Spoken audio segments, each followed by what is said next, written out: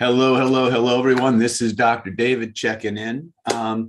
Just so you know, what I've decided to do, since today is our Saturday mastermind meeting, what I decided to do, since it is a double long mastermind, I decided to share the first half of today with you folks on my YouTube channel.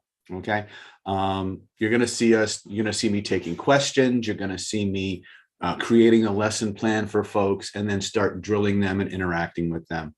So I will not be able to answer comments or questions in the YouTube, because this, as much as I want to share everything with you, this is part of our premium membership, our diamond membership. And so these people have raised their hand to get extra one-on-one mentoring and attention from me.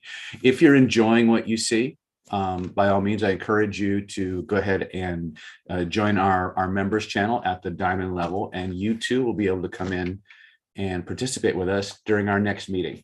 So we'll probably only do the first half of today. So probably maybe around 12, 1 o'clock, I'll either give them a break for lunch or what have you. And then I will just turn off the live stream to YouTube, and you guys can decide for yourself what you guys want to do and how much time you want to spend with good old David. But thank you so much for sharing time with us. And I hope you enjoy the class. Take care. Oh, by the way, if you do have questions, obviously I won't be able to answer them during the live, but I will make it a practice to go over the comments, the questions that you ask in the comment section of the video after this goes live. By the way, just so you know, also, because this is a private session, once the mastermind is over, I will be setting the permissions on this back to private, diamond level, or actually gold and above only. It's the diamond level who gets to interact with me personally. Everybody else can get to watch the replays, but you still have to be a member of the channel at one of the paid levels to do that. So anyway, that's what I got. And as you can see behind me here on my background is our upcoming seminar, Secrets of Internal Power. For those of you who are into energetics, martial arts, self-defense, spiritual development, this class is the one time a year where I kind of pull back the curtain on how all these things come together, so you can learn how to protect yourself physically, mentally, emotionally, energetically, and spiritually. And I invite you, if you're interested and you have an interest in those things, please go ahead and type your comments. I'll post a link for you. That being said, it's time for me to start letting folks in. And because we're starting a little early, it might start off a little slow, but we'll go from there.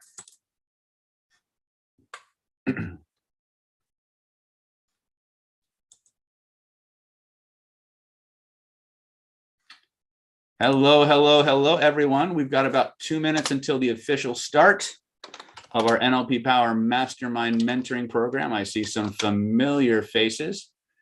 We're going to go ahead and, since we have a couple of minutes before the official start time, let's start with Christine Sutton. Christine, what do you want to learn today? What do you want to focus on?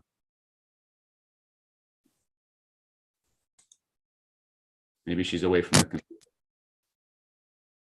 Hold on, let me go to Brady Bunch mode here really quick. All right, well, let's go to Jake. Jake, welcome. Long time no see, my friend. Yeah. So what's going on? What can I do for you today? What do you want to play with? I don't really know. Just, I guess, how to get more in touch with your body, get out of your head, I guess. Get more into your body. How to get out of your head. Yeah. Okay. I actually have stuff for that. But usually to get out of your head, I have to get inside your head. So one of those weird things. Your microphone is a little bit scratchy or staticky. Is my sound okay? Yeah, your sound's good. Okay. All right. I'll try to fix this. Okay, I think I'm up now. You think you're up now? Okay, Christine, what do you want to talk about today? What do you want to play with? What I want to play with is just remind us why when things are going good, and you've covered this before, but I forget, when things are going good, we always have this thing in the back of our mind says something's going to happen on the other end and it's not going to turn out good at all. Okay. For some reason, go ahead. We're constantly doing that. Well, a lot of it is pattern installation from the time we were little. The other thing is that if you look at your life is kind of like a timeline, right? Cause and effect, sequences, right? And Yes. if you travel along that time long enough, something good is going to happen, and then something bad is going to happen. There's a constant change. But what happens is over time, your unconscious mind starts to link things together, if that makes any kind of sense. And it starts to anticipate. The other thing that happens a lot of times is we inherit programs from our parents. One of the things our parents will say, because they don't want us to be arrogant, right? And so we'll say, oh, I'm so great. This is so awesome. Some people, when that pride goeth before a fall, and they say, if the minute we start to feel happy and proud about something, see, I told you so. And all these things happen. So we get all these weird programs from our parents, and we don't realize just how pervasive that programming is. And so we take those external programs and we actually install them in ourselves, right? Once you become aware of them, you have the tools and the technologies to begin to change that. I just did a class. I just did a 3-day class on hidden laws of attraction, where we talked about the characteristics of lucky people and things of that nature. And one of the things that comes up a lot of times is lucky people are kind to themselves. And what I mean by that is that, like, when shit hits the fan, either literally or metaphorically, they don't beat themselves up about it, right? But sometimes what happens is, because we're having this really, really great experience, there's a part of us that wants to protect us from losing it. And so we start to anticipate the bad thing happening. And we don't realize that a lot of times that anticipation, that protective response that we have, actually brings it about. Right? So there's lots of different reasons why this can be, right? I like to think of the one way I can tell you that can empower you no matter what's going on around you is if you think of everything you're being presented with as a test from the universe that's trying to suck you into a certain way of thinking about the world that isn't in your best interest, right? Rather than, why does this shit always happen to me? It's like something bad comes up or something less than positive comes up, and you say, oh, universe is testing me again. I got this, right? Just the way you think about things determines the behaviors and the perceptual filters that you act upon, right? So remember that in your identity by design training, we talked about the somatic search engine, right? That part of you that's designed to answer questions. And we all know, we've all had this experience, right? We've all met someone or have been the person where something crappy happens and we say, why does this always happen to me? Right? And your unconscious mind is down there going, oh, motherfucker wants a list, huh? Here you go. Right? It's the same idea. The quality of your life is determined by the quality of the questions you ask. So when perceivably negative things come up or less than positive things come up, ask yourself a couple of different questions. What else could this be? What is the universe trying to teach me? And how can I make this a good thing? And if you just ask those questions, your neurology will start to give you answers. And if you're willing to act upon and accept that those answers could be equally as true as the crappy meaning you assigned in the first place, it frees you up and it empowers you. So I hope that makes sense. Yes. Because honestly, I have to come up with these things because I'm the poster child for all this crap, right? But we can play with that a little bit. The somatic search engine, if you guys are not familiar with the somatic search engine, you guys are you're all familiar with Google because you all got here through Google or some Google property, right? You ever notice that when you go to Google for information, the kind of information you get is based largely on how you ask the question, right? Well, human beings always create technology that mirrors or reflects what they do with their neurology, not necessarily how they do it, but what they're doing. And so many times, when we ask our own inner search engine a question, no matter how badly formed the question is, the neurology is compelled to answer. So by learning how to monitor the self-talk that you have and being aware of the questions you're assigning to yourself or assigning to an event, you have tremendous, tremendous power over the meaning of events in your life. And one of the things that you'll discover the longer you're in Planet David is that it's the meanings that you assign to things that determine what level of consciousness you operate at. It's a feedback loop. If I'm at one level of consciousness, I'm going to process data points in my environment in harmony with that. If I see something in my environment and I assign a meaning to it, my consciousness will shift up or down depending on whether on the meaning I assign. Right. And so a lot of times it's not the facts of something that screw us up. It's the meanings we assign to those facts. And that really does make a huge difference in the direction our lives take and the behaviors that come from that. So let me go ahead. We got a ton of people in the chat. Let me go ahead and get everybody's names so I don't miss anyone. There's Rebecca. And I see Renee. Did I just see a Pete? There's a Chris. There's Chris Lee. Good to see you again, Chris. Evan. Hold on a second. I don't see many people. Let's see here. Helmet. Yeah. All right. Make sure we're all muted so that nobody gets. We don't get distracted if we can help it. There's Jax. John Christensen. John's in twice. I guess he can't get enough of us.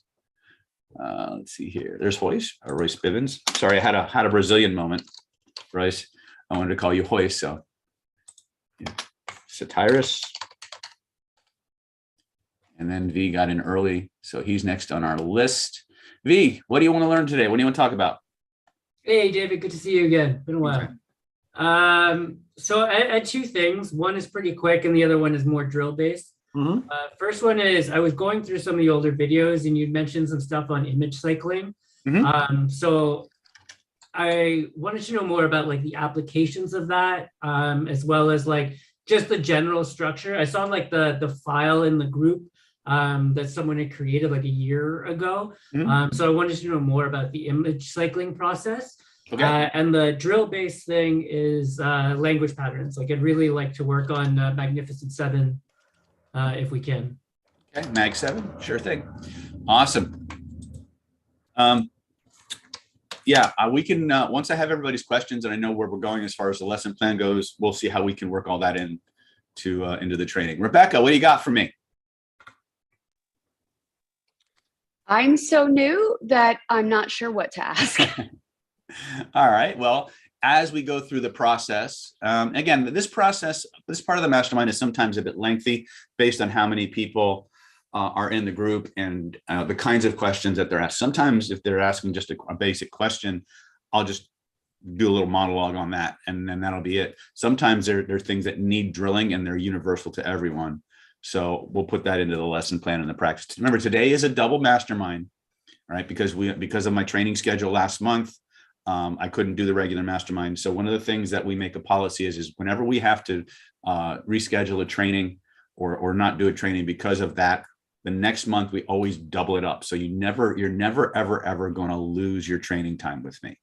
You just may get a big bunch of it in 1 month and then, regular size increments at other times. So I do appreciate your flexibility, all of you, because the trainings it's going to be a little bit more crazy as we move towards the end of the year. But fortunately, most of what I'm doing is either local or virtual. So it shouldn't affect us all that much in terms of doing our training and stuff like that. But I do want to encourage you, if at all, you can get to our live events. Oh, since this is the mastermind group, I might as well tell you, starting next month, we are going back to live mastermind training. I know this is live, but what I mean is in the room with me. So if you are in fact in the Southern California area and you want to, you can literally drive down to San Diego, meet me at the venue, and from 11 to 4 p.m., we will do this stuff in person in the room together. Don't worry, folks. We will still stream to you. You'll still be able to participate, but we're going back now. COVID is long gone, pandemic's long gone. It's time to get back to living. And so we're going back to what we've been doing successfully for almost 12 years, which is getting in the room, rolling up our sleeves, doing the drills and getting the skills. So for those of you who are currently Mastermind members, you just show up. But new Mastermind members coming in, because we're doing these things live, there is a little bit more cost. We are going to be raising the entry level price to that. I haven't decided what that's going to be yet. It'll still be stupidly cheap compared to what you're getting. But I love doing things live in a group. It makes for much more entertaining video as well. And it keeps me sharp.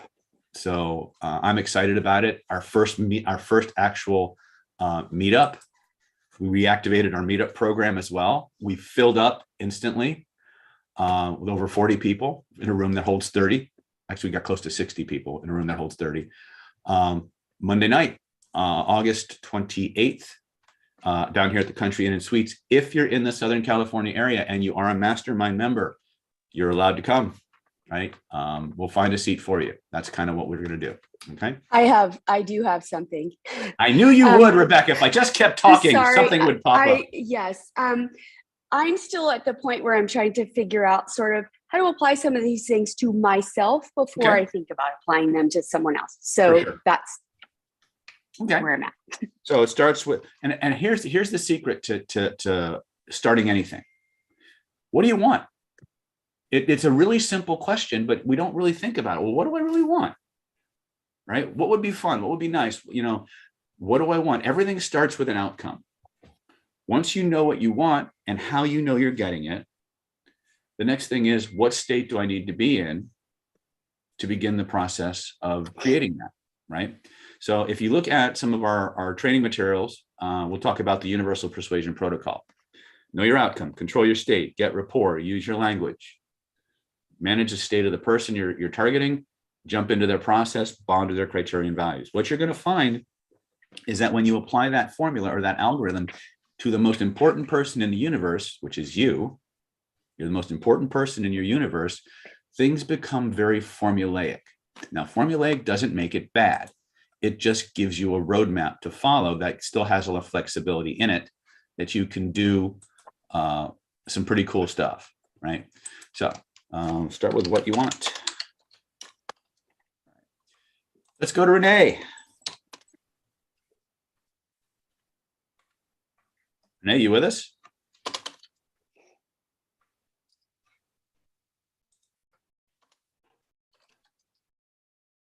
All right, we'll circle back. Chris Lee, talk to me. I'm here. Oh, there you go. I was muted. I didn't realize I muted myself again. One of the things that interests me is there's a couple things. One thing, I was watching one of your replays on your masterminds or Ask Me Anything, I can't recall now. And one of the things that somebody was asking you about was in the visual stuff. And he mentioned something about the little black dots in the vision. And he said to you, he goes, I know what to do with those. I know those are negative ones. I didn't know about that. And I've had that happen when I've tried to do visualization stuff. And I've noticed I've had like looks like little tiny black circles, dots somewhere in my vision. So what exactly does that mean? I'm not sure I'm following exactly what you're asking. So when you're doing visualizations and you're picturing something, little black dots are showing up in the visualization. Like when you're doing a clearing, when something comes up that you're trying to clear and you see like or a vision and it's just like little black dots in the picture. So you can't see any color or anything. It looks like just a little tiny black dot. And I'll see them sometimes in things that I see. And he had mentioned something about those being like negative blocks or something within that memory or something. Okay. So what I would do with that, because I haven't experienced that, but if that had happened to me, what I would have done is I would have just kind of stepped back in my mind, looked at the image, looked at the black dots and said, okay, where in my body does the feeling connected to that dot live? Point to where I feel it and touch it. And then I would have done either my color breathing or my magic frame or my transformational triad. Depending on what other skills I might have, I might also say, okay, how young was I when I first felt this and who was it with? First impression. And now you're going back to the original sensitizing event, and now you can clear it the way you've been trained to clear it, right? Sometimes our system sends us visual metaphors, somatic metaphors, sometimes even tones and smells. I remember one time I was doing some internal work and internal mindfulness work, and I went into my liver. And when I went into my liver, even though it's you're doing it through metaphor, the stuff I was clearing had such, even right now I'm starting to like want to vomit because I'm remembering how intensely bad that odor was, right? Was there an actual odor there? It was energy being interpreted as odor. So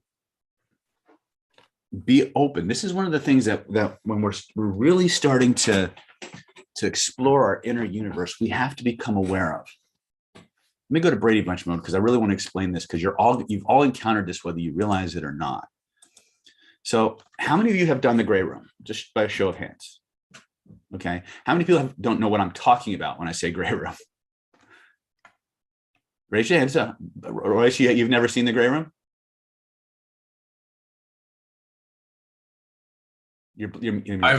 I've seen it. I just don't have a lot of experience with it. Okay. Yet. All right, that's fine. So, but you've all done visualizations and done little metaphors in your head and stuff. You ever notice that sometimes, like if you go into a metaphorical room in your head, if somebody's guiding you and they're telling you what's in the room, you see the things that are in the room, but sometimes there's other stuff in that room besides what the person mentioned. Or sometimes the stuff in the room is different from what the person mentioned.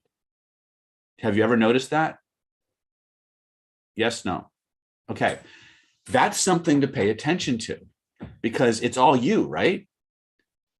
So here's what normally happens is you create, your conscious mind creates an expectation of what that experience is supposed to be like. And then you get into the meditation, you get into the metaphor, and all of a sudden there are differences. What you're seeing there is extra communications from your other than conscious mind. It's not your unconscious mind being rebellious. It's not your unconscious mind trying to hurt you or screw up your process. It's your unconscious mind communicating in the only language it knows how to. The problem is that you're viewing those differences and those deviations from the expectation through the lens of your conscious mind, which automatically makes it wrong. Right? You guys go back to basics, 6 dynamics of an unconscious response. Unconscious mind always answers first. It always answers honestly. It always feels like you're making it up. You always have an urge to edit what just came up. It's never loud and it's never linear. This is important in this aspect now, because when you start going into meditations, you're going to encounter stuff that is different than what you intended to be there. And rather than making it wrong, mine it for what the communication it's meant to be. Now, depending on what processes you're engaged in, that's the appropriate way to do it. If you're engaged in, for example, uncovering processes, clearing your stuff, that's where you go. If you want to find out more about you, that's what you do. If you're engaged in learning how to transcend and connect to higher abilities or higher powers, unless, hold on a second, I gotta mute everybody. If you're trying to develop a certain attribute or quality, then you have to acknowledge that thing, put it on a shelf, and continue focusing on what you came in to do. Does that make sense? Depending on your application, it will depend what you do with those unexpected things. But the one thing you don't want to do is say that can't be right or that's wrong. There's information there that is being provided to you from your other than conscious mind in the form of a metaphor. Right? And again, once I realized this, I was much more lenient on myself. And because I understood, I later be able to understand the concept of the semantic search engine and the primary encoding, all these things that you've been exposed to at one level or another. I was able to learn more about myself. I was able to unlock things and get rid of things because I wasn't denying them, which is what happens when your conscious mind, when your conscious expectation meets an unconscious response. We go into denial. We try to make it wrong. We try to get the 2-year-old to beat up the 50-year-old, metaphorically speaking, because remember, the older the part of you, the more power it has. Now, we don't want to vilify the conscious mind, but we need to understand its dynamics so we can integrate it into our processes. Does that make sense? Even if it doesn't, that's how it kind of plays out. So some shit's true whether you want to believe it or not. So going back to your question, Renee, if you see black spots, the first thing I would do is acknowledge it, dialogue with it. Where in my body is the feeling? Then I would unpack it, and I would use whatever tools in my toolbox to resolve that. Does that make sense? Yeah, what I had done when that came up before, I just in my vision grabbed a hold of a little black dot and tossed it out of my picture. That's Perfect. what I did. And it seemed like it did some of it. Sometimes it would be like, come back like in a smaller, or in a different space. In And that I would case, just magic do it. frame it. Yeah. Yeah. Anytime Okay. something goes away and comes back, it's textbook magic frame. That means lessons. Lessons you go to. Okay. Yeah. Remember, The go other ahead. thing that I wanted to ask you about was what kind of practices could I use to do the type of work where you reverse the signs of aging process? Most of it's emotional clearing. Okay. Yeah. One of the things that, my wife and I think I said this before, but 10, 15, 20 years ago, when my wife and I were first getting together, we came up together with this. We both came to the same conclusion kind of independently, but we agreed.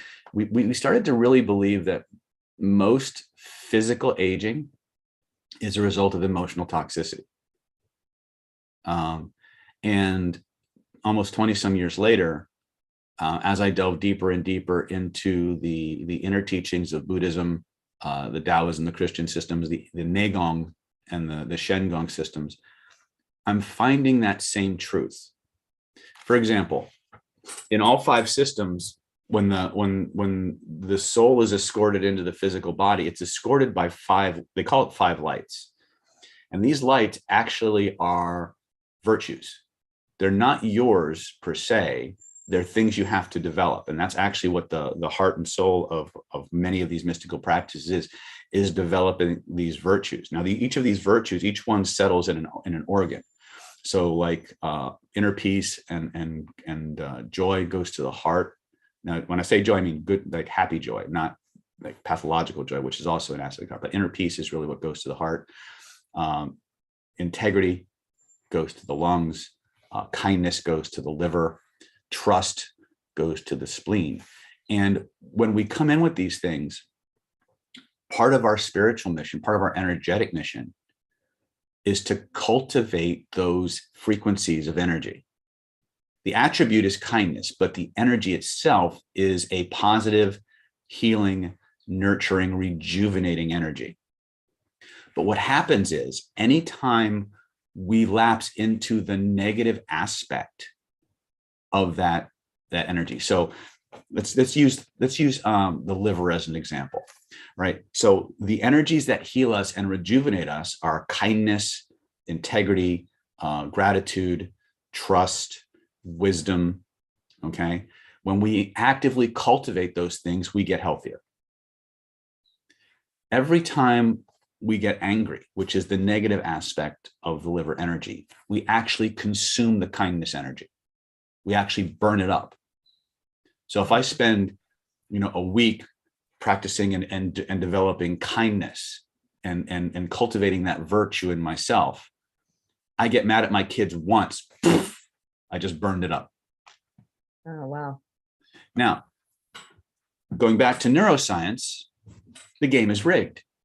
Why do I say that? First of all, if you want to check up on me, the book you want to reference is The Power of Bad by Roy Baumeister. There's a 4-to-1 negativity bias in the human nervous system. Okay. If you know, 1 unit of good stuff, 1 unit of bad stuff. Okay. 1 unit of bad stuff, the nervous system assigns a gravity of 4. 1 unit of good stuff, nervous system assigns a gravity of 1. This is the neuroscience of it. Okay.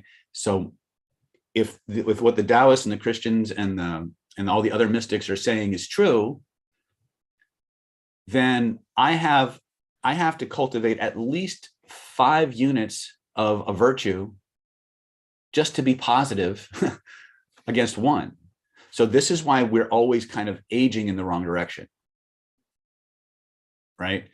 Because we burn up the energy that rejuvenates us, right? One of the things you'll see over and over and over again is that the higher the frequency, the healthier it tends to be, right? The higher the frequency, the more healthy it is for the body, right? So a lot of it is just clearing your shit. If you, going back to face reading, if you look at somebody's face and then you start working on them with the markings on their face, as they clear it, the markings go away or shift and change, right? So a lot of it is emotion, in my opinion, is equivalent to emotional toxicity, which is a vibrational energetic phenomena. But we don't even need to talk about, just take the energetics out of it. The more joyful, do you ever notice that when people get very happy and start laughing and are filled with joy, they just automatically look younger? Yeah, glow.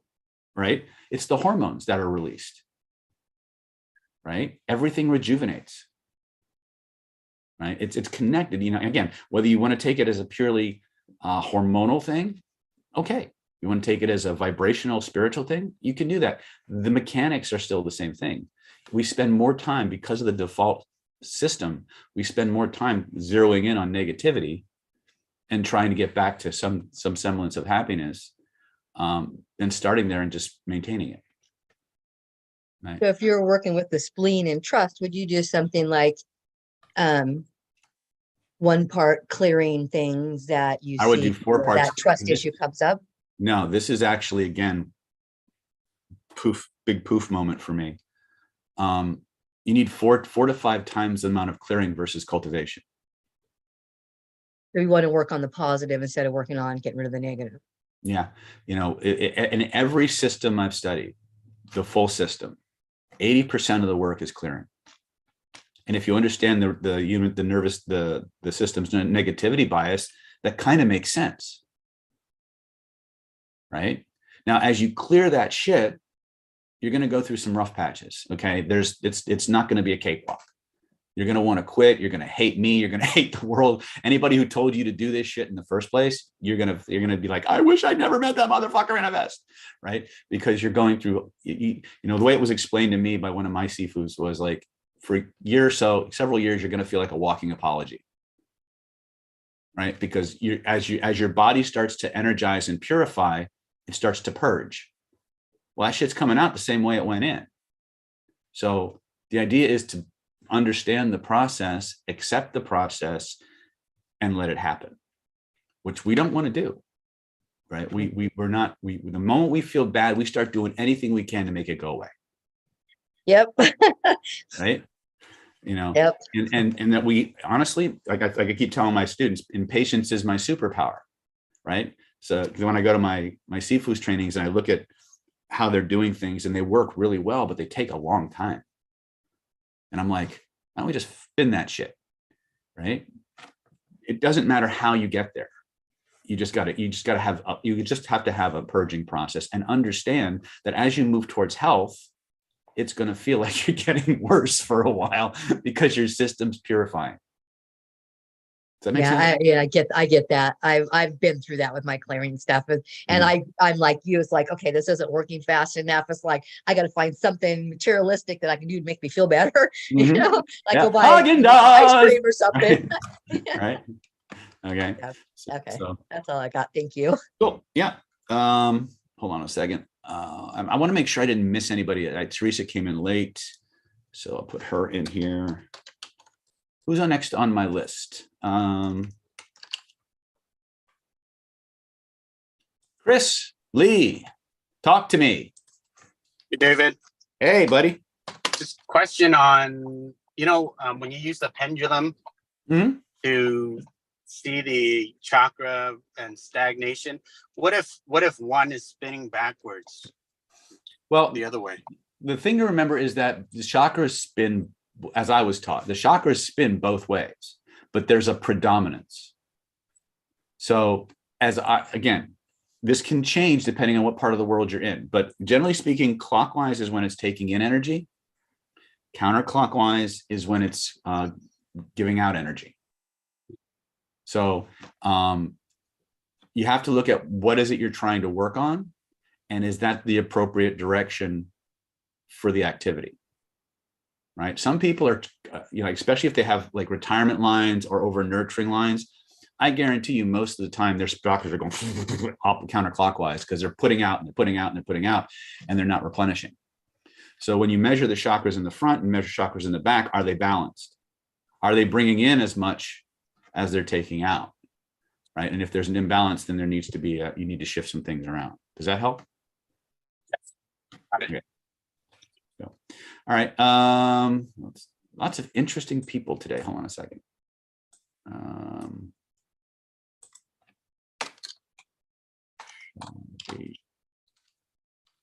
All right. Let's see here.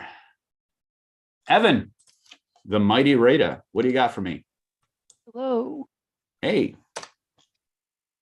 Well, there's something I've noticed when I've been doing we're having regressions done on me. Mm-hmm. It seems like every time I have like this jolt that starts going through my spine, Okay. but it's only with regression. And I've Okay. been trying to figure out if it's because it's purging or it's because I'm just trying to call attention to something that's there. They're not mutually exclusive. So what happens is you have three major energetic blocks. Some systems say five, but three basic ones. There's one at your sacrum. There's one at around your solar plex heart at the back, and then there's one at the back of the neck. What happens a lot of times is as you start to clear things and those blocks start to break, little jolts of energy shoot up, right? Sometimes you'll feel like a wave moving up through your spine. It's almost like somebody's squeezing and pulsing up. What is the feeling like for you? It's like an electrical current shooting up and down. Mm-hmm. Yeah, that's again, you're activating, those blockages are clearing, and more of the sacral energy is moving up through the system. So it's a combination. As you clear and you tap into those areas, the energy starts to try and reestablish itself, because that energy flow up and down the spine is actually how you're supposed to be, right? So it's the answer to your question is yes. Okay. Right? I have scoliosis, and I wondered if that's caused a lot of blockages. Does it hurt you? Well, that definitely can impact the energy flow. But when the energy moves, is it a pleasurable experience? It wasn't at first, but then I kind of accepted it was going to happen. Okay. And it sort of became manageable because it's like it's trying to straighten me. Yeah. Yeah. I'm doing some practices now, and all of a sudden I'm dissolving into this sound. And the next thing I know, there's things rocketing up and down my spine. Sometimes they're electrical. Sometimes they just feel like you ever been in a massage chair and they just squeeze you, and that little roller moves up and down and you can feel the curves in your spine.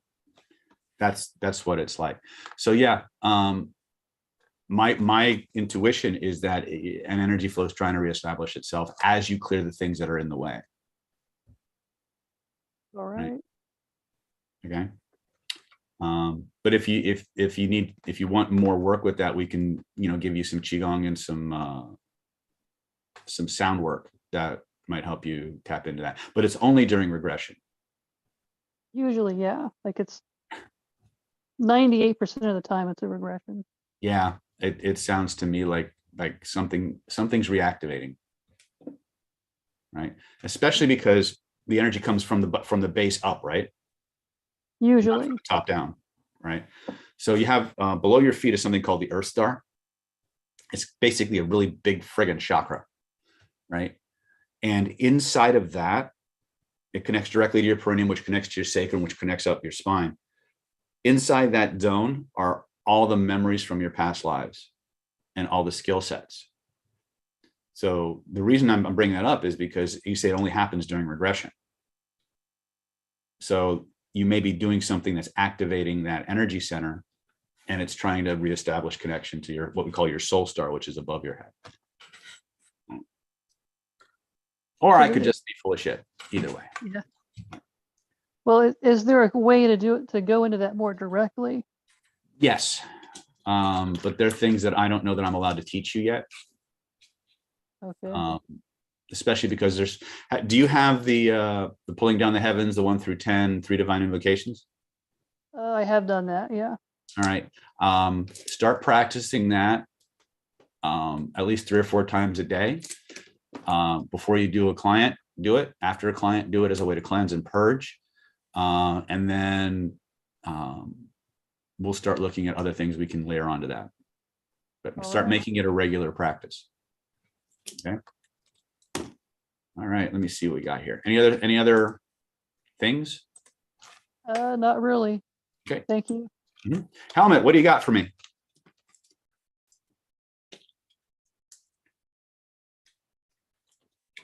First, I have to unmute. I'm very impatient because I think I should make more progress. But there is one thing I saw in your teachings, that you say, before you put someone in trance, you get them or let them know the reactions of the unconscious reactions. Mm-hmm. 6 dynamics of an unconscious response. If you see clients and you use trance work, teaching them the 6 dynamics is going to make your life so much easier and your change work so much more effective. Because those 6 things you're other than your clients are absolutely going to experience. And if you tell them about it before they experience it, now you seem like this omnipotent mentor and guide, and they trust you. If you try to tell them these things after they've had the experience, now it sounds like you're just trying to protect yourself or defend your process, right? Yeah. And honestly, one thing that you can take to the bank in some cases literally is that those 6 dynamics are 100% true. Yeah. They're absolutely true. And whether you're doing client work or you're doing it on yourself, especially when you're doing it on yourself, you need to really be zealously adherent to those 6 characteristics, because your conscious mind and the metaphors that your neurology generates will seek to distract you from the work you're doing. Right. And one of the biggest problems we all have is we create a conscious expectation of how long something should take. Yeah. Right. And that's what freaks us out, because we're trained that we have to make something happen rather than allow something to happen. Our conscious mind thinks it knows exactly how long a process should take because it knows everything, and it doesn't. Right.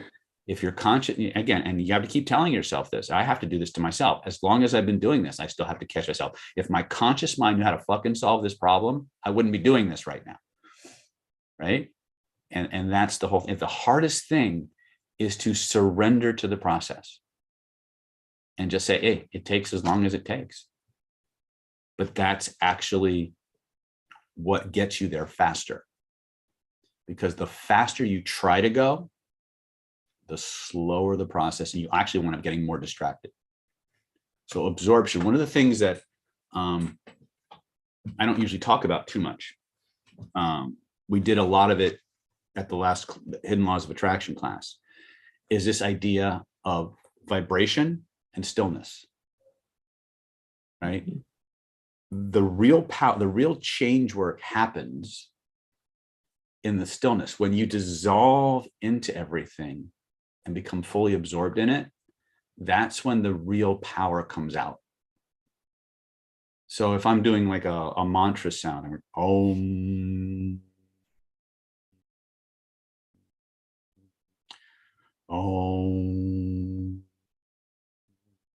I send out ripples, right? But it's when I become quiet. Mhm. Can you feel the change just from that? Yeah. Right? That stillness is where manifestation actually happens. So when we're doing processes on ourselves, there's an active part that we do. Yeah. And then there's the stillness after that, where we just dissolve into it.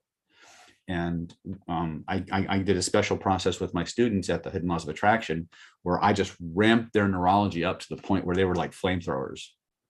And then I just,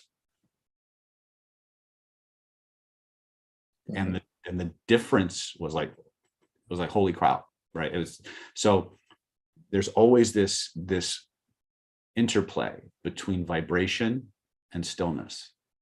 And the reason I bring that up is because the stillness part is where you start to get impatient. Yeah. You want to rush through the stillness part. And that's what actually shortchanges you from the benefits. Yeah. Just like when we're doing an unconscious process and we initiate this process and we're trying to hurry it along. Right? Like if you ever spin something, right? You take it out, you spin it, you put it back in, and you can feel it unwinding, but it's not fast enough. You want to make it go faster. That actually slows it down. Right? So that's my patience, impatience, being absorbed speech. Is there a specific context in which you want to be more or less impatient? Speaking with people and to make a pause. Speaking with people and make a pause. Yeah. That's the point. Yeah, the ironic part is that if you want to persuade people faster, you actually have to go slower. And one of the reasons for that is that people make decisions based on their process. Yeah. Which is frustrating because we think our nervous system is always projecting that they do it like we do, that they process as fast, and they simply don't. And what happens is when you try to go faster, you actually create drag. It's like, have you ever done any martial arts? No. Okay. So in arts like Tai Chi and Aikido, there's this timing element. If someone comes at me with a push or a punch, right? Yeah. And I grab that punch and I pull it faster than it's coming at me, I create drag on that limb that actually makes the person stronger and able to resist me. If a person's punching or pushing at me in a certain speed and I go slower than they're moving, I create drag. And the person's able to recover and resist me. But if the person's coming at me and I match perfectly the speed that they're moving, they just go wherever my hand goes because they can't tell anything's changed. Oh, yeah. Right? This is the same idea. In a conversation, in an interaction, people talk basically at the speed at which they process things. Now, what you'll discover as you start working with more and more people is there are certain populations of people that have to talk a lot before they make a decision. That's part of their process, right? Remember the universal persuasion protocol: know your outcome, control your state, get rapport, use your language, manage their state, jump into their process. Some people's process is they got to talk 80% of the time before they'll whip out their credit card or make a decision. If you try to speed that along, if you try to interrupt it, they literally have to start over.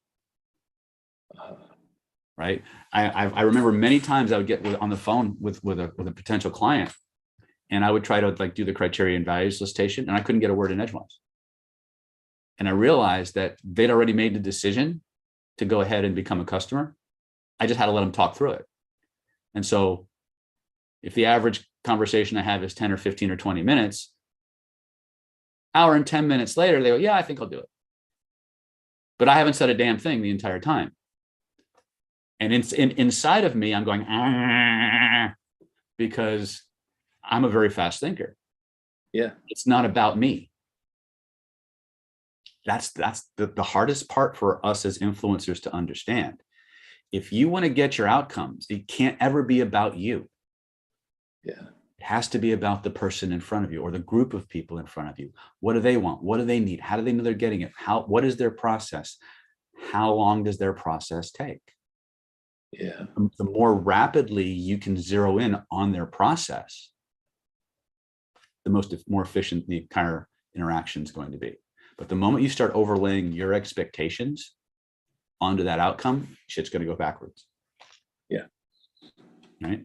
So, again, but if you do have a big problem with impatience, play with this. Point to where you feel it. Uh-huh. Close your eyes, point to where you feel it. Yeah. Excellent. Notice there's a color, maybe even a series of colors connected to those feelings. What color or colors would that be for you? First impression.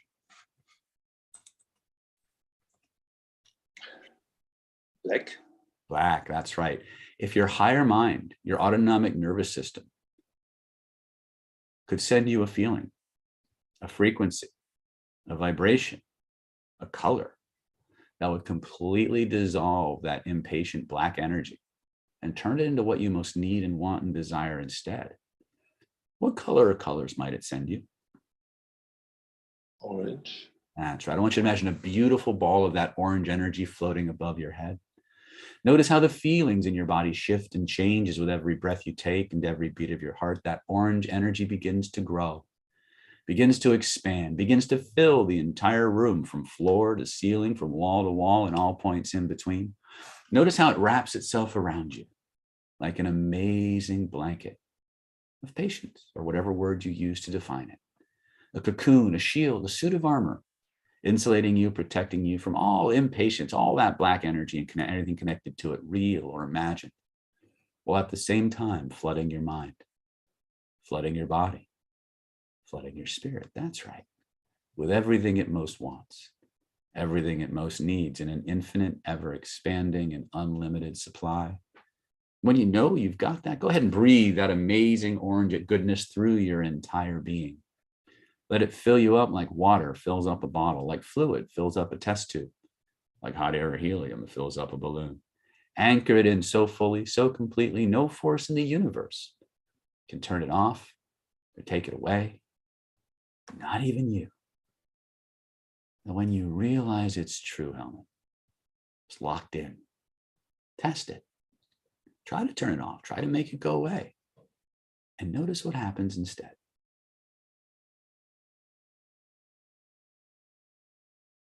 When you're satisfied, stop testing, allow your eyes to open, notice how good you feel.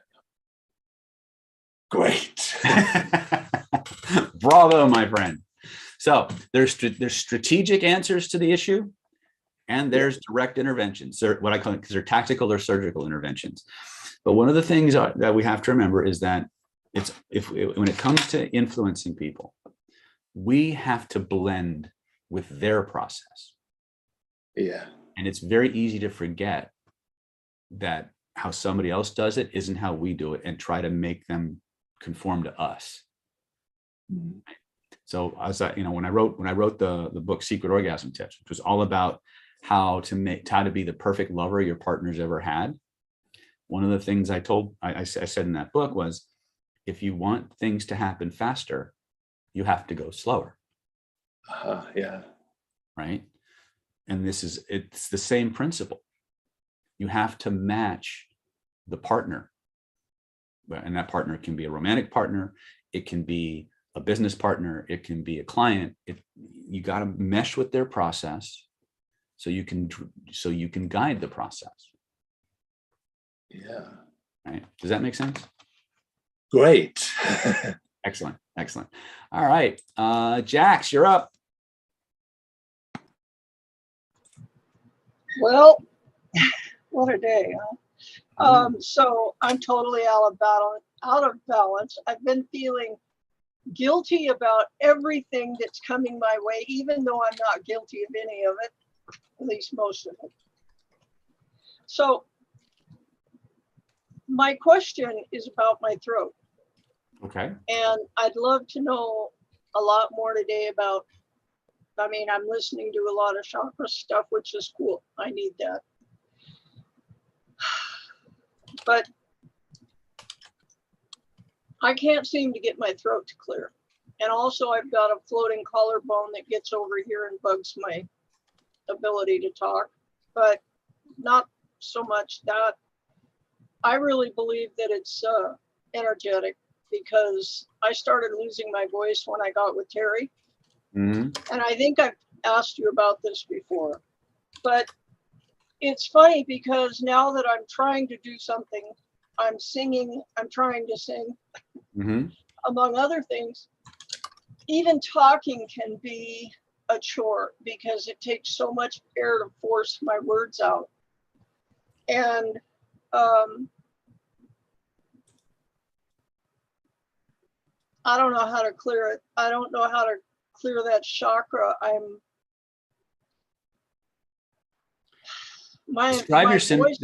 Describe your symptoms to me. Well, one of the things I noticed a month ago, I landed back in the hospital. My blood sugar went from normal to 500 overnight, like within about 2 weeks. And I don't know why exactly. You know, I know I'm at fault for some of that because I eat the carbs and shit, but I've been backing off and doing 20 or less carbs. John told me about that. And I've been battling to get it down and keep it down ever since. Mm-hmm. And everything else going on with my throat is I'm coughing a lot more than normal. And I can feel it all in here. Mm-hmm. And of course, the scratchy voice.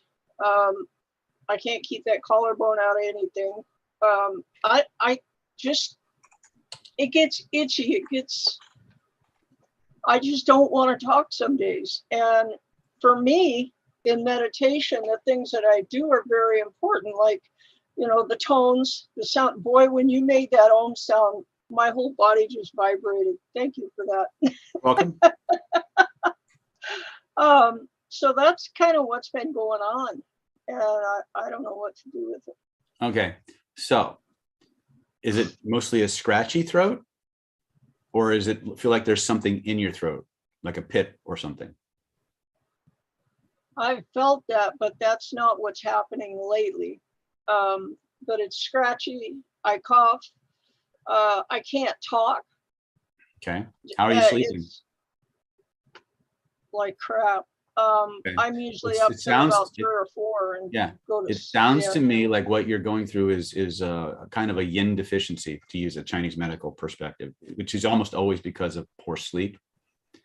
So one of the things I want you to start doing is I want you to start when you go to bed at night, make sure you do the Taoist 5, the pulling down the head. You don't have the Taoist 5, do you? No. Okay. All right. You do have 6 healing sounds though? You have 6 healing sounds? Yes. Did I what? You have 6 healing sounds? Yes. Okay. So first thing I would do is do your pulling down the heavens, your 1 through 10, 3 divine invocations, and then ask your higher mind. If your higher mind could send me a feeling, a frequency, a vibration that would soothe my throat and dissolve the issue, what color or colors might it send me? And breathe that through your throat. Then what I want you to do is I want you to focus on clearing the liver, the 6 healing sounds, but clearing the liver, especially the lungs and the spleen. So, okay. Spend a lot of time on those. Do all 5, but that's because what happens a lot of times is we need to cultivate water. So actually another thing we can do is I'm trying to give you these processes which would be covered by the Taoist 5, but we haven't done the Taoist 5 with this group. So we're going to have to go back to our old favorites, color breathing. So if your higher mind could send you a feeling, a frequency, a vibration, a color, that would nourish all of the yin and body fluids of my spiritual, energetic, and physical bodies, and my kidney energy, what color or colors would it send me? Now, in the traditional Taoist system, that's either a very, very vibrant blue, dark blue, or black. I don't like to do black. I like blues. So, but whatever color your neurology sends you, that's what you use. And you imagine your kidneys filling up, and then your kidney meridian, your bladder meridians, and your entire body just being saturated with this nurturing, nourishing vibrational field. Right? So you purge, then you bring the energy in, circulate the water energy, cycle it through your microcosmic orbit. This is a lot, right? Cycle it through your microcosmic orbit. And then, like a snow globe that's been shaken, allow the energy that's built up in your head to settle into your heart. Settle from your heart into your lower dantian. Imagine you have a little drawstring that you can pull it tight. Bring in earth chi, heaven chi, lead that energy down once again into your lower dantian. Seal it. And do that 3 times. Okay. And then go to sleep. Right? You can also do a gray room on your throat if you want. I might actually have us do a group gray room just so everybody has the process once I get through everybody's questions. But for you, I think my gut tells me that it's probably a combination of plum pit and yin deficiency. Because when I would go without sleep for a long period of time, I would start to get this really scratchy, irritable throat. And if you're not sleeping well, you're probably processing a lot of stuff. Right? So that's where I would start. But the emphasis will still be on purging and clearing.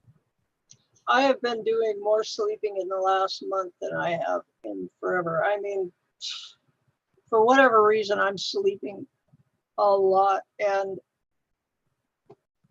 I only get to sleep for a few hours in a day or night. Right. And like this morning, I think it was 4:30 or 5 o'clock, and here I am up 8, 9 o'clock moving. And I'm obviously not getting a lot done lately. But my brain, I don't know. I think a lot of it's blood sugar, period. They've got me on Ozempic and Lantus for insulin now. Well, again, medicines are going to do weird stuff, but if we can purge and regulate, we can get you back on track. Could there be emotional stuff? Almost definitely emotional stuff. So you might want to get with SD or some of the other folks who are trained in regression and do some uncovering work on that. Right? Yeah, I need transformational triad. So, right. So I would definitely do that. All right. Okay. Let's go to Royce or John. I'm sorry. John, you're up. Royce is next. Mr. Christensen.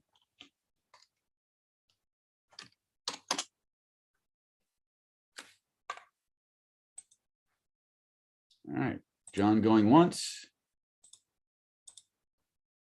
John going twice. 3 times the Christensen.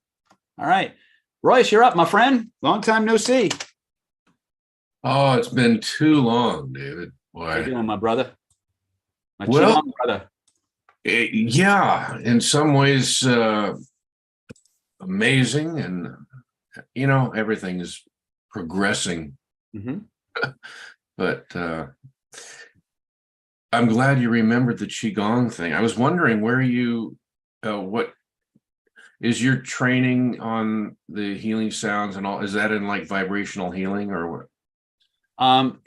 It's really not, actually. We just, I think we started teaching 6 healing sounds in the Costa Rica vibrational influence that we did last year, the year before, but we haven't released that video course yet. That was the longest vibrational training we ever done, and I just did a brain dump on everything. But some people have the programs. I don't know where. Do you have Sifu Johnson's course on healing sounds? I have all 5 of his books. Just trying to find something in those things. Oh, I know. I know if you don't have the syllabi that go with it, you're lost. Yeah. And I think he did that intentionally. Oh, I can find and access that information. It's just That's exactly the 6 healing sounds I teach. okay. But I also do the advanced sound training that goes with it. So Awesomeness. So, you know, I've had a little bit of success with the color. I don't know what you call it, but color breathing. What did you Just say? call it what it is. Well, you know, I was on a practice session with some group in this. I basically did the color thing where, you know, it brought, you know, the ball of color and expanded into the room, and I kind of installed it in them, and they were just glowing afterwards. And I just I brought them down and had them spin it a while and got it growing. Good. And they were just amazed, and I'm kind of amazed, you know. Some of my struggles are I've only had an opportunity to do a very, very short workshop with you live.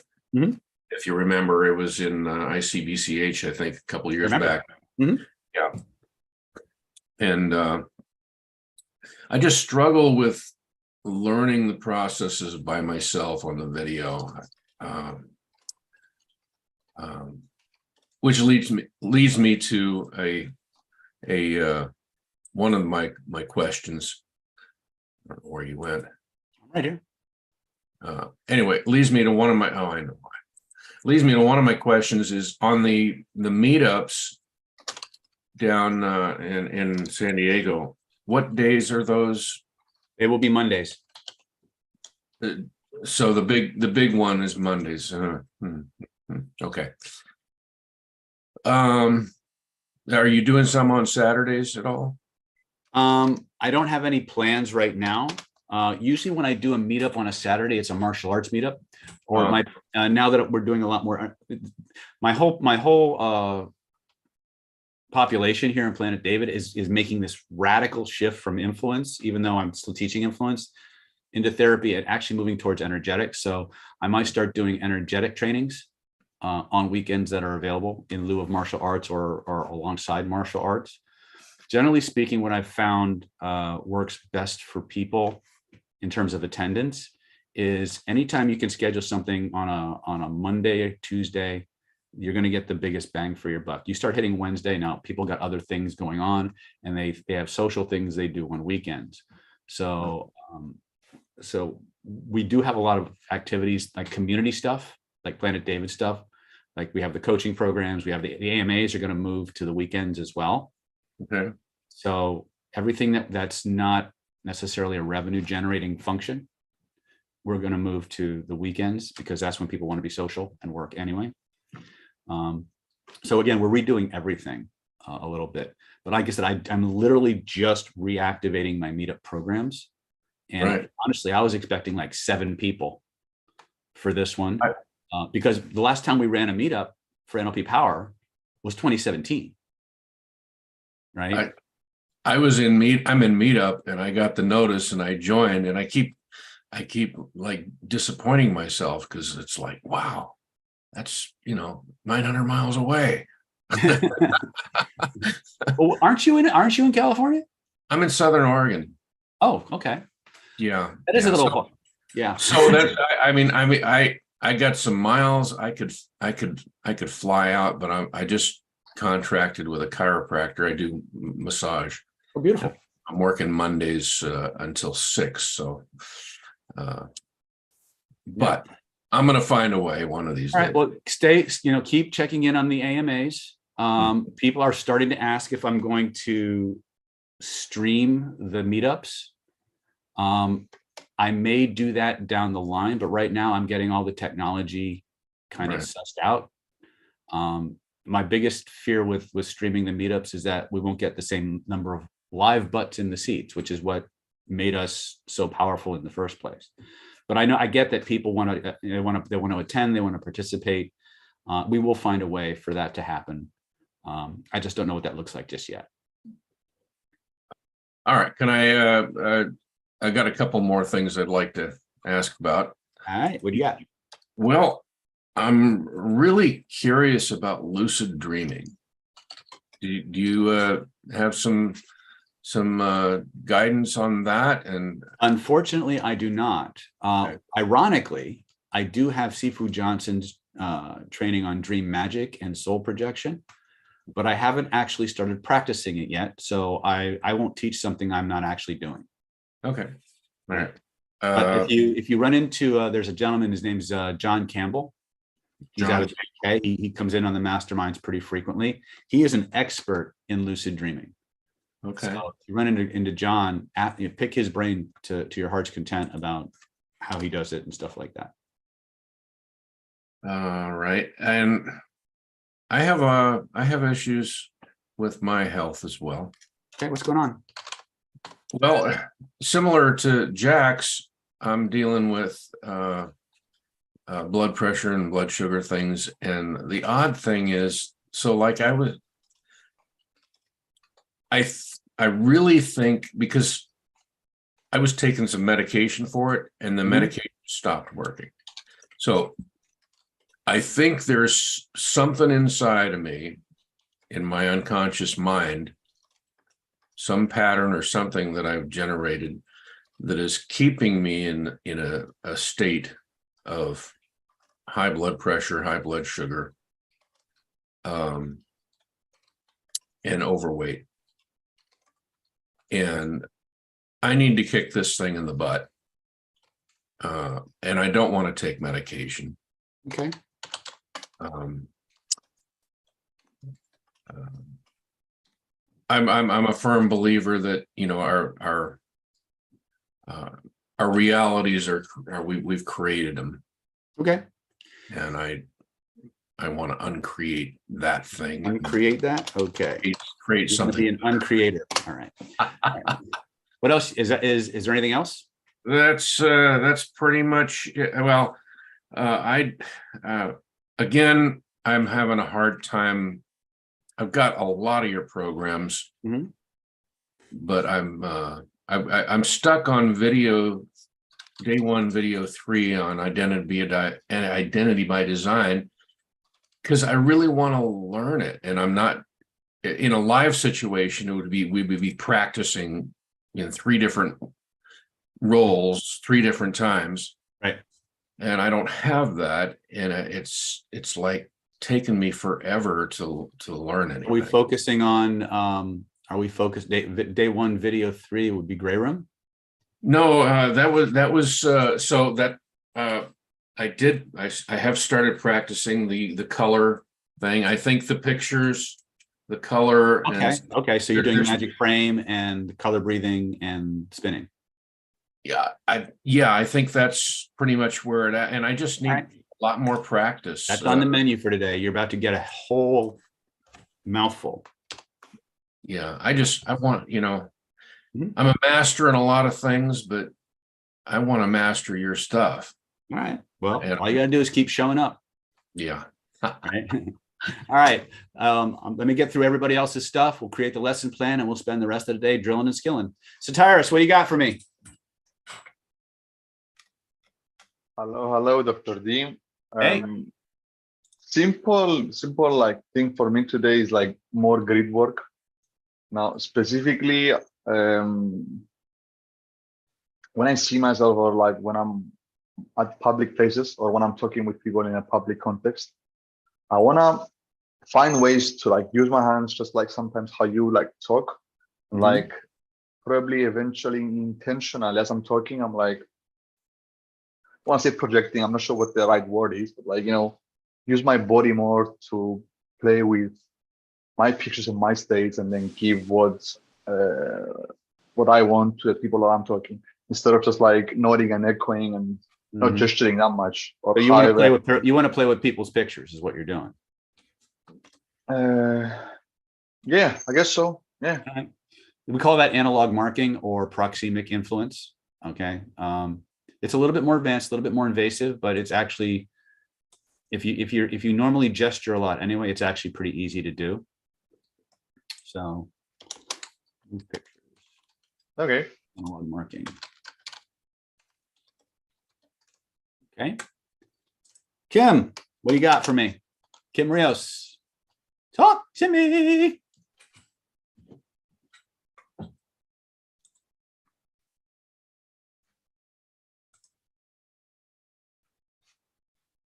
Kim going once. I know you're here, Kim. Kim going twice.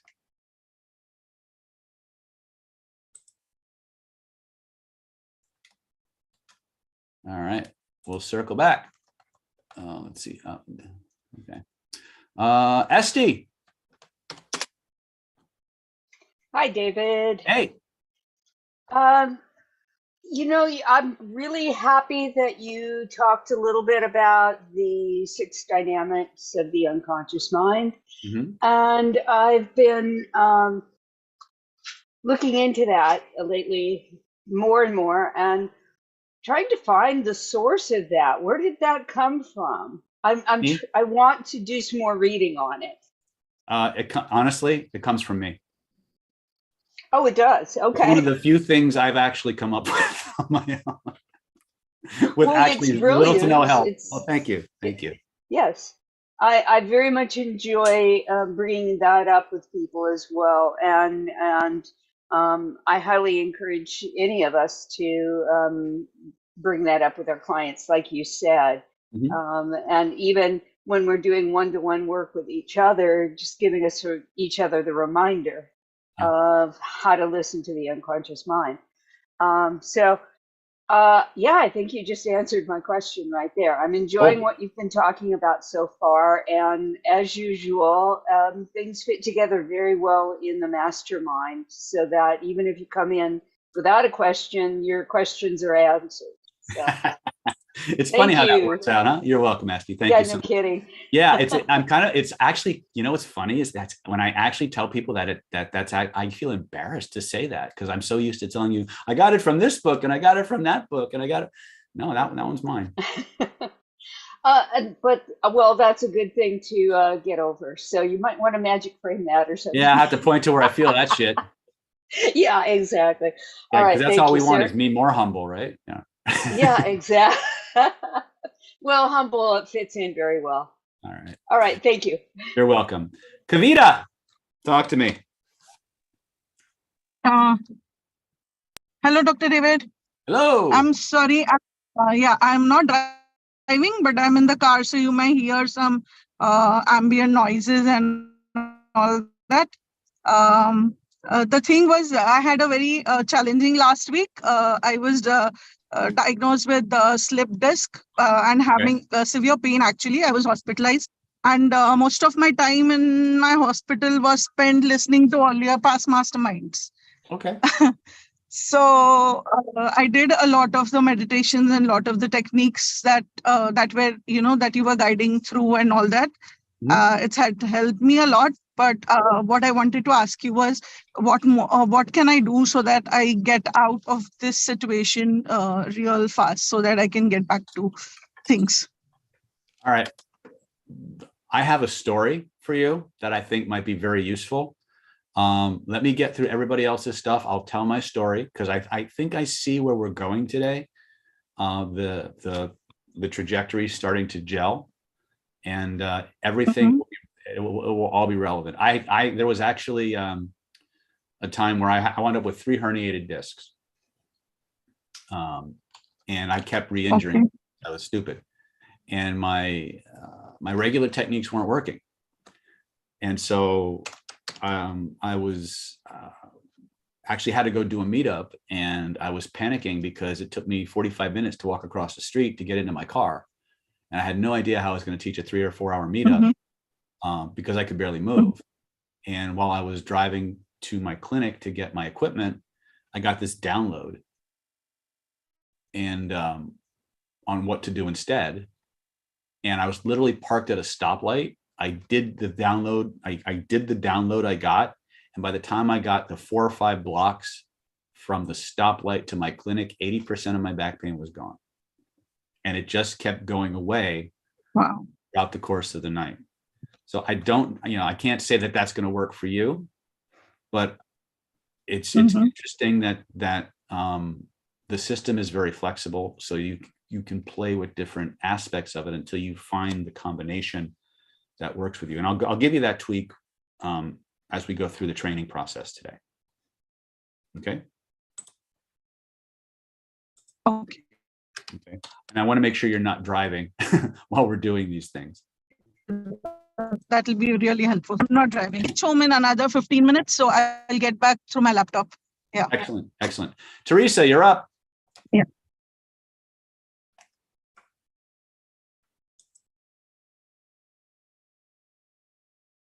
Teresa. I'm here. Sorry. Hi. I had it.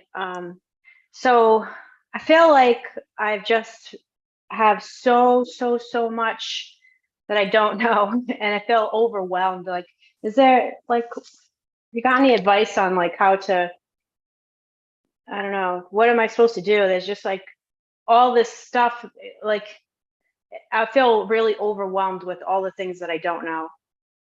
And how am I supposed to take this stuff in? And like, I feel like I get like this analysis paralysis. Like, Yeah, well, you've jumped into don't do nothing. You've jumped into some very deep pools, and you're desperately trying to catch up, and you're trying to go faster than your neurology can assimilate. So I'm going to go back to what I always tell people, whether it's my stuff or other people's stuff. The fastest way to learn nothing is to try to learn everything. Right?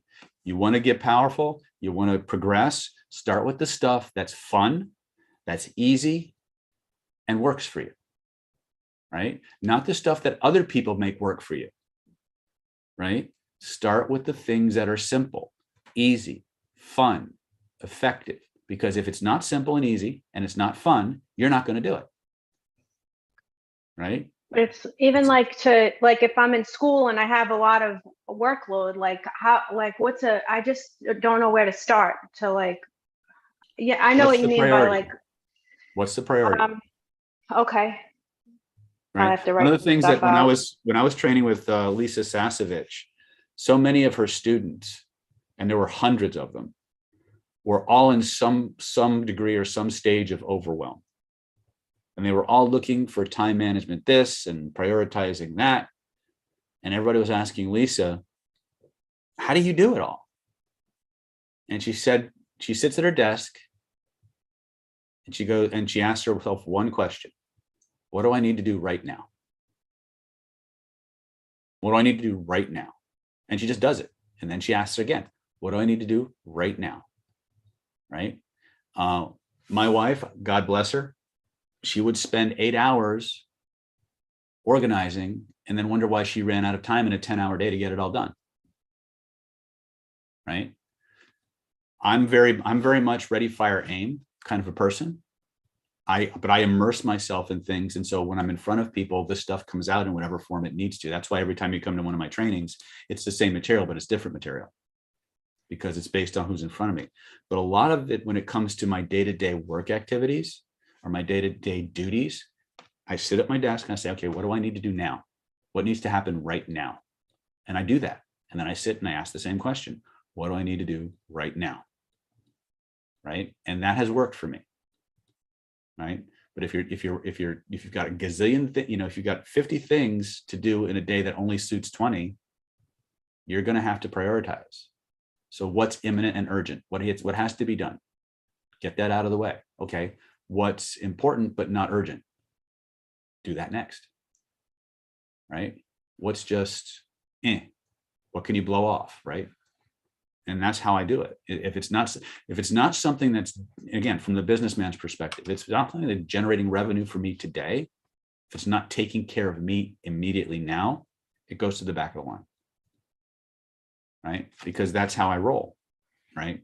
When I'm doing business coaching with my megas, and like a lot of them are really successful in certain areas, but they have priority problems too, and they try to balance long-term profit strategies with short-term profit strategies. I say, this is how I built my business. And it's actually something I'm going back to. What do I need to do to generate revenue today? Not tomorrow, not next week, not 6 months from now. What do I need to do to generate revenue today? Right? Remember when you hear me joke, impatience is my superpower. right? This is how it works for me. What do I need to get? I'm in pain right now. What do I need to do to get rid of my pain now? That is in harmony with my values. And that's what I do, right? If I need help, I ask for help. If I can outsource it and have other people handle it, I do that if it's cost effective for me to do that, right? But again, my basic premise is what's urgent and important and takes care of me. Because if it's not taking care of me, I don't need to take care of it. Does that make sense? Yeah. That's literally how I prioritize. I take care of the things that take care of me. Believe it or not, you guys take care of me. So you're one of my priorities. I take care of you guys, right? But I'm always thinking, okay, what needs to happen now? What do I need to do now? And then what's next? But I don't go beyond what's now, what's next, because the moment I start saying what's after that, now I'm in the planning stages and now I'm on a hamster wheel. I'm not taking actions. All right. Does that answer your question? Yeah, gives a little bit of a, I just need to sit down again and prioritize. I just feel like even with that, it's just, holy shit. Again, I know some of the things you're doing, but one of the problems that we have as humans is we get hooked on that dopamine rush every time we learn something new. And we want to do those things because we want the rewards. But it tends to pull us away from the day-to-day activities that actually help us survive. Right? And that's the problem. But you have to remember, like Sifu said to you, and I said the other day, you have to learn to live in both worlds. And regardless of what your spiritual orientation is, you chose to come here to do shit. So you need to do everything you can to be effective here, which means taking care of the meat, taking care of the money, taking care of the vehicles, right? That mundane shit has to actually come almost first so that you can stay here and do the other stuff until you reach a point of evolution where the universe is just sending stuff your way, right? But for most of us, we're not there yet, right? And because of all the practices you're doing, you're going to feel like a walking apology 80% of the time. I've been crying every day, at least once, twice, every day. You still got to get up and pay the bills. Right? Me too. Right? I had a major meltdown on the second night of my hidden laws of attraction training. All the stuff I've been doing just came to this massive eruption. I still had to get up and teach the next day. You know what? Control your state, get report, and go to work. Right? That's just how it is. I don't make the rules. I don't make the rules. I just I just report them. All right. Let's see here. Peter. Peter Chang. Oh, I got people in the waiting room. Peter, you with us?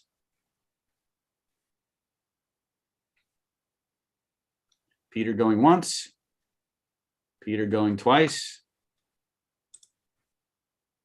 3 times a Peter. Don't say it. Some of you are thinking it. Was Stacy and Carlos. All right. Let's see here. Shaduja. Hi. Hey.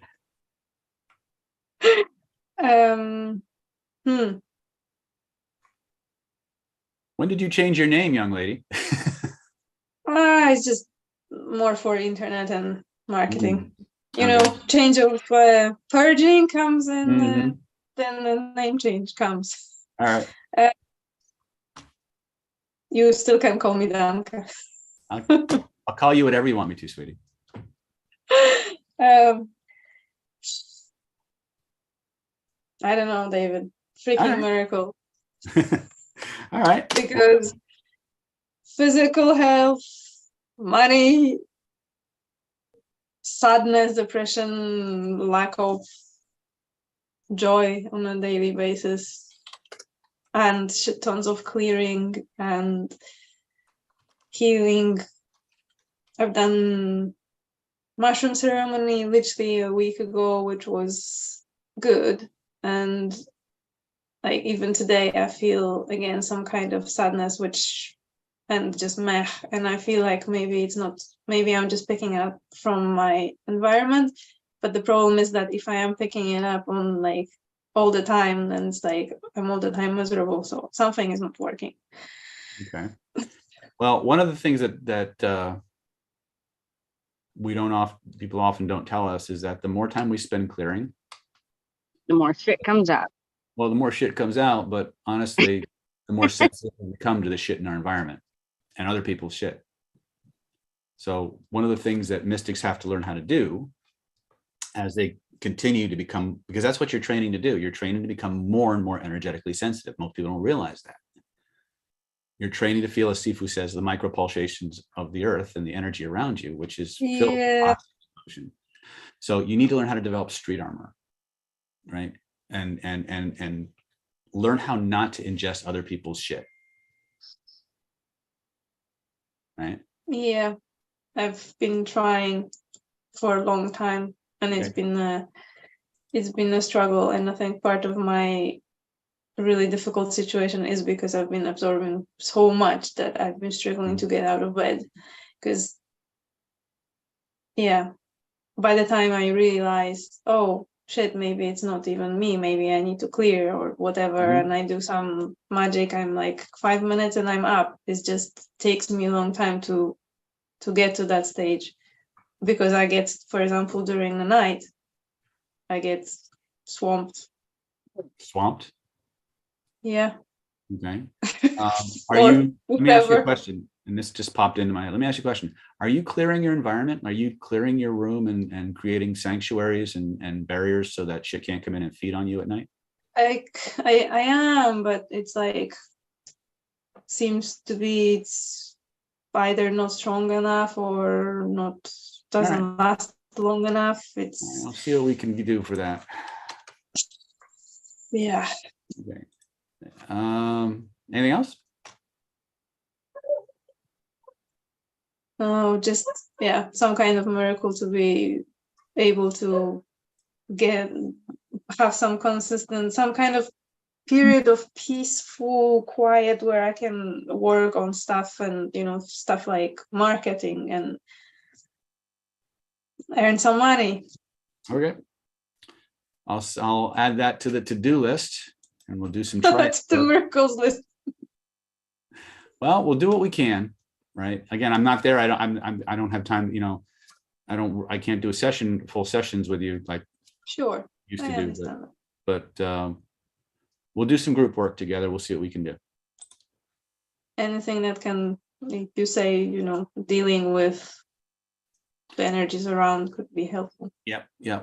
What I may do is I may do this. I may do some street armor training for you guys once we do the other clearing stuff. See, for those of you who are involved in any form of energetics, remember something. The more energetic purging and purification and building you do, the brighter you glow. The brighter you glow, right? And if you don't have ways to contain that energy and shield yourself, you become a food source for anything that likes to eat light or energy, right? Right? We call the Buddhists call those people live bait, because they have all this energy, but no clue about that they have all this energy, or much less how to keep people from feeding off of it, right? And so one of the things that happens a lot of times is you begin to do purging work on you, and whether you're a spiritual person or not, one of the things that's going to happen is you continue to work on your stuff. People that have been around you all your life are going to change, not because they're changing, but because you're changing, and the refraction and the energetic relationship that you have with them is going to change.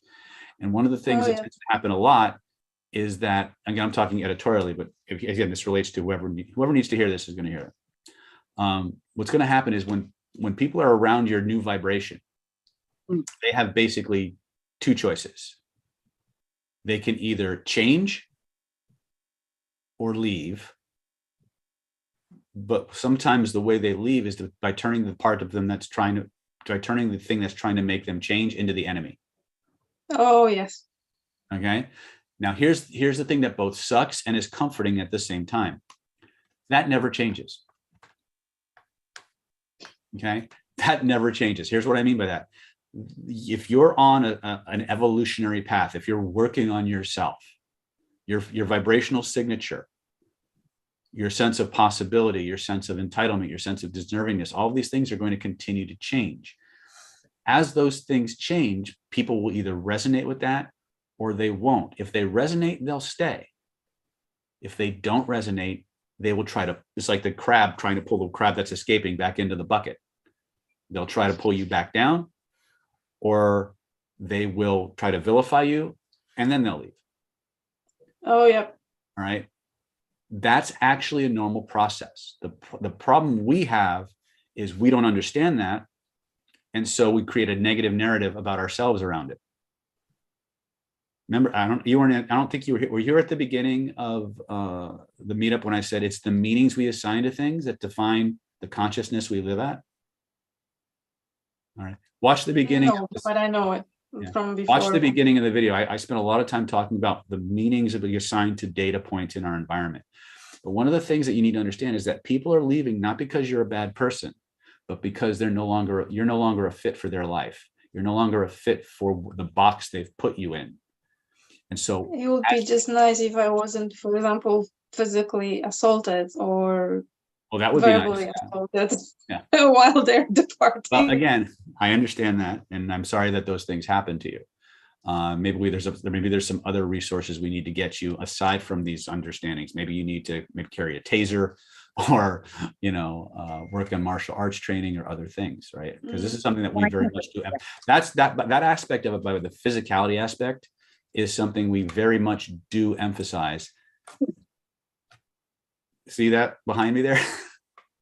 Right? That's the self-defense super. It's coming up in October. So you guys I wish I could be there. I wish you could too, because I think you would be really good at it. But those are things that you need to, those are resources. If you don't have them, and you need them, right? Because we can be as mentally tough as we want, but if we can't physically enforce our boundaries or defend them, then it doesn't help us being mentally resilient, right? We have to have the ability and the willingness to push back and fight back and say, no, I'm not going to let you do that. And some people, they'll just keep relying on their guardian angels, and their guardian angel will only protect you on certain things.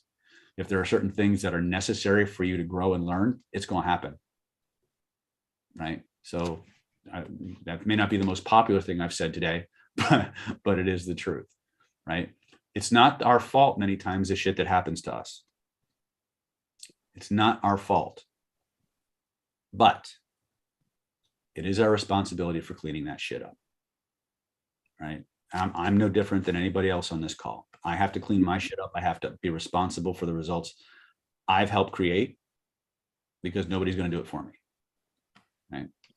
So I think this is my upset and sort of thoughts from last several years, that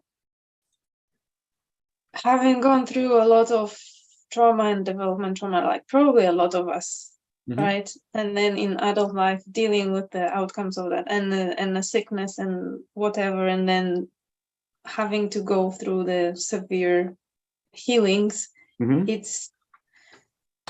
I guess it's upsetting that the healing itself is one thing, but resources to be able to continue doing that and to continue facing the consequences of someone else's behavior, that takes a lot of resources. And absolutely. While the perpetrator walks away and probably doesn't even have, sometimes maybe even doesn't have second thoughts of what the impact that they had on the life. Yeah. And there are then people out there who target kind, compassionate, caring people because they're easy prey.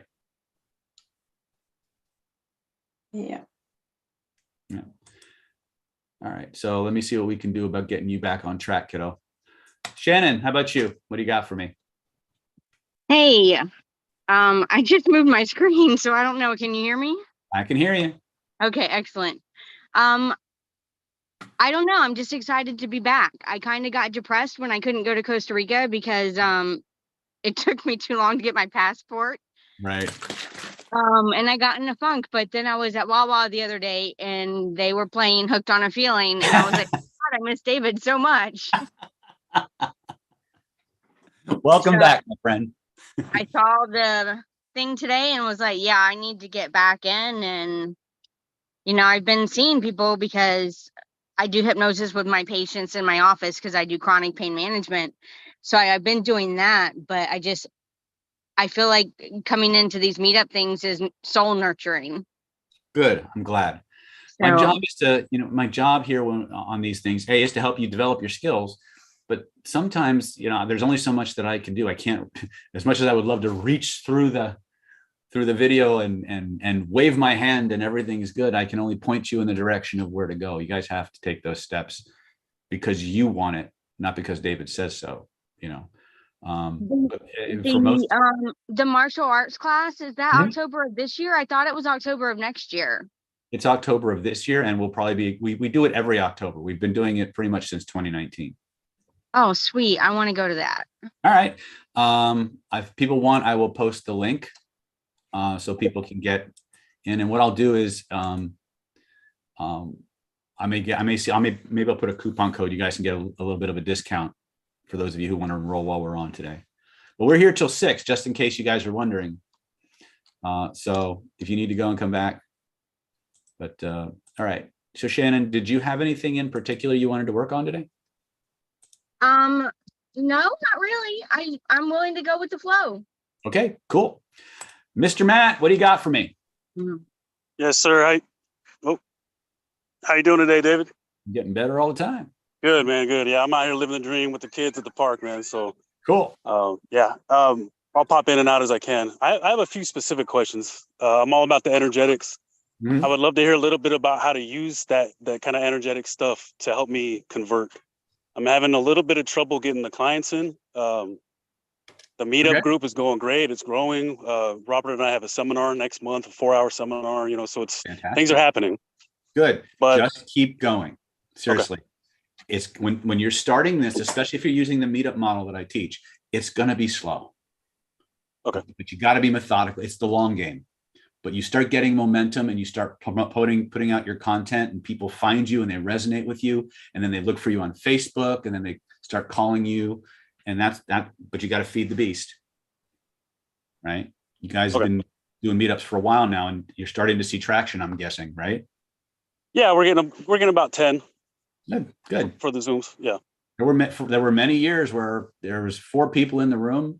One was me, one was the cameraman, and 2 poor guys who were guys or gals who were gonna get whammied, right? You just got to keep going. Whoever's there is supposed to be there, right? But take that content, put it out, and share it with people, and the people who need you will find you. You just got to trust the process. Trust the process. Got it. Cool. Also, I'm finding myself kind of playing with my own kind of spiritual ritual, kind of my morning routine kind of thing. And I'm thinking Qigong is kind of drawing me that direction. And I'm wondering what could I add? What's next? So I just need to throw some 8 brocade in there every day, or depending on what your resources are and what your times are, 8 brocades and 6 healing sounds are probably really good. If you can learn the Taoist 5, that's kind of our standard routine that we teach or that we practice. You have the pulling down the heavens 1 through 10 and 3 divine invocations. Yes. Yeah, that's what I started with. Yep. Okay. Keep doing that. Do it a lot. Do it before every client. Do it after every client. Do it in the morning when you get up. Do it before a nap. Do it after a nap. Do it before you go to bed. Just that set of processes right there will start to evolve you and purge you and clear you. Okay, I'm definitely getting that from it. It's been an interesting couple of weeks. And the 6 healing sounds would be the next thing for you, which is still purging, and then focus on the 8 brocades. Okay, got it. Thank you, sir. Just one more quick question for you. As I'm playing a little bit more on the erotic side, what are my responsibilities? Is that like a universal kind of responsibility, or is it personal morals? Like, how do you? What's the context in which you're doing this? Well, if you can make somebody feel really, really good, completely fulfilled, there becomes an urge to kind of do whatever you want, and it's like, well, then I start to explore what do I really want. Yeah, well, the question becomes not what you want, what do they want, right? When you're doing erotic hypnosis or sensuality enhancement, remember the goal is never enslavement unless that's part of their fantasy. Okay. The goal is always what is going to give them the greatest degree of pleasure and fulfillment first. Okay. Because the more fulfilled a partner is, the more willing they are to engage in the things you want. The problem that when I teach people about fantasies and teaching about women's fantasies versus men's fantasies, is that the problem is that men are focused on giving the woman the fantasy they want to have rather than the fantasy they want, the woman wants to have. And you've always got to put your partner first, right? Okay. And you really need to, and again, if you're going to continue to play in those areas, you really need to sit down and have a rules discussion about, what do they want, what they don't want, what are their boundaries, what are their sensitivities. You need to know all that because, again, it's about creating safety, it's about connection and intimacy and pleasure ultimately. But there's a tendency for people to get so involved in that process, so charged up energetically with what they want, that they stop paying attention to what's happening with their partner. Okay. Right. So context is really important, but rules are going to be true no matter what the context is. Okay. Understood. Thank you. Let's go to Drea. Hi, David. How are you? Good. How are you? I'm good. I'm cooking, so I'm in the middle of cooking. I'm making Jamaican food. Right on. My question is in terms of energetics in the spirituality and the practices, using it on other people in the sense of, let's say I have an abusive partner and I want that person to change. What is the line? Because it starts to feel like manipulation. Because I want the person to be the way I want them. I want them to show up the way I want them to. I want them to be healed, to be a better partner, or parent or friend or boss, any context. When does it cross the line of manipulation when I'm working on someone other than myself and they don't know? The line becomes when you start impacting or limiting a person's free will. It really comes down to that. The secret, one of the hardest lessons for all of us, and trust me, I got into persuasion and influence because there were people treating me like shit that I wanted to treat me good, period. And I started when I was yay high, and the problem that first of all, let me give you my boundaries, and then we'll talk about the spiritual aspect of this. Persuasion, influence, manipulation are all very, very similar. My lines are very, very simple. Manipulation begins where coercion starts.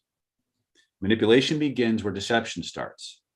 Manipulation begins where I begin to take away a person's freedom of choice in any way, shape, or form.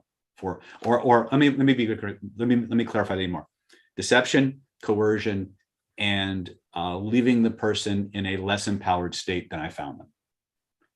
Right? Okay. If I'm intentionally doing any of those things, I am no longer engaging in persuasion or influence. I'm engaging in manipulation, and to me, that is just not necessary in my world. Now, in some systems, that's the norm because it's war crimes and counter espionage, and you have to seduce people into betraying their countries. That's not our system. We can do those things, but we don't need to, because we're all about long-term win-win transformations without ever having to lie, coerce, or what have you. But there are forms of manipulation and forms of influence that is their emphasis, that is their goal. So that's where I draw my lines, right? Am I leaving the person better off than I found them?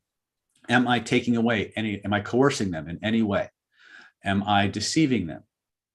If I check any of those boxes, I pull back. I don't do it, right? The next piece that sometimes comes up, and this is a little bit more subjective, is how do I feel about myself when I'm doing this? Do I feel like I'm actually moving everybody forward, or like I'm taking something from somebody, and does it make me feel bad about me? Those are my guidelines, right? Because I have to live with me, right? And so that's how I check in. Now, when we're talking about energetics and spirituality, they're two different things. They're interconnected, but they're not the same. There are lots of ways to overshadow people, pull energy out of their, from their head, and give them and make it harder for them to process and make them more suggestible energetically. There's lots of ways to do that. Should we be doing it? Probably not, right? The hardest part from a spiritual perspective in knowing how to do these things is that we have to honor that this person that's in front of us isn't their body, they're a soul. And we, as spiritually evolving people, one of the hardest things we have to do is learn to accept people the way they are, not the way we want them to be. Now, does that mean we allow ourselves to get beat up or treated badly? No. We have to decide where our lines are, what we're willing to accept, what we're willing to not accept, what we're willing to express to the people who are maybe unconsciously violating those boundaries. And then when they and give them the overt understanding that what they're doing is not cool, is not good with us. And would they be willing to change that? If they do, then we've done what we needed to do. Because a lot of times we keep hoping that the person, through our subtle body languages and our inferences and things of that nature, will get the message and change, and they won't. It's not blatant enough. So we have to define for ourselves what our boundaries are, what our rules are. We have to communicate those to the person involved, hopefully in a way that they can accept, assimilate, and actually change. But if they're not willing to do that, we have to do one of several things. We either have to leave and find somebody that's a better fit, which is hard, even though it's the right thing to do. Or we start to change ourselves so that the person we're interacting with changes too. One of the things I learned when I was studying Kabbalah was that what most people try to do is they learn these Kabbalistic techniques to go out and manifest and change the world. And they try to change this person and that person and this person and that person. And my teachers at that time told me that that's actually the hardest way to change anything. So if you want to change your world, change you, because you're the center of your universe. And if you understand third grade physics, it actually makes perfect sense, because if you ask anybody, a third grade physics teacher, where's the easiest place to move anything, they'll tell you it's the center of gravity. Well, the center of gravity in your world is you. It's your soul, it's your spirit. So if you start to change you and work on your stuff, because remember, the partners in our life, whether we want to accept it or not, the partners in our life are reflecting back to us things within ourselves that we need to work on. And so many times when you clear those things up within yourself, the partner stuff starts to resolve one way or another. They either decide to leave or they spontaneously change. Are there techniques that we can covertly go in and implant suggestions and things of that nature? 100%. Should we be using specific communication techniques to enhance our communication and relationships? Absolutely. But at the end of the day, are you coercing? Are you leaving them better off than you found them? Are you taking away, are you deceiving them? Those are the things that I check in with. Does that help? Yeah, because there has been been coming up a lot more for me. And in some cases, it's easy to see in some groups, you'll have people that want to, and put a spell on them is not the right word, but kind of use a technique to have someone fall in love with them, let's say, for instance. And that feels icky to me. Okay. Then you'll have, because I think if the role was reversed, the person would not want someone else to do that to them. Okay. But then when I look into more interpersonal relationships like family, or your partner, and I've done this in the past where at the time I knew EFT and I would do, surrogate tapping on my partner to try to shift him. Mm-hmm. And now I'm going, I don't know about that anymore. Right. But I hear this come up a lot, especially in relationships that tend to be toxic. We want the other person to change. Mm-hmm. Very So common. we don't have to do the work of having strong boundaries. Yes. So we'll go in and do, hoobie-jooby, whatever woo-woo stuff to kind of change that person. But I'm questioning that too. Because like you said, the person that needs to change is me. Correct. I can't, they have free will and they have a choice the way they show up. And because I don't like the way they show up, does that mean I have the permission to try to influence them energetically to show up the way I want them to show up? Mm-hmm. Yeah, it's one of the things that's really powerful in the spiritual world is the permission aspect of it. If you can get permission, anything energetically that if you can get permission, anything energetically that you do will have probably 10 times the impact. But you brought up the right points. Is this, this person is who they are choosing to be. If I've expressed my needs and my desires and what I want, and they're unwilling to do that, that's it. That's where you draw the line. And now you have to decide what's right for you. Do you deserve to stay in that relationship and not be happy and potentially block the space for somebody who's a better fit for him and for you by maintaining and holding on to that relationship? Or is the smart thing, the better thing, the healthier thing for you to realize that this person isn't, maybe they were a match when you first got together, but because you've grown and developed yourself, it's time to shift and transform. When I was talking to Shaduja, it's the same phenomenon. And I've mentioned this several times in this training. As you evolve, the people around you are going to constantly be brought to decision points. Because you're changing and you're growing and you're evolving, the vibrational frequency that you're emanating becomes either more pleasurable or more irritating. And it will bring out these frictions. And you either have to level up or get pulled back down, which if you're working on really leveling yourself up, getting pulled back down to that vibration is like nails on a blackboard. It's just, you can't be comfortable there. And we have to learn to let go, which is the biggest problem every single one of us has, is we want new stuff, but we don't want to give up our old stuff.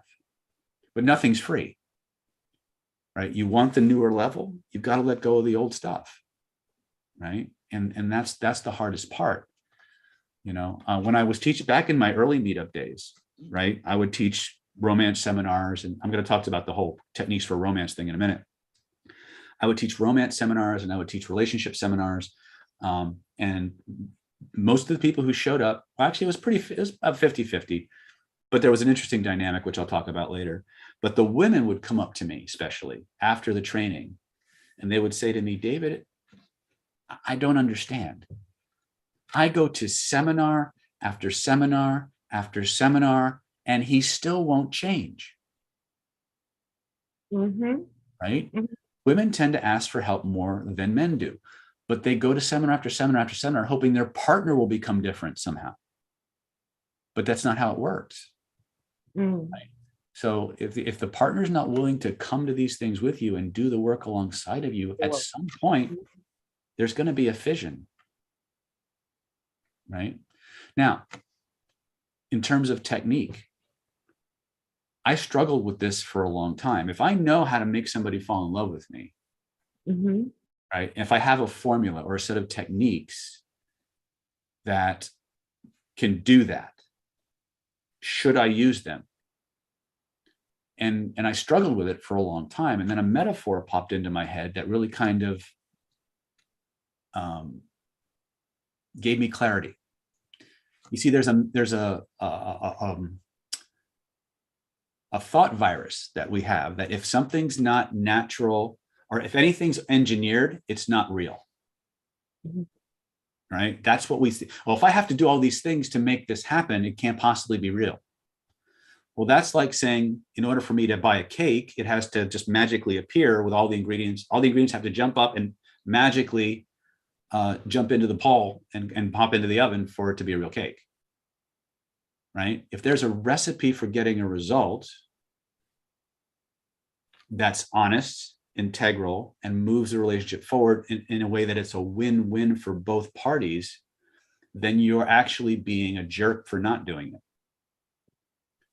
Right? Just like with echo technique. Think about it for a moment. If you knew beyond a shadow of a doubt the most desirable, gratifying, pleasurable way to communicate with another human being without fail, and you deliberately chose not to do it, who's the jerk now? The question becomes, what's your outcome? Is the person that you're going to employ these techniques with, are they a fit? Do they check the boxes? Right? This is why we teach 3 magic questions and all these other sorting tools, because I don't want you doing powerful techniques for generating intense emotional feelings on somebody who's going to wind up being a stalker or abusive, or, you know, you love to go do spiritual things and meditate and go on retreats and do yoga, and they're out at the hockey game. And there's nothing wrong with hockey games, right? Right.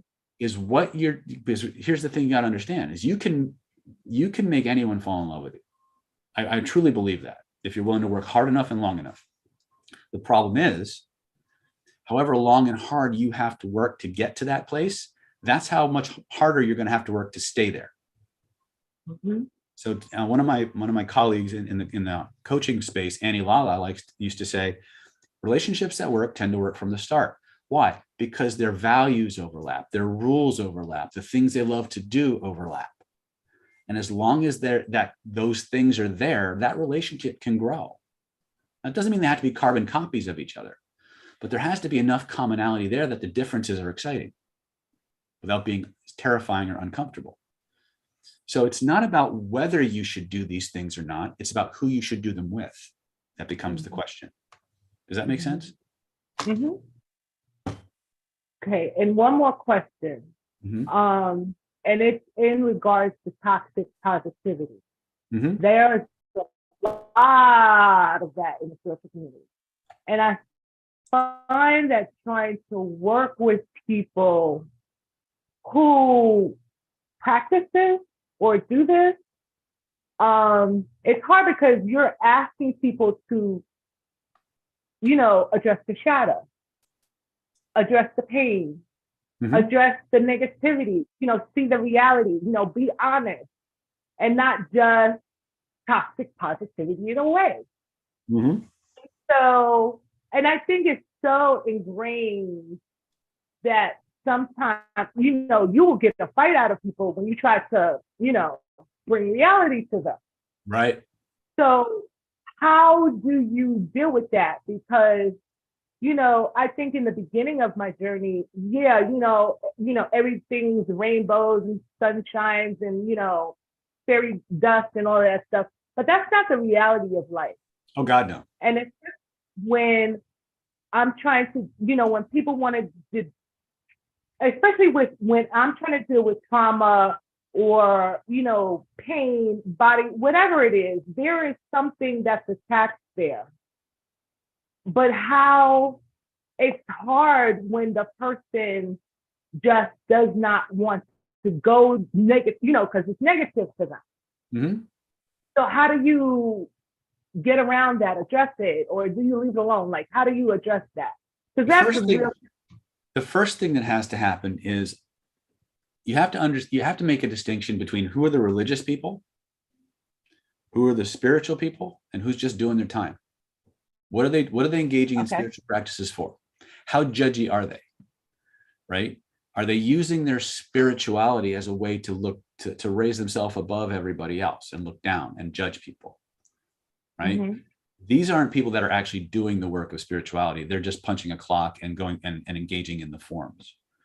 Okay. Are the people who claim to be spiritual, are they actually working on their stuff? Are they just blaming everybody? Right? Because blame is just denial. Okay. Right? Blame is what we do when we don't want to change. Right?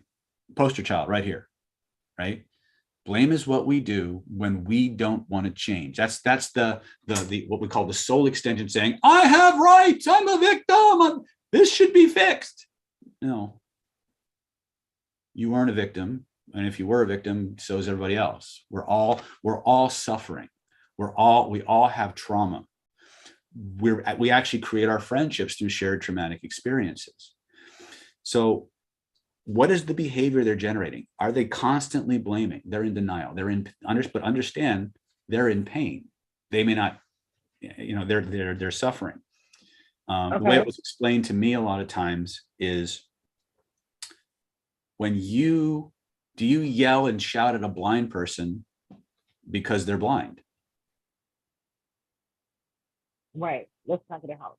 Right. If somebody's in that blame mode or that I'm more spiritual than you mode, they're operating from a place of pain and suffering and hurt, and they're doing anything they can to fill that hole. But that's not, and maybe I didn't explain it correctly. I'm not saying that the person is blaming. I'm saying the person does not want to deal with anything negative in terms of That's denial. Right. Everything, it's a smiley face on everything, everything's rainbow and sunshine. And like life is not like that. Yeah. Yeah. The hardest part to do with a person like that. How do you, well, again, what's the relationship that you have with them? My way of dealing with it is I try to gauge how willing they are to change. Right. And if it seems like the truth is most people don't change until they've suffered enough, Drea. And the hardest part when you have tools that can help people and you're operating from I hate even to say it, in a more enlightened perspective, is letting them stew in their own juices. Because until they break, until that toxicity that they're denying reaches a critical mass and they're forced to break open and deal with it, they won't. And they won't love you very much for putting them in that position, if that makes any kind of sense. Okay. And so a lot of times it's like, I'm so sorry this happened to you, and I hope that things work out for you. And you just go focus on the people who by their actions and their words demonstrate a desire for healing that you can facilitate.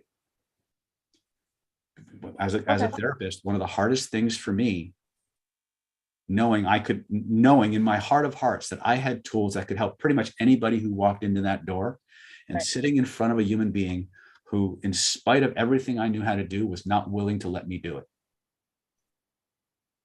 Right, because they're in denial.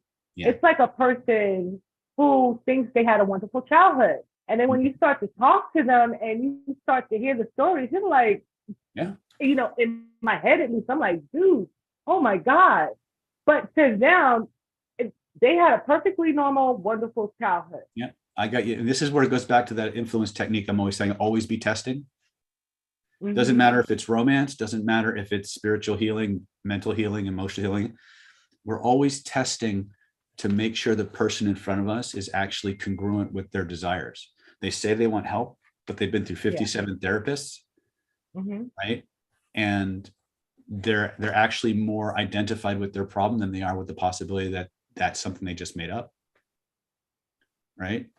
we're always vying for ways to make ourselves feel better without actually having to rush into the burning building that everybody's running out of. But that's what spirituality is. Spiritual growth is all about running into the things that make you want to run away to find out who you really are on the other side. But most people aren't. They're indoctrinated into this belief that if I just focus on all the good things, the shit doesn't matter, right? And I mean, if I had $1 for every time I got someone in my chair, regress them to cause, to the situation, and the first thing out of their mouth was, but I forgave them for that. Right. No, you didn't. Exactly. We wouldn't be having this conversation, right? But most people, unfortunately, are astonishingly unaware of their own patterns. Patterns that are blatantly obvious to you and me and people who are doing this work. Becomes much more obvious, and you start to flag those people early on. You see what level they're at, and then you have to choose. Do you want to go and intervene and fight an uphill battle, or do you want to work with the people who are ready? Gotcha. That's the hardest part, to watch people go who are obviously suffering, knowing you could help them, but they're not ready. Right. Yeah. Okay. Thank you. Namaste. Namaste. Bruce, what do you got?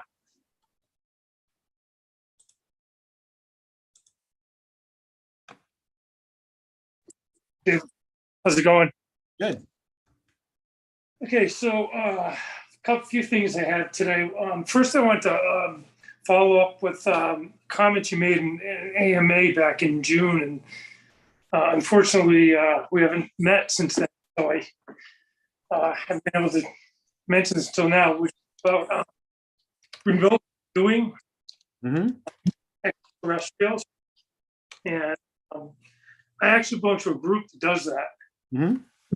You were actually a little bit skittish about acknowledging that whatever you saw on, I think it was either Jupiter or Mars or maybe Saturn.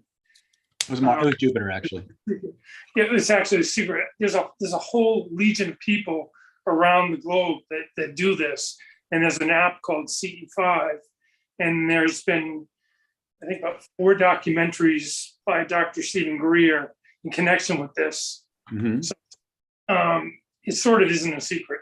It is, because special interests try and suppress advanced technology, and we're living in a paradigm of technology from the 19th century.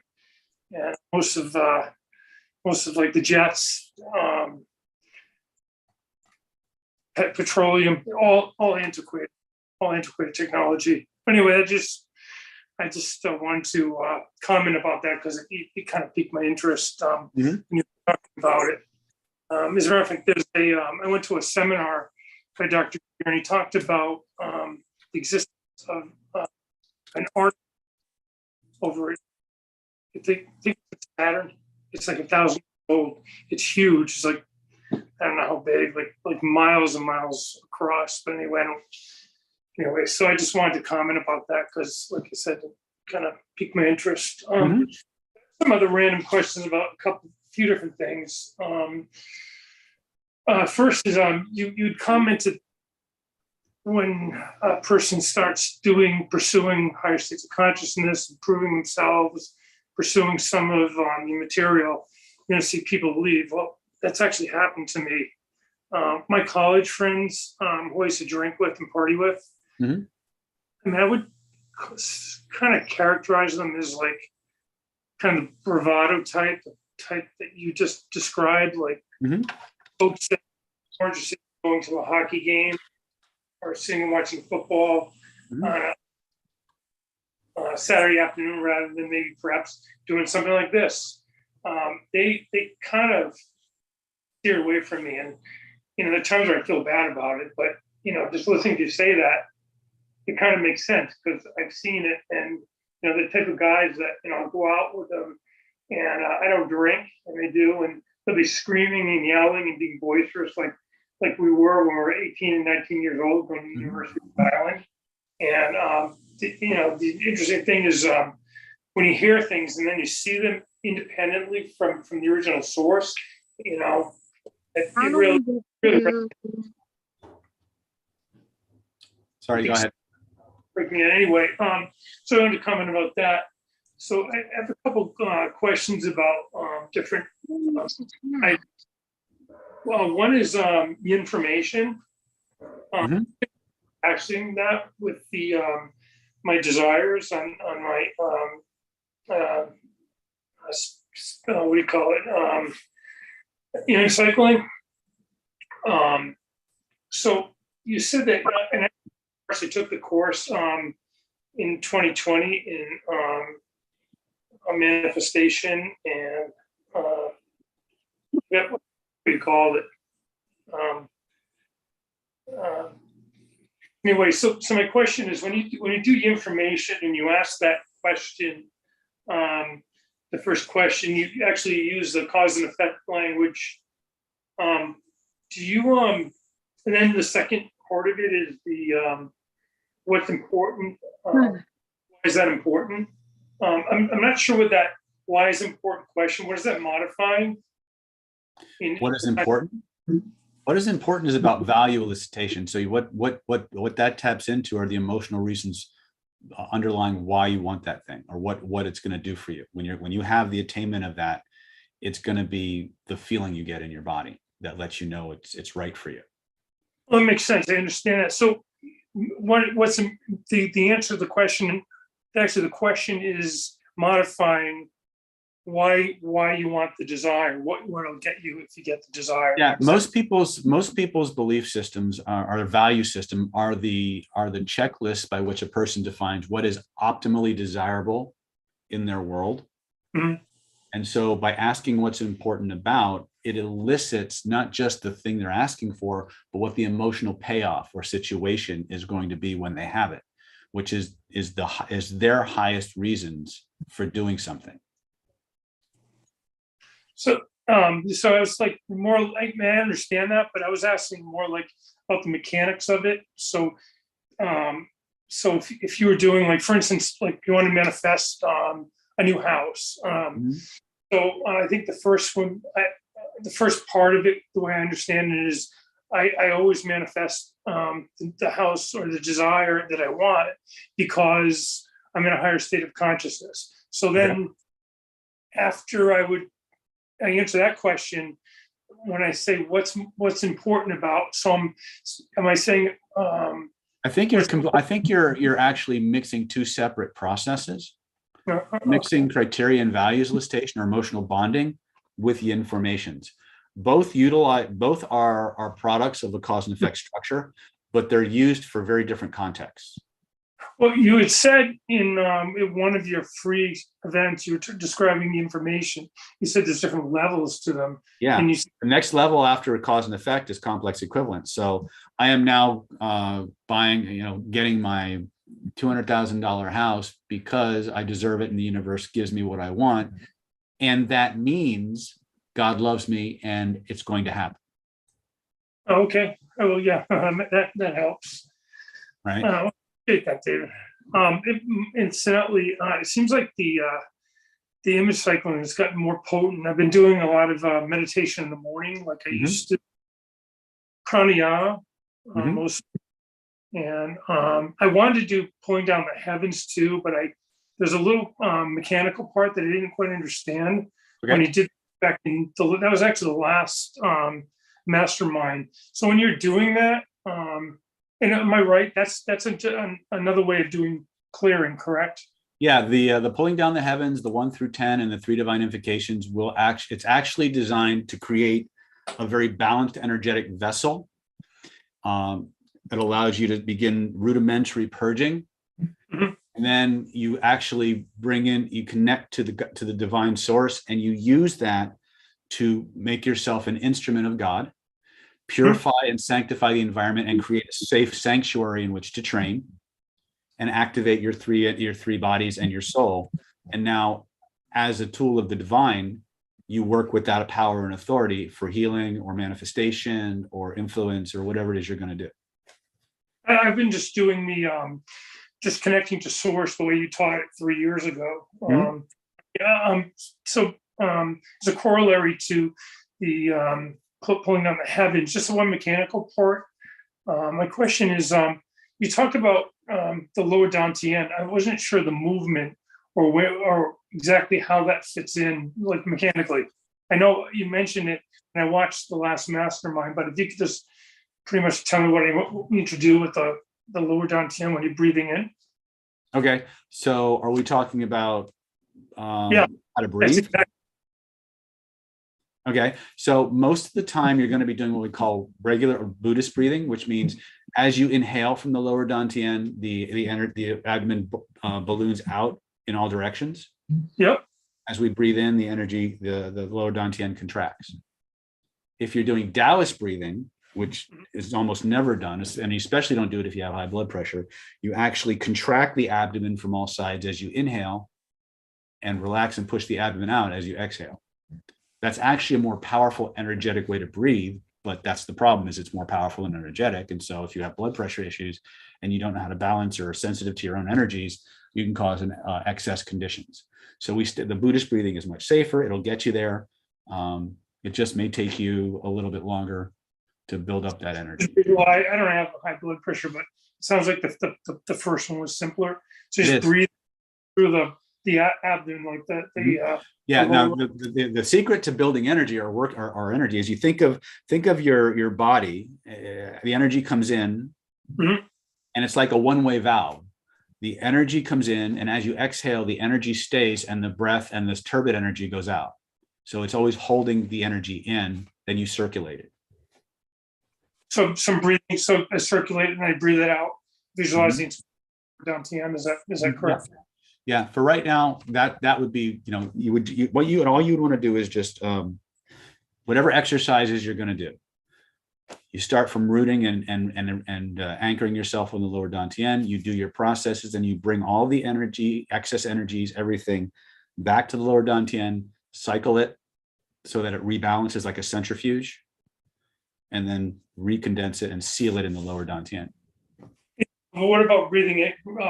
Shouldn't I breathe it out? I mean, or just accumulate it? Depending on what you're doing. If you're doing elemental training, for example, you breathe the energy in and then you breathe it out. This is universal from Barden to the Taoist systems to the I understand. Right? If you're accumulating, then what you do is you breathe it in and you store it in the lower dantian. So that's what I want to do when I'm pulling down the heavens. Okay. You'll get there eventually, for sure. So the next thing I was going to comment about is, what I want to learn today is, you had done a mastermind 3 years ago. I think it was November of 20, maybe December of 20, where you're talking about methods to bridge to frequency and bridge to source. And I remember you shared a quip. You said that we'd be cognitively constipated if you gave it to us all at once. Something it's kind of amusing, but nevertheless, I was wondering if you could revisit that and maybe do that today, perhaps, if you have.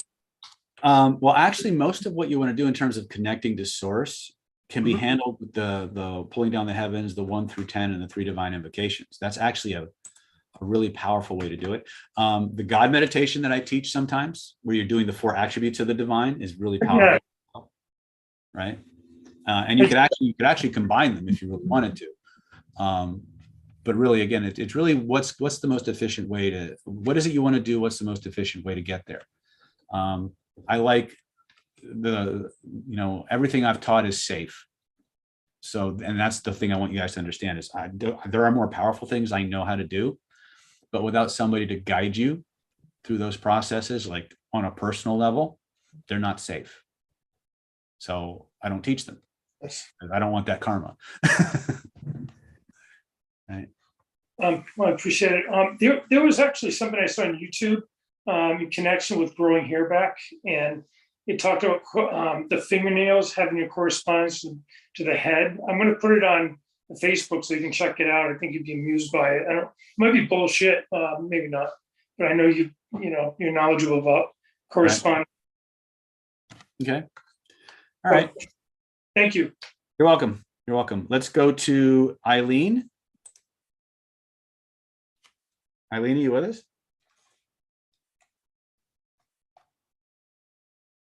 Yep, sorry, I turned off my camera instead of activating. worries. My phone had a moment. Hi. Well, of course I want everything, but I think a lot of what Drea was saying resonated with what I'm, wanting to learn more about, as well as, these like unconscious belief change, and then getting into hypnosis, language, pacing, the mechanics, some of the mechanics of what's important not to, I know there's the whole idea that like you can forget to do 5 of, or half of the things and it still works, but like what are sort of the key mechanics that are essential, I guess, to hypnotic. The biggest one, there's 2 really that I look at: permission, either consciously or unconscious permission, and compliance. Okay. As long as you're getting those, Yeah. you can pretty much do anything you want. Okay, perfect. And then once you do get into the hypnosis, how do you get into the why it is they want to be hypnotized? Like what they're trying to change and how to help them change. I guess that's where. How do you get into it? Well, once you get into the hypnosis, it's the that should be established before you even go into the trance process. That makes sense. Yeah. Okay. People come to you, you sit down, you do your consultation with them. So I'm curious, what can I do for you today? What is it you want? What's the problem? And they'll tell you what the problem is, and then you ask them what do they want instead. Okay. Yeah. And you're off and running. Perfect. Okay. Perfect. Okay. Mm-hmm. And then definitely the defenses against the dark forces type. Speaking of which, is there's a lot of crazy stuff going on in the world. Yeah, well, there is. In fact, we got a webinar coming up the end of the month. It's actually Weapons of Social Seduction, Defense Against the Dark Arts. It's actually going to be a class that teaches you both how to influence people, but also kind of what to look for, how to protect yourself against evil manipulations and stuff like that. It's the first time that we're really doing a class that's going to, a webinar that's going to actually focus on some of that stuff. But since you brought it up, I'm going to have a proud papa moment. I went to on a lark, I went to the Global Guru's website, a couple of days ago, and this is what I discovered. Nice. Look who's the #1 NLP class in the world. Good job. Thank you. This actually makes 4 years in a row we've been the #1 training program in the world. So, I mean, that was my first live was Killer Influence, and that was amazing. Cool. I have to say, I definitely want to come to the next. Go ahead and close this. There we go. All right, stop share. So anyway, so we can work on some of that stuff. But one of the things I want you all, regardless of what you're coming for, one of the things I want you to become very, very aware of is when you're dealing with people, become aware of when your feeling shifts or when you're feeling the feelings in your body shift abruptly. Okay. And the reason I say that is because anybody who is good at influence and persuasion and manipulation is going to try to change your state, and they're going to try to change it very, very quickly. What you want to become aware of is the state you're in normal for you? Right? If you're someone who's usually pretty laid back, pretty casual, good boundaries, and all of a sudden you're talking to somebody and you're feeling this intense arousal, whether you think it's creepy or not, that should be a flag. There is a definite sensation between what we call explanation and installation. And so one of the things but the only way you can get there a lot of times is by being more self-aware. So that's part of my job as your teacher, is to teach you how to become more and more aware of the subtle shiftings of feeling states in your body and who that's with, so you can decide what influence to allow and what influence to neutralize. There's never going to be a time when you're not being influenced or being attempted at being influenced by someone or something. That's just simply not going to happen in a world where humans exist and media is everywhere. Okay. The question becomes, what information or what influence are you choosing to allow versus what you're not allowing, right? And as you become more and more aware, you have the ability to make that choice. Without awareness, there is no choice, right? So that's the first step, whether you're doing this for spiritual reasons, whether you're engaged in this for romantic reasons or business reasons, there is no negative side to being more self-aware.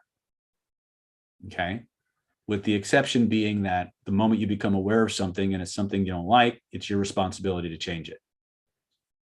If there is a negative side, that's it, right? Can't go around blaming everybody else for shit that goes on inside of you because you're the one doing it. Yes, maybe the something in the external environment triggered that memory, but it's your memory.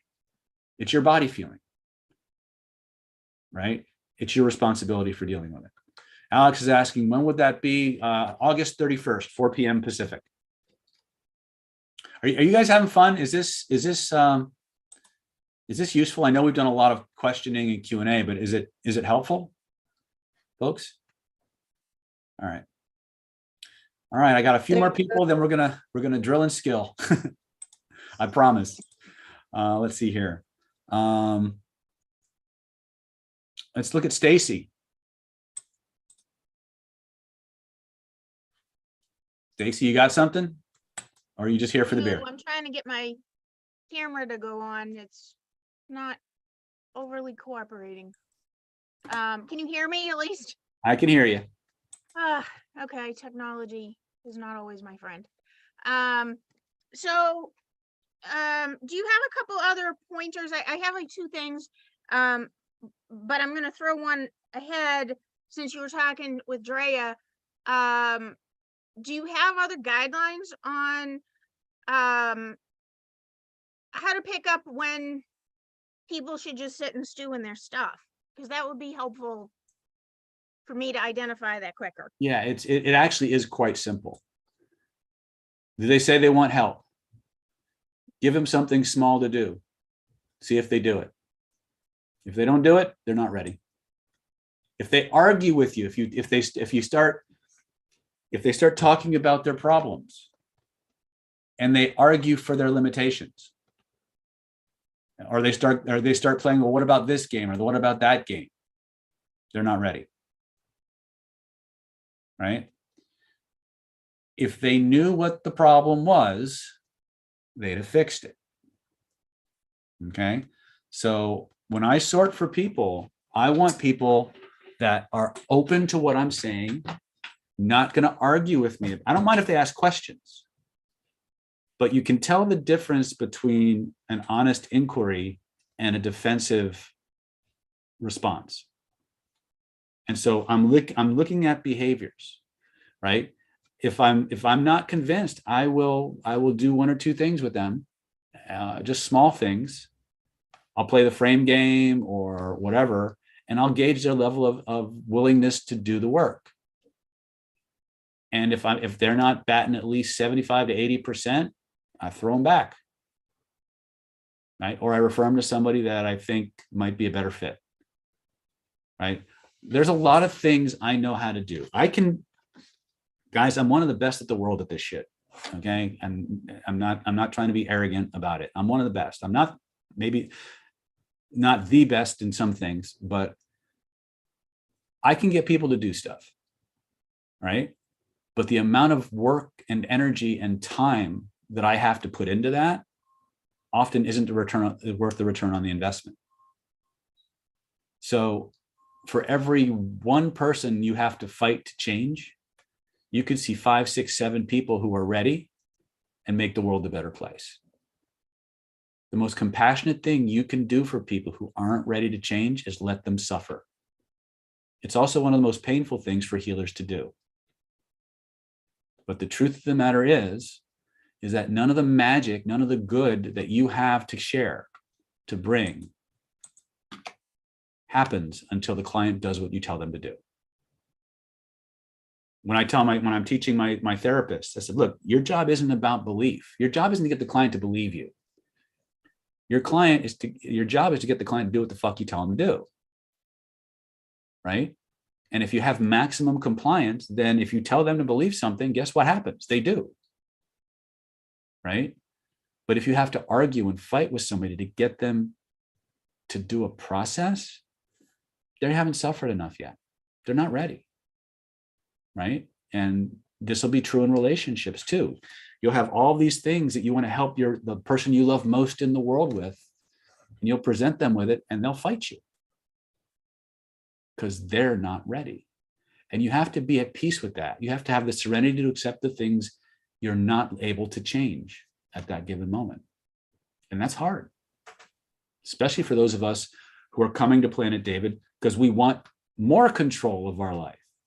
Well, the techniques aside, the secret to actually getting more control of your life is letting go of shit, letting go of control, and being in a position of observing what's going on around you and seeking to understand before you react so you can choose how best to respond.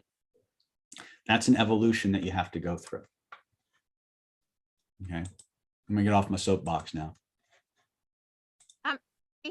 Thank you. That was helpful. I have another question that I'm hoping, if nothing else, you can at least give me what my next step might be, what to look at. So to kind of give some context, I've been dealing with this autoimmune issue that it seems itself as like a rare form of eczema on my hands. So, and I've exhausted all sorts of other alternatives, and I'm on my third acupuncturist, and not because the other acupuncturists weren't good. They just, one had a baby and then stuff like that. But I'm working really well with the current one, but my doctor's really pushed me to do injections. So I've had as much as that like goes against my core, I was at a fight, and at least it got me some relief, and my acupuncture is more effective. But I've had other people try to do hypnosis on it and take me through different process, and I've tried spinning it, thing doesn't move, so I'm a little lost on that one. The gray room didn't help a lot, and then so then I've also done the control panel. That didn't help a lot. So out of desperation the other day, which I kind of got this insight during my acupuncture, so I took the back of my control panel off and started rooting around in there. So what came up, and I'm going to explain it the best I can, is there's something in the control panel that's not me. So the best way my system is explaining it to me is it's similar to the thing in like Wolverine when he had that thing put in him that was preventing him from healing. So now I'm trying to figure out, well, how do I get that thing that's not me out of the control panel? Because it also has its own like intelligence. I haven't figured out yet if it's come from when I had Lyme or co-infections. But since I've had the injections that have calmed my system down, I wasn't even aware of the internal ticking that was going on until basically they put it up on blocks. So it's not that it's gone, but there is like this rhythm that I had, and now I'm starting to see it in other clients. So, which again, I think we were all just vibing at the same pace, so I wasn't even aware of it. And a lot of my clients all have Lyme. There's this thing that eventually theirs will manifest, and it did in me at one point too, manifest as it's almost like a metronome gone wild. And Stacey, did you just say that a lot of your clients have Lyme? they do. Yeah, that's one of the things I specialize in. Yeah. And now you have it? No, I had it before, which is in the course of my training, how I figured out I had it and got over it and got over a lot of the co-infections. But since now I'm dealing with going through menopause, the hormonal thing has set off this hand thing. And Okay. I'm wondering if maybe there's some residual thing that piggybacked that's not on my scanning scale that's affecting my autoimmune system. So a different type of organism, because I'm even getting like intuitively that it's almost like down to the RNA system that this thing has latched on, but I'm not even sure if it's an organism that I'm even scanning for. So again, I'm trying to pare it down, but now I'm starting to see this thing that I've been struggling with. I'm seeing its energetic signature in a lot of my other clients as well. And like, as much as I don't like this injection thing shutting down part of my immune system, like all of a sudden acupuncture is like a spiritual experience for me. Like for the first time, like it's quiet in there, and that's a gift. Like other people are like do mindfulness and stuff, and my clients have the same reaction. Like prior to having the injections, there is no shutting it down. There's like this constant noise, and the only way I could find for meditation to try to have quiet, it was something like Zumba. So it wasn't that it was quiet and stillness, it was a way of finding a meditative space that was creating white noise. But again, it could only be sustained as long as my physicality could maintain it. And a lot of my other clients are having the same experience because we've been dialoguing about it, and they're like, yes, that's exactly it. Like their therapists and stuff tell them to meditate, and they're like, you just can't. It's like asking somebody with no legs to climb Mount Everest without any equipment.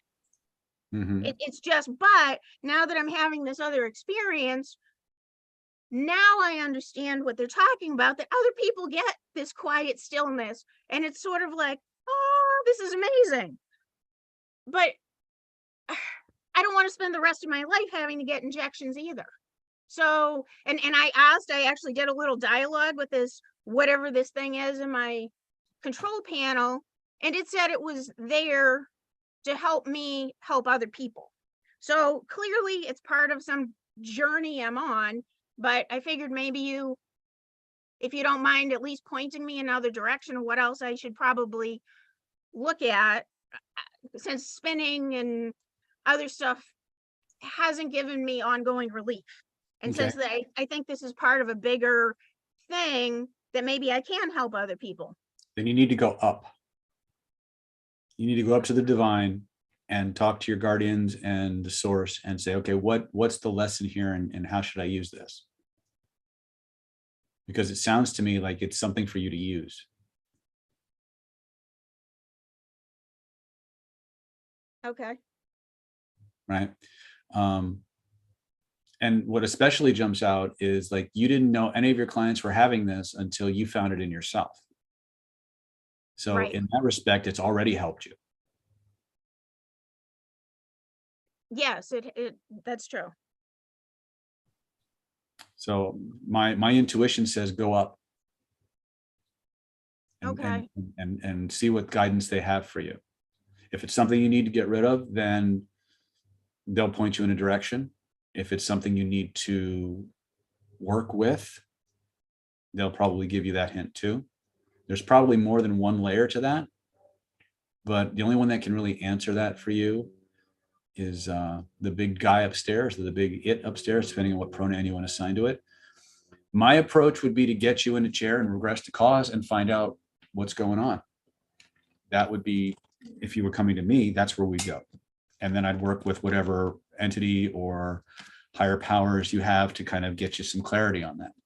But there's not, you know, other than that, going up is going to be your answer. Is there somebody in the group that you would recommend maybe helping me? Moss or Seth.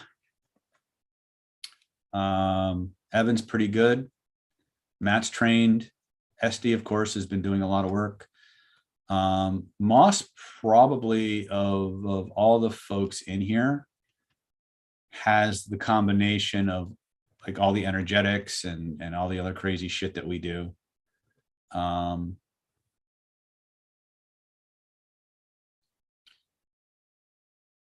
But Christine is also good. Again, the idea is you gotta feel comfortable with the people you're working with, but all those people, Bob Chase is here, Matt's here. They're all good. So again, whoever's willing or interested in potentially working with Stacy, reach out to her on a private channel. And then Stacy, figure out who you resonate with and work out whatever arrangements need to be worked out. But that's where I would go. Okay. I just have a quick question on before, I think the last one or whatever we were, or maybe two ago, you had suggested I talk to Divine, and this is actually more of a self-defense question. And and I'm actually glad you did give me that advice, because when it comes to defending myself versus defense for other people, I actually expected I was going to get some answer about a lack of self-love, and that is not what I got for the answer. I got that it was biology. So apparently defending other people or whatever, I go mama bear. So is there a way that I can hack the biology to give myself better self-defense? Oh, absolutely. Posture and breathing. There's when I was training in Systema with my teacher, Kevin Sikor, he had this concept he called the predator prey switch, which is a way, you know, if you think of, you know, most women are kind of meek and mild and loving and nurturing unless their children are threatened and Wolverine fucking comes out. Right. And so he would have us develop the ability to go from no, right. And you do that through physiology and vocalization. And then you can build that and create an anchor for it. And then you have to rehearse the scenarios in which that is likely to happen, or when it needs to happen. So rehearsing it would kind of make it more automatic, I'm assuming. Yeah, because again, you can create the state, but you need to link the state to the context in which it happens, right? If I just stand in my room and perhaps just getting angry and or getting aggressive and blah blah blah, right? Well, I have that state. But now if I'm getting in a fight or if I'm being attacked, I actually have to consciously think about that state to put it into action, because it's not linked to the activity I'm doing. It's not linked to the context. Does that make sense? Yes. Right? You don't want to, in a fight or flight situation, your butt's going to pucker up, your brain's going to drop out. You don't want to have to consciously think of that. You want to consciously create it, integrate it into the activity and the context, so that when the context arises, the state engages. Okay. So pre-programming it in there. You gotta, it's all front end stuff. It's all front end loading. Okay. Awesome. Thank you very much. And Seth posted a video from Kevin, or a link to it. You can actually learn how to do it. Awesome. Thank you, Seth. Thank you. All right. Moss, you're up.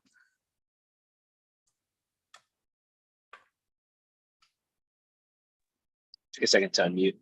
I think I'm listening for now. I'm waiting for something to arise that's worth asking. Hey, Carlos, talk to me. Hey, David. Hey. Well, since the training in Las Vegas at the Hypnotalk, by the way, I didn't attend the whole conference in Hypnotalk. I just paid for the Hypnotalk, but I never enter in any single room because I decided to go out and enjoy Vegas with the family.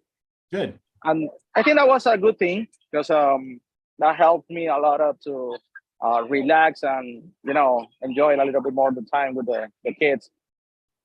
But for today, I've been listening to everybody, and then it's something very related about the energetics and the alignment.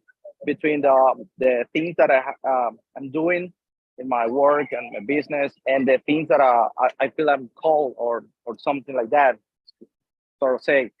Because after coming from Las Vegas, I went back like clean, and everything was smooth, working perfectly. I even have a wait list for a Rolex, and they called me, hey, you got the watch, come get it.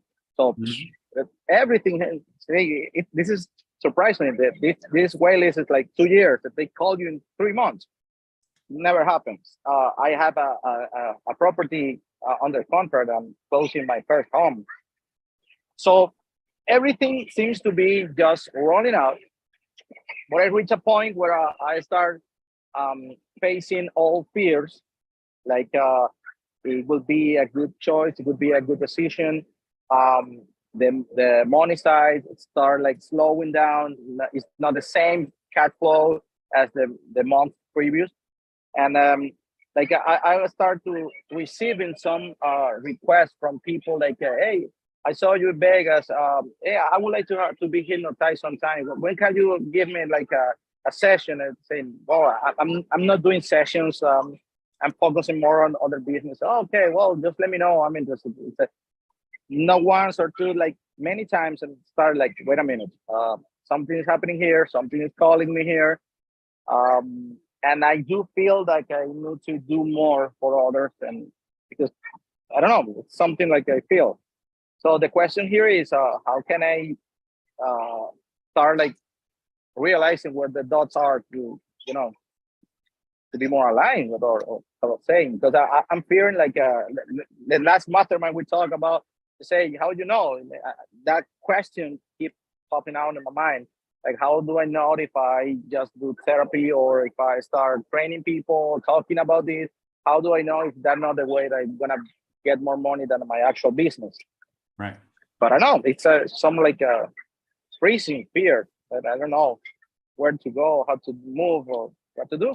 So let me ask you this, Carlos. Do you actually want to do therapy with people, or do you just think you should because people keep asking you?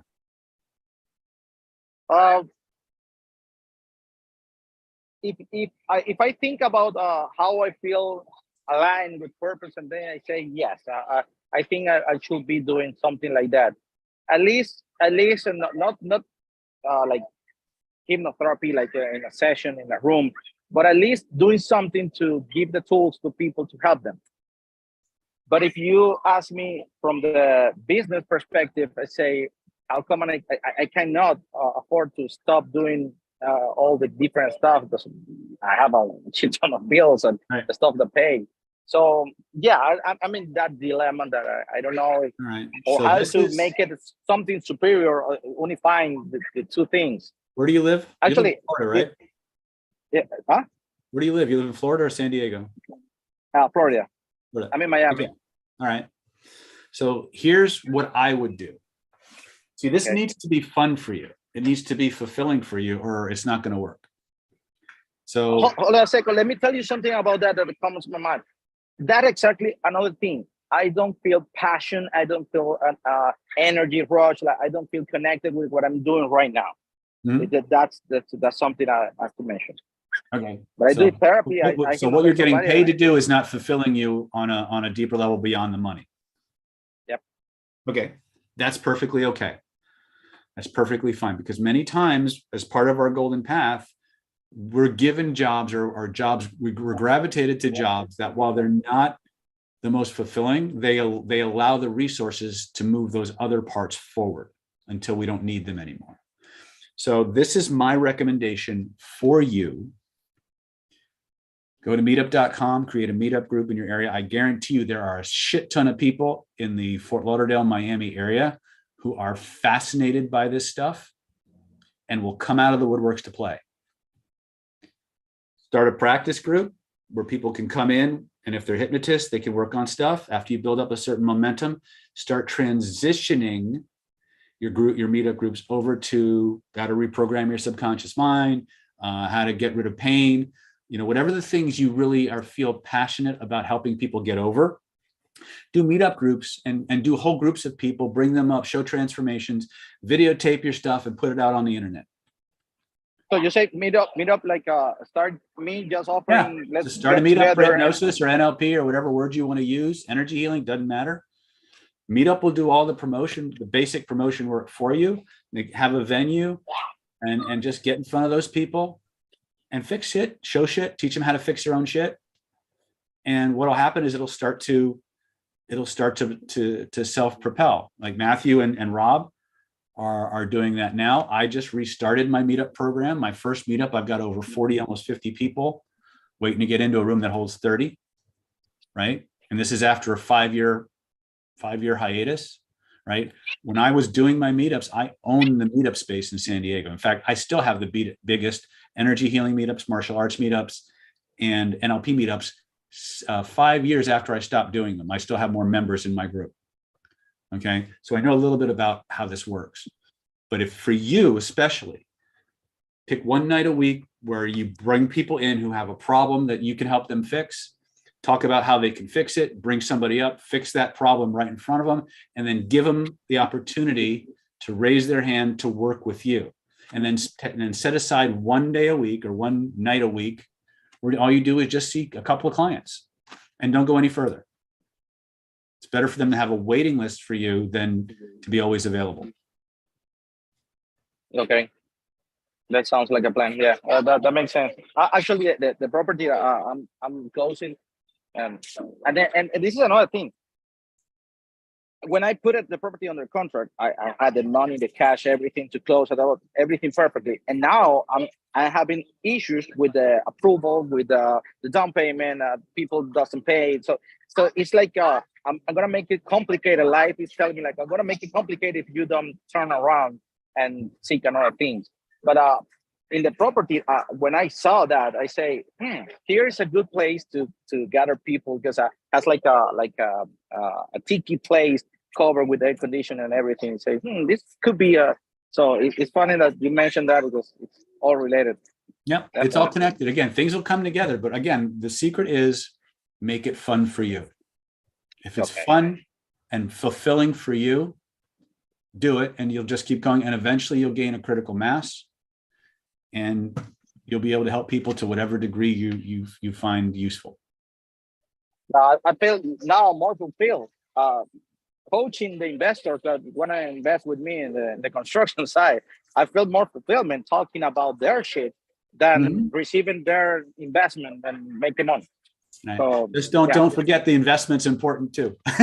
Oh yeah, it is. It is. Right, David. One of the hardest things, one of the biggest obstacles I have when I'm training the healers in Planet David is I demand you get paid to do this work. Yeah. Help by doing good. You know, and that's the hardest part is healers just want to heal people, but they don't want to ask to be compensated for it. And you need to. You deserve, you're well trained, you work hard, you deserve to be paid well for the opportunities that you offer people. So I'm seeing changes, so it works. I'm maybe sometimes I feel like doubt. I feel like I'm not good enough, or is it for me? So yeah. So sometimes I'm not looking to receive validation, but unconsciously, yes, I'm not doing something to get validated that this works, and this is the path. Okay. All right. Well, you keep me posted. Let me know how you're doing. If you need any help, reach out to the community or reach out to me, and we'll support you in any way we can. Yeah. Thank you, David. I'm going to stay here. You're welcome. All right. Let's talk to Alex. Hey, David. Hey. Long time no see since Killer Influence. I have two questions. First of all, one kind of about your background. I know in October you're going to have Secrets of Internal Power. Could you talk more about what it is about and what skills would I be learning? Okay. Secrets of Internal Power is a 4-day seminar. The first day is all me. The second 3 days are me, Grandmaster Chris Thomas and Grandmaster Norm Johnson sharing very simple, very powerful self-defense techniques that anybody can use. You don't need to be a martial artist or a black belt or some kind of super athlete to do anything. We call these sneaky old man techniques. So if you're a small person, not real strong, not real athletic, these are things that you can do. They're not going to turn you into the next Bruce Lee or MMA super champion, What they are going to do is help you go home safe if something should happen, right? So the first day I'm going to teach energetics. I'm going to teach structure. I'm going to teach powerful ways that you can begin to rehabilitate and rejuvenate your body and make it more useful for you. That will actually add years to your life and your mobility. We'll teach you how to mentally train and program to learn things faster. And then we're going to teach you small joint manipulation, pressure point work, natural weaknesses of the human body where you can just touch people in two places and put their ass on the ground and run away. It's a lot of fun. You get to learn a lot of really cool energetic and secret stuff in the context of personal self-defense. But you get to prove both energetics and like martial arts. So oh yeah. This is the stuff that was kept secret for hundreds of years, right? And the reason it's kept secret because once you know how to do it, anybody can do it. And the people who knew how to do this didn't want everybody to be able to do it. Yeah. Right. So we teach you how to move, how to rehabilitate your joints, how to activate certain pressure points of the body, how to use those certain basic movements that are universal to self-defense. It does, again, it's not going to turn you into a black belt, but if you actually train these things on a pretty regular basis, you'll develop the muscle memory and you'll be able to just, if something happens, put people on the ground and keep them there if you need to, or put people on the ground, knock them out and run away. Okay. Right. Sounds good. And it's like a little bit of system as well involved. Oh yeah, it's a lot of systemic because that's my. I'm actually trained in every single art, and I have high-ranking ranks in every single art that's going to be taught. But my focus, my contribution will be the mind, body, and the energetics of Systema as well as pressure points. Okay, sounds good. And that's like in the end of October. I think I would like to come by because October 26th through the 29th. It's October 26th. And again, it's not designed for martial. In fact, a little feather in your guys' cap. Every time my students come to this thing, Grandmaster Chris and Grandmaster Norm are convinced that everybody in the room is a black belt. Because you guys pick this stuff up so fast and do it so well. They're teaching you black belt level technique, but you're doing it like you've been doing it your whole lives. It's really interesting how the people who go through our training processes, they just grab onto this material and they can just do it. It's really fun. And it'll take everything you've learned through these channels and through these trainings to a whole other level. Because again, anytime you get in the live room with us, you get changed. Right. That's good. And that's in California, San Diego. Yeah, it'll be at Marina Village here in San Diego. Again, if you remind me, like after we take our first potty break or our first lunch break, I'll post the links and I'll set up a little coupon code for any of you who signs up while we're on that. If you use the coupon code, we'll give you like a 20% discount or something on the seminar. If people want to do that. Does that sound okay? But that's only for people who are on the mastermind, and people are watching us on YouTube, so I might give it to them too, but they actually got to be here. So, but yeah, but internal power is fun. We only do it one time a year. And it's where I basically pull back the curtain on everything I understand and know between the NLP, the hypnosis, the energy, the martial arts, and we put it all together into a very fun, useful, and empowering 4 days. And again, we do sit in that seminar. We don't do any other time of the year. So it's a lot of fun. Gotcha. My other question was, well, it's a little bit of everything. Something I recently started to struggle with as I, learn skills like of polarity, how to like switch from one emotional state to another, is that, when I kind of like switch between negative states, I feel like I don't know, I'm kind of like lose myself within those, since I started to switch like so often, feeling where I kind of don't know which state is mine naturally, if that makes sense. So that's actually quite normal. And the reason for that is because the more you were hurt, remember all of our states, in spite of our neurological predispositions, all of our states are actually habits. They're habits of thought and feeling. When you actively engage in changing your state and holding it, it's like nickels in a slot machine. It's just like retraining any other habit. If you do it long enough, over a long enough period, consistently enough over a long enough period of time, your default state starts to change. Now, if you're used to thinking of yourself as being one way and all of a sudden you're spending more and more time as a different way, that can cause a little bit of confusion. So, well, who am I? Which state am I really? The truth is you're neither of them. But the habit you're engaging in is changing. And so you're not sure where you live anymore. So just keep consistent, keep like practicing, and then remember that eventually states are become- like clothing that you put on and take off. We all have our favorite shirt, or our favorite shoes, or our lucky socks, or our lucky boxers. States are no different. So while you are in that state of confusion, like what do you do to mitigate? Like, you know, The question like- becomes not when you're in that confusion, the question becomes, who do I want to be? What do I want to feel? And then just choose to feel that way. Okay. I guess I don't know sometimes how to answer that question. I'm just working that. Well, if you and can ask me a both, better like- question, I might be able to give you a better answer. So like, for example, like both like emotionally and like even erotically, or like, let's say when it's emotional, you know, you're at work, right? Sometimes you want like a dominant position, leadership, and sometimes you want a more subordinate. Okay. And that's like, or even erotically, like that confusion, like that polarity, just gives me a headache because I don't know like which. So here's again, this is like chapter 1 of Killer Influence, how to think like a master of influence. Everything starts with an outcome. All right, you're in a context, you're in an environment, you don't know whether to be the authority or the superior, the subordinate, or the equal. That question is predicated on what is your outcome? What is it you're seeking to achieve? Right? Once you know what it is you're seeking to achieve, you evaluate the situation, you evaluate the persons in that situation, and ask yourself the next question. What state or what identity state do they need to be in for them to do what I want them to do?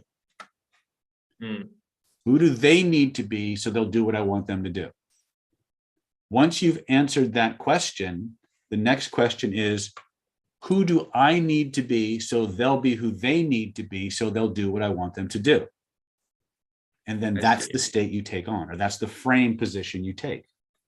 And to take it like to another level, sometimes thinking about this, like trying to almost like predict what would give me, let's say, the most pleasure or the most outcome, also like gets confusion because you're like, you know, thinking too much about, well, what state would be the best, you know? Maybe I should just roll over with intuition and just do that. A lot of times your intuition will be right.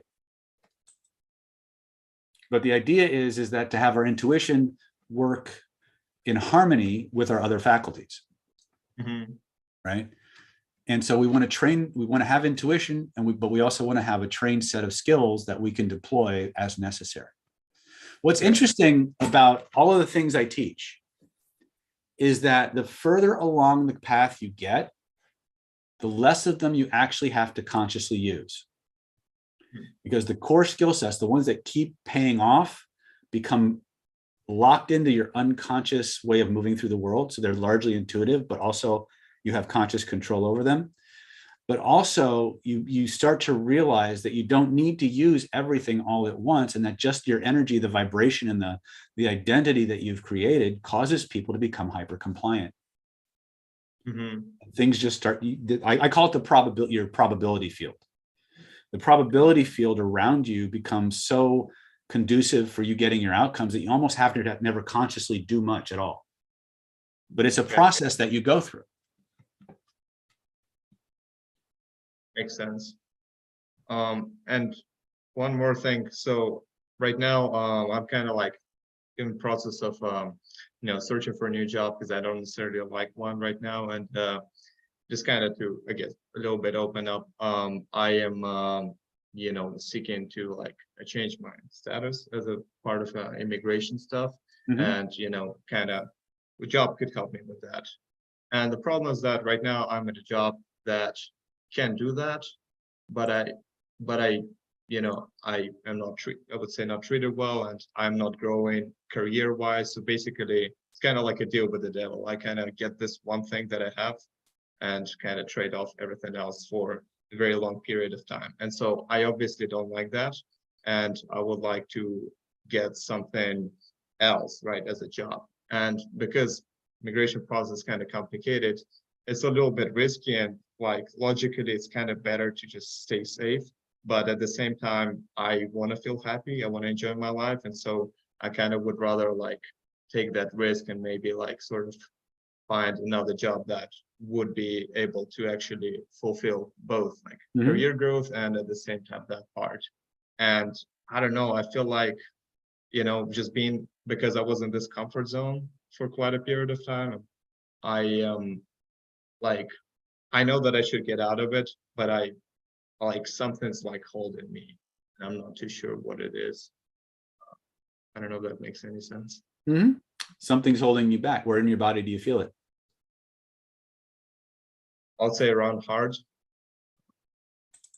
area. On the heart area. Close your eyes. Let's explore that. Point to where you feel it. Excellent. If there were a picture floating in the space around you that represented that feeling, Alex, a feeling you could reach out and touch, a picture you could reach out and touch, where would you reach out to touch it, my brother? Excellent. Trace the outline of it with both of your hands so you know how big it is. Excellent. That's pretty big. Let's go ahead and make that thing smaller. Notice what happens to the feelings in your body. What happens, brother? Feels better. Yeah. Excellent. Let's open it up just a little bit so we can do something with that. Now I want you to go ahead and put a big black frame around it. The bigger and thicker and blacker, the better.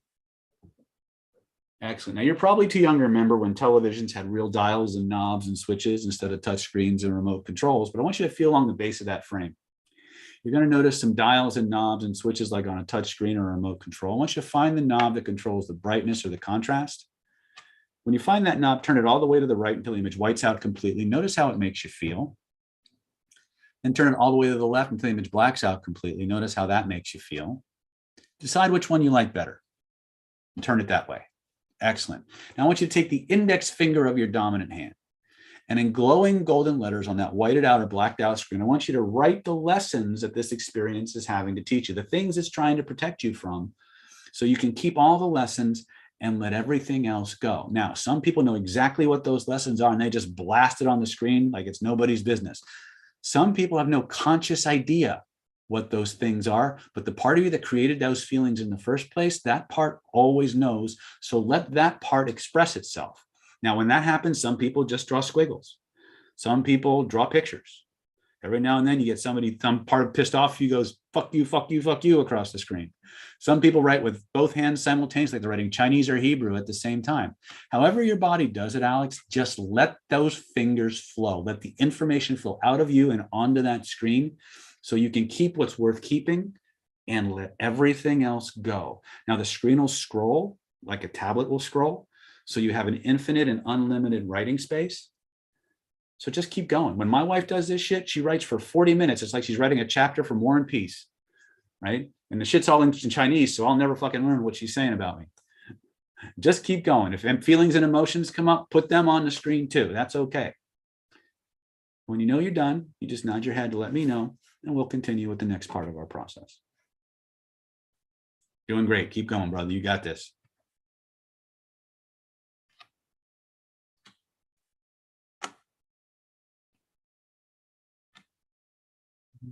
Excellent. Reach up, shrink that down to the size of a postage stamp or even smaller. Notice how the feelings in your body shift and change as your other than conscious mind begins taking that frame, moving it up over the top of your head, back beyond the horizon until it disappears below the horizon completely. And you know the sound a hammer makes when you're banging on a nail. You nailed back there for all eternity, impossible to come back. You know it's nailed back there for all eternity, impossible to come back. Test it. Try to bring the old feeling back. Try to turn the new feelings off. And notice what happens instead. Now, let that process happen. You may notice you're feeling a little warm, maybe breaking out in a sweat. Your body's doing all kinds of weird things. That's just your neurology resetting itself. Take all the time you need to let that process happen. When you're satisfied, test it. Try to bring the old feeling back. Try to turn the new feeling off. Notice what happens instead. When you're satisfied, stop testing. Allow your eyes to open. That's right. You're doing good. Notice how different you feel. What do you notice, brother? Better. Yeah. Feeling stronger. Good, good, good. It's there, and I know what I want to do. Good, good for you. That's just the beginning. But again, it's just, you get a little warm. I felt the heat coming. I can feel it from here. It's like, shit, dude. Yeah. Yeah, about 50% of the time or better, they'll just start giving off heat like it's nobody's business, right? Why? Because there is no alchemy without fire. You're dealing with light. So very good. Now, so much. the process is still happening. So you may notice feelings and emotions come up. That's just your body detoxing. Some people break out in a sweat, some people laugh, some people yawn, some people cry, some people twitch. Some people just feel waves of emotion coming up. That's all supposed to happen. Just drink lots of water and you'll purge. Okay, good, good. That's good. Thank you. You're welcome. All right, last but not least, no fear hypnosis. You still with us?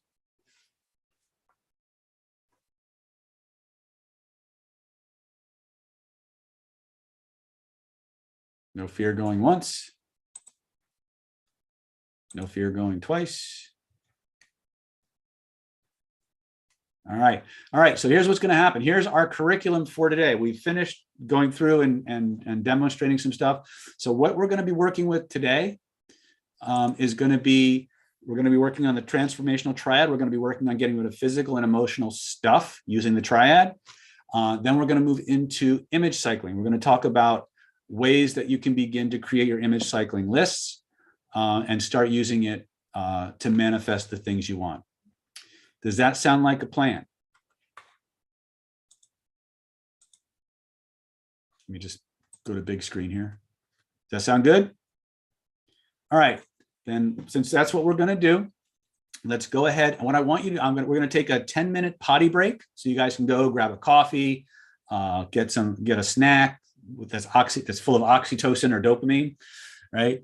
When we come back, and if you don't want to go do that, and get out a piece of paper, I want you to write down 3 to 5 things that on a scale of 0 or of 1 to 5 or 1 to 10 have an intensity level of about a 1, 2, or 3 to do for practice.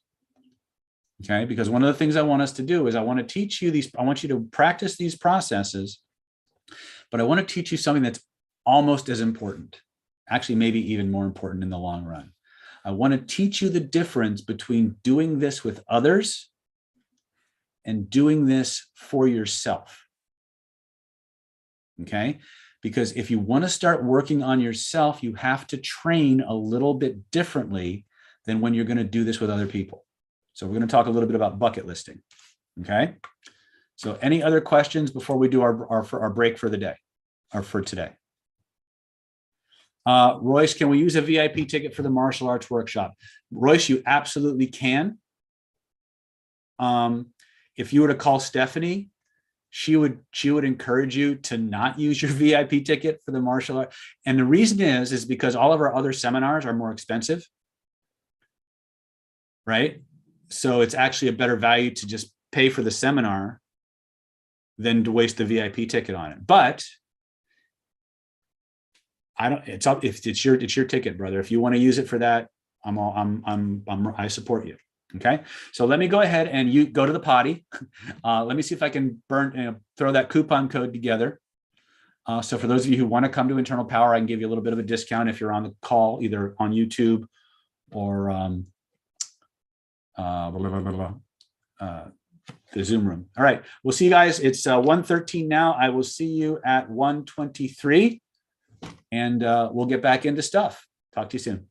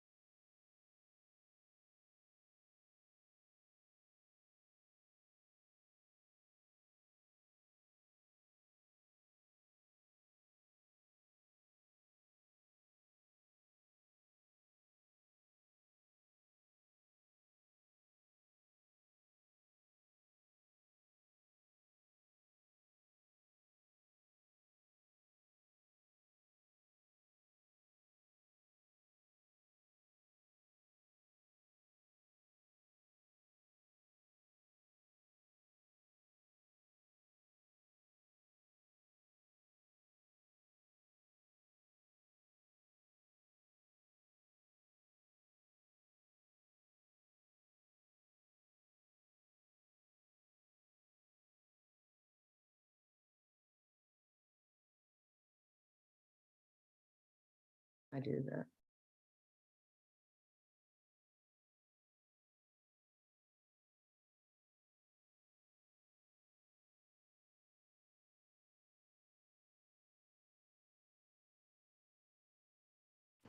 Smile, Renee. Hi, Jax. How are you, sweetie? You look Hi, good. good. You look Thanks. good. You look kind of glowy today. Oh, are you muted? I don't hear you. Are you muted? There we go. Now you Oh, can hear. you know, I was say, just thinking I about don't. you. I got I this, was. I got this new book, and it's opening up the chakras. Oh. And it talks about the was it Kundalini? Yep. Yes, it talks about that in there. And what it does is it teaches you meditation and yoga poses that will start opening up the petals of the chakras in your body, starting with the first chakra, the root. And one of the things that they were talking about, and I was like, just, this is like really weird. I've been having a lot of pain, and I've just been struggling trying to get help with it, and and all that and stuff. And it's really been kind of like disabling me more than usual. And so it's like, I'm just like, I'm going to try some stuff. So I did some of David's spinning, I did some framing, and then I did some color breathing.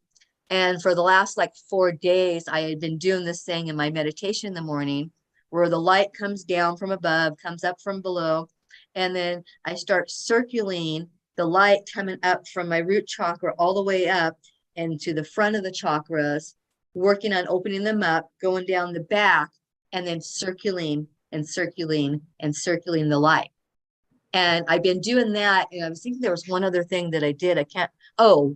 I've been also visualizing myself in the perfect body that I want, the perfect healthy body, and tone and lean.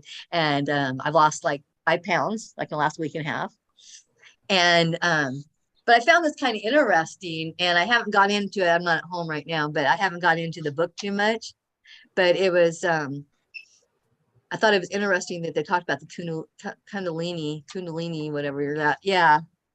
So I was like, gosh, it's like, I bet Jax would find this interesting. Yeah. There's another book you can add to that called Kundalini Rising. My mother used to live by that, although, shit happened, but yeah. So send me the link for that book. I'm interested. It's a hard copy. Okay. I'll That's send you fine. the information for it when I get back home. I'm Okay. I'll be at the coast. We're this day, back. Jax. All right. You're all having chakra conversations. I get it. Yeah. We have some enthusiastic YouTubers who want to join us. So maybe I don't know if they'll make it in or not. They're learning how to navigate all the different membership levels. So if you see people popping into the waiting room, please let me know so I can let them in. All right, so let's go to the diagrams. Did everybody make a list of things they want to work on? Yes, no? Transformational triad.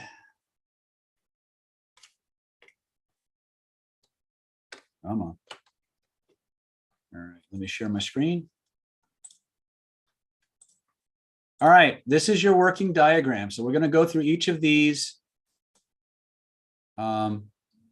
systematically, and we're going to explain the theory behind this. Okay. Remember that your unconscious, one of the prime directives of your unconscious mind is to protect you. It's to keep you safe. And it doesn't need your permission to do that. It also doesn't need to ask you if it's going to do that. It's simply going to make arbitrary decisions that either protect your genes and allow you to reproduce or not. Okay. So one of the reasons that if you look at the diagram, let me see if I can, it's hard to collapse this thing, that this new version is not always the most conducive, but notice that the apex of the transformational triad is the magic frame. The reason for that is that many times what will happen is if something happens enough, your unconscious mind will attach a safety lesson to the event or experience, to the event memory. It's important to understand a couple of things about this. You are not the way you are because of the things that happen to you. You're the way you are because of the way you've recorded the things that happen to you. And the way you've been relating to those recordings. Okay? So what you're dealing with, and one of the reasons many times that we fight to keep something that is obviously making our life hell, is that we've identified with that problem. We've made that problem, that recording of the event or experience, such an important part of our identity that the idea of giving it up terrifies us because we don't know who we'll be anymore. We don't know how to be without it, if that makes any kind of sense. That's one aspect of this. The other is that going back to the protective aspect of the unconscious mind, is that if you've had, again, the ones I use most often are relationships and businesses. Let's say you've had a couple of businesses, right? You started a business, you worked hard, you had bumps and scrapes, but you made it to a certain level and you're enjoying your business, and all of a sudden something comes along and just wipes you out. Maybe you're a restaurant, maybe you built a restaurant and all of a sudden COVID came around and just fucking wiped your business off the planet. You struggle through the pandemic. You get the EID loans, and you've got a business plan, and you're going to restart your business, and you get that up and running, and then all of a sudden something happens and stagflation hits, the economy takes a shit, and all of a sudden your brand new restaurant goes tits up, right? It's just gone, right? Every time you've lost that business, it was tremendously painful for you. It was a tremendous loss. And your unconscious mind is doing its best to help you manage that, to lock down feelings so it doesn't overwhelm you, so you could function. But it's also looking at those experiences and saying, wow, I have to make sure that we never feel this again, right? I have to do something. But your conscious mind isn't aware of that. And so what does it do? You have these desires. Damn it, I'm going to pull a Rocky. I'm going to fall set. I'm going to get, it's not how hard I get hit. It's how hard I can get hit and get back up again. You embrace that idea.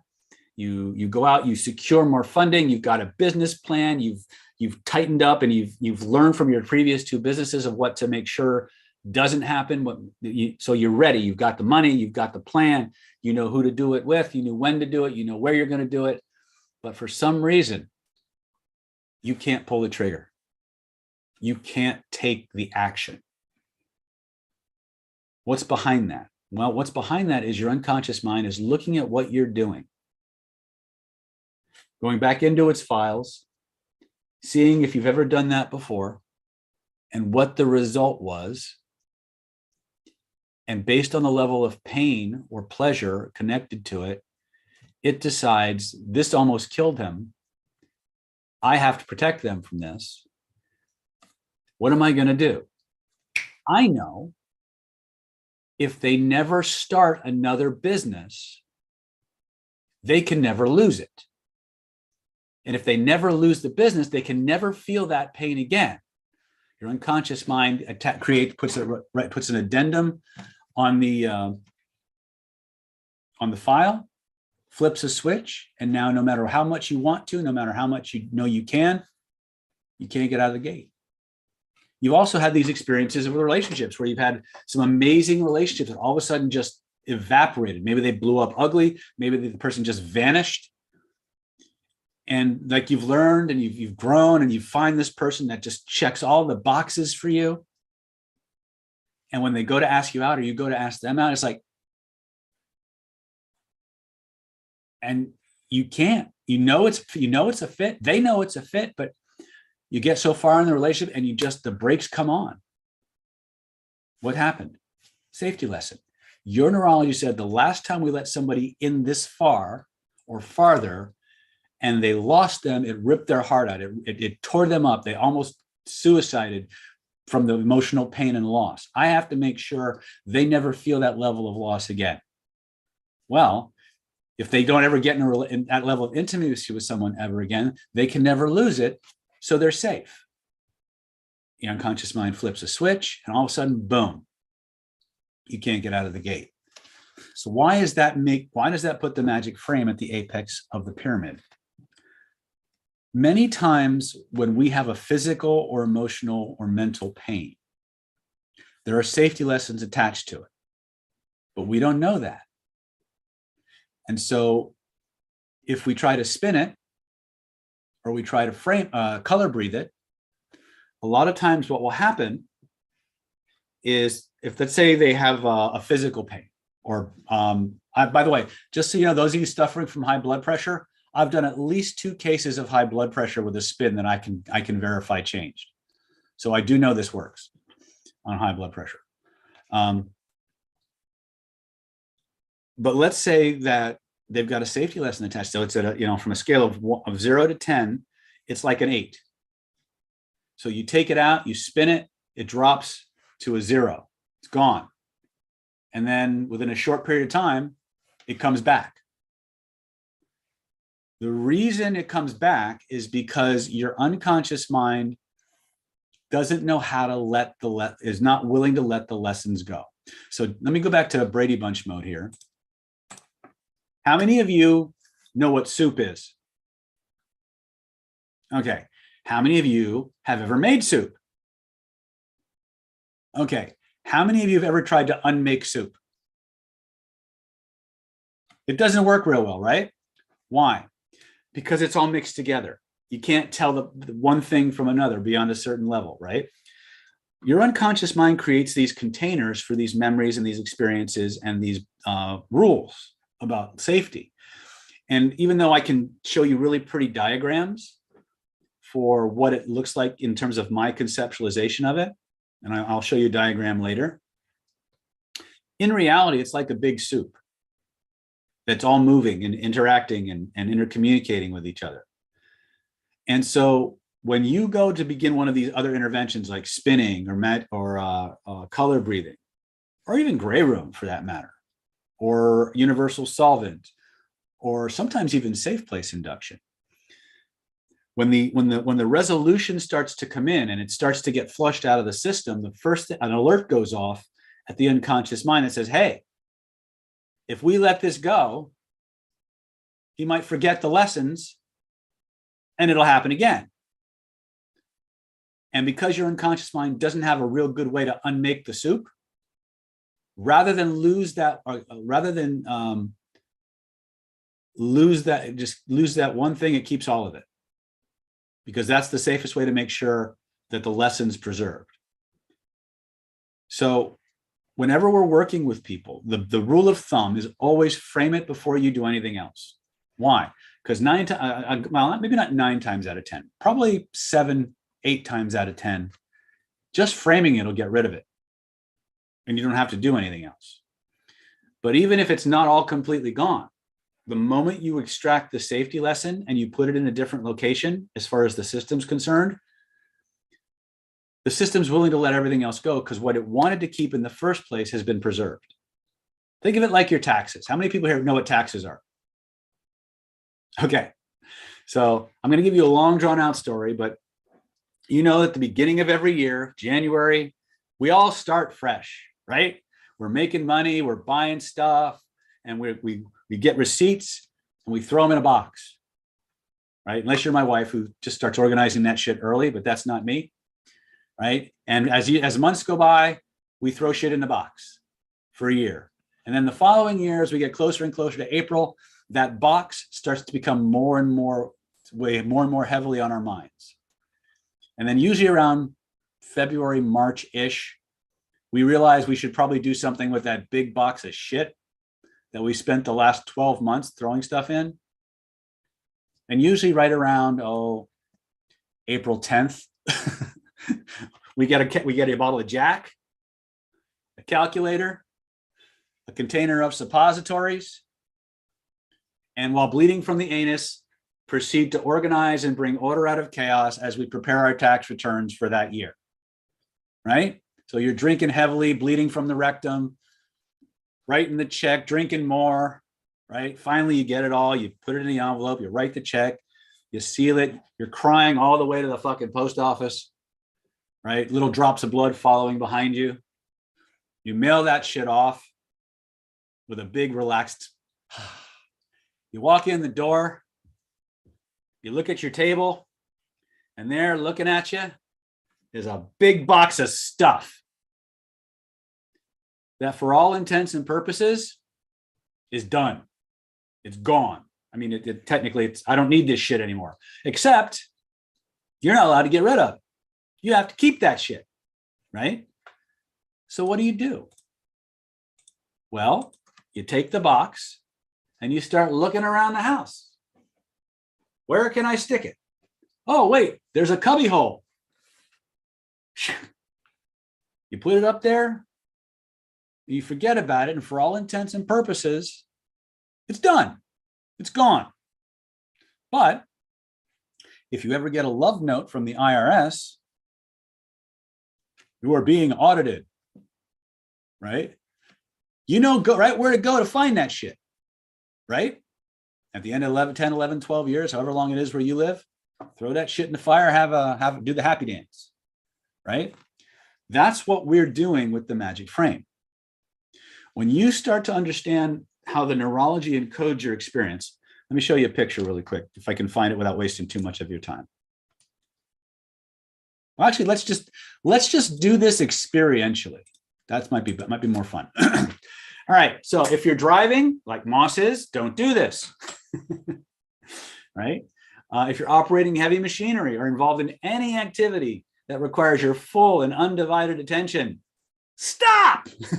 Don't do this, okay? But I want you to close your eyes. If you want to stand up, it's always better if you can stand up, but you can sit if you want. I want you to remember a time in your life when you felt the most amazing, thrilling, fulfilling, satisfying pleasure ever, right? And I want you to see what you were seeing, hear what you were hearing, smell and taste what you were smelling and tasting, and notice that there's a place in your body where those amazing, wonderful feelings start, where they grow and where they spread from. Take a moment, point to where you feel it. Now, if there were a picture floating in the space around you that represents this amazing feeling you could reach out and touch, where would you reach out to touch it? Trace the outline of that with both of your hands and grab it. Let's make sure we got the right one. Make it bigger. Notice what happens to the feeling. Make it smaller.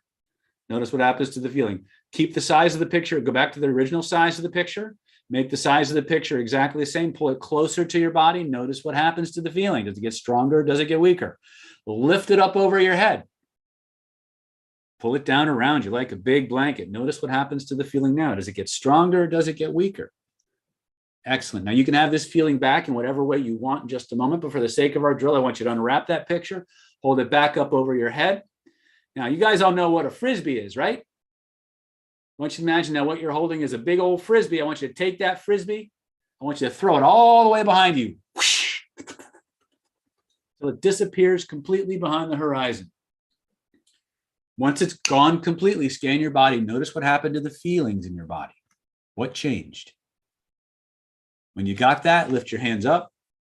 Imagine your hands are now the world's most powerful Frisbee magnets. Suck that Frisbee right back into your hand. Now, as you hold this picture above you, I want to tell you the most important thing you're going to hear today, quite possibly for the rest of your life. Inside your mind, body, and soul, you are the king or queen of your reality. You are the god or goddess of your universe. You have every right, privilege, and authority to make any change that you want for any reason that you want. And I want you to play with your own power right now. I want you to make that picture bigger, make it smaller, move it up, move it down, move it in your body, move it out of your body. Notice how every time you change the size and location of that picture, the feelings, the intensity, and the quality of those feelings change too. And I want you to keep playing with it until you find the exact size, shape, and location that gives you the exact feeling that you want to have at the exact intensity level that you want to have it. When you've got that sweet spot, fix it into place. Notice how the feelings in your body shift and change as that picture flows from your body, or from the picture to your body, from your body to your heart, from your heart to your bloodstream, from your bloodstream. Every place your blood flows, those feelings go into every nerve and every cell and every atom, into the very DNA of those cells, transforming, reprogramming, turning each and every cell of your body into a powerful, perpetual pleasure factory. Each cell of your body generating more and more and more of those amazing feelings in an infinite, ever expanding and unlimited supply. There's no need to measure it, manage it, or make it happen faster. Just notice that process taking place. Allow it to install itself completely. When you know it's done, it's locked in, test it. Try to turn this feeling off and notice what happens instead.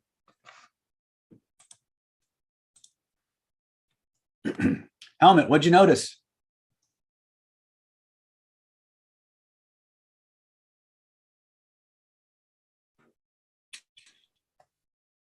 It's stronger. What? You mean you can't follow instructions? I told you to turn that shit off and it's getting stronger? Damn it. You're stuck being feeling happy now.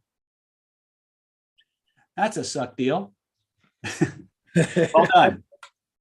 I regret it. I wanted it. That's good. Excellent. Alex is still zoning over there. Just keep pasting in it. It's good, brother. I'm going to assume you all feel pretty damn good. Yes? Good. What you just did was what we call the frame game. I do this with every single client that comes to me for therapy. Why? Because in the time it takes to do this one drill, I know everything I need to know about them to help them get the change they came for. Right? Now, how many of you noticed when you made the picture bigger, the feelings got more intense? Just raise your hands. How many noticed when you made the picture smaller, the feelings got more intense? Okay, here's the secret. It doesn't matter which one you do. It's just important to know which one you do, right? Because the idea here is your system has a way of coding for change. It has a way of coding for experience. And this game, this little game that we play, has many levels to it. But if you just play this game 4 or 5 times a day, every day, the ability to control and manage your own emotions and your own thoughts will go up astronomically. Because every thought you think, every feeling you have has these components that you're manipulating. And if you just connect the inside to the outside and manipulate the metaphor, your neurology will press all the buttons and turn all the switches it needs to transform anything you got into whatever you want. Okay? We call it the frame game, but it's actually a neuroplasticity exercise. When I bring you into the clinic, it's a diagnostic tool. When I teach this in my seminars, it's an exercise to develop emotional muscle, an energetic muscle, and develop the ability to generate more and more energy on demand. And so the secret to this is you got to keep doing it if you want to be better. Does that make sense? So here's what we're going to do as a group first. We're going to wire this in. We're going to hardwire this piece. I'm going to break you up into groups of 3. You're going to take turns walking each other through the frame game. Just what I did. Point to where you feel it, reach out and touch it. Make it bigger, make it smaller, move it in, move it out, wrap it around you, throw it behind you, bring it back, put it where you love it, suck the energy in and have it wash through your mind, body, soul, and spirit. That sound like a plan? Can we do that? Okay. And now the secret behind this is once I teach you how to do it and you guide people through it, it locks in the mechanics of it. Then all you got to do is play. The more playful you become with this, the easier it gets. Jax, your kind of question. Yeah, normally when I do that, the expansion, making it bigger, gives me more feeling. Today, when I made it bigger, I suddenly felt a feeling of sadness and despair. Mm-hmm. I don't understand that. It's supposed to be a happy feeling. Well, you remember this. This is important. Your nervous system connects things together that it sees have something in common. And it's constantly doing that. That's where the whole science and art of anchoring and NLP comes from. Your system is constantly taking things and sticking them together. So what may have happened is there may be some memory that you've either recently acquired or that was tangentially connected to the good feeling that got stuck to that negative feeling. And so all you have to do is decouple them. One of the things I've noticed is that things are changing that way. Mm-hmm. I don't understand it, but it's happening, and I deal with it like I can. Now, lately, I've been going through a lot of frustration, and not necessarily despair, but more probably depression over waiting for this knee surgery, can't get a job, gotta wait for everything to kind of fold. I mean, I'm manifesting things, but it's like, It's slow. it's slow right now, really slow, and it's frustrating. That's called being human. I know. Our conscious mind always sets an expectation of how long something should take, which is almost never in harmony with what actually does take. Well, dadgummit, David. We got to make this faster. I'm working on it. Okay, thank you, sir.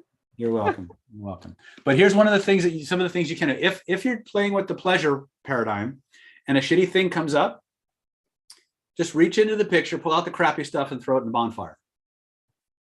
Right? Or ask yourself the magic question. If my higher mind could send me a feeling, a frequency, a vibration, or a color that would separate that negativity and dissolve it and leave me with just the happy feelings, what color or colors might it send you? And you can separate it, right? So we can use all the other techniques to enhance that, but those are fairly rare. Now, there is one other thing that may happen. I hesitate to tell it to you, but I'll just give it to you right up there.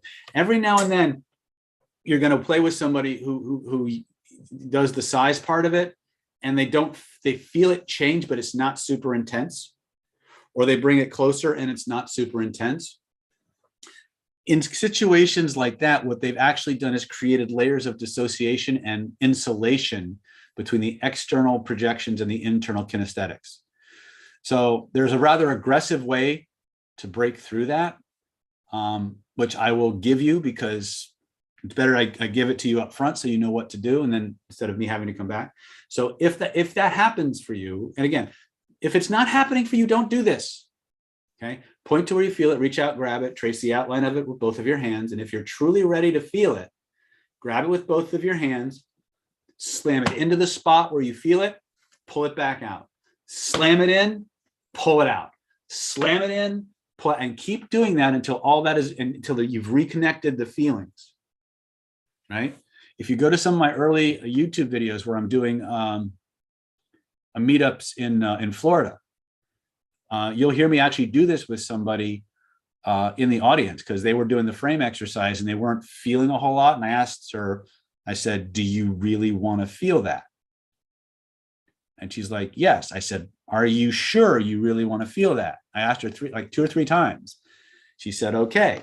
I said, all right, point to where you feel it, reach out and touch it, grab it, slam it in. She got about 3 repetitions in and just busted out crying all over the room. Right? So this is one of the things that my training didn't prepare me for. I had to figure it out on live human beings in real time. So I give it to you with the caveat that if you don't need to do this, or you're not prepared to do this, don't do this. All right? Because it's, again, if you poke the bear, it's coming out, and you're going to have to let that process happen. All right? So quick question about that. Mm-hmm. Could it be that part of what I'm going through is disassociation, which I have no doubt about? Absolutely. Could be lots of things. Shannon says, I did that in IBD and it made all the difference in the world. Yeah. Yeah, it really does work.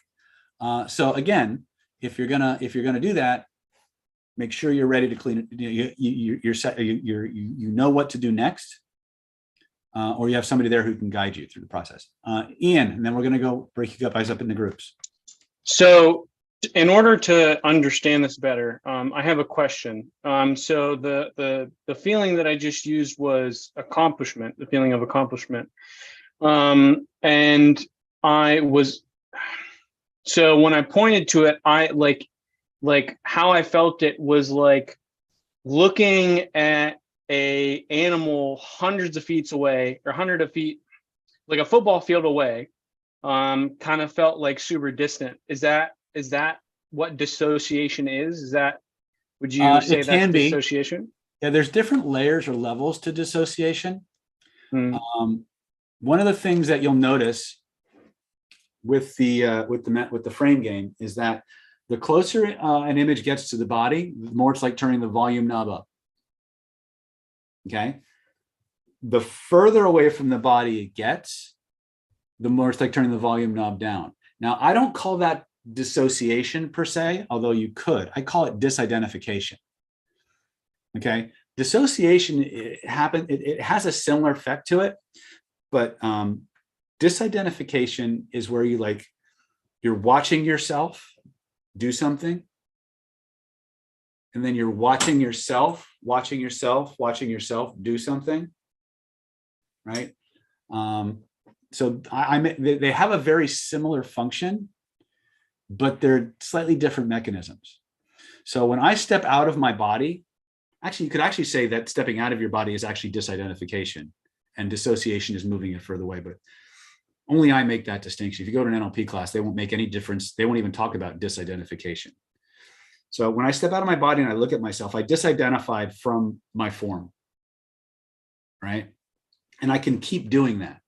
And the more layers of myself I create, the more removed I become from the sensations in my physical form, right? I may have level 10 feelings in my body, but if I'm four layers out, I don't feel that as a level 10, right? So think of that as disidentification.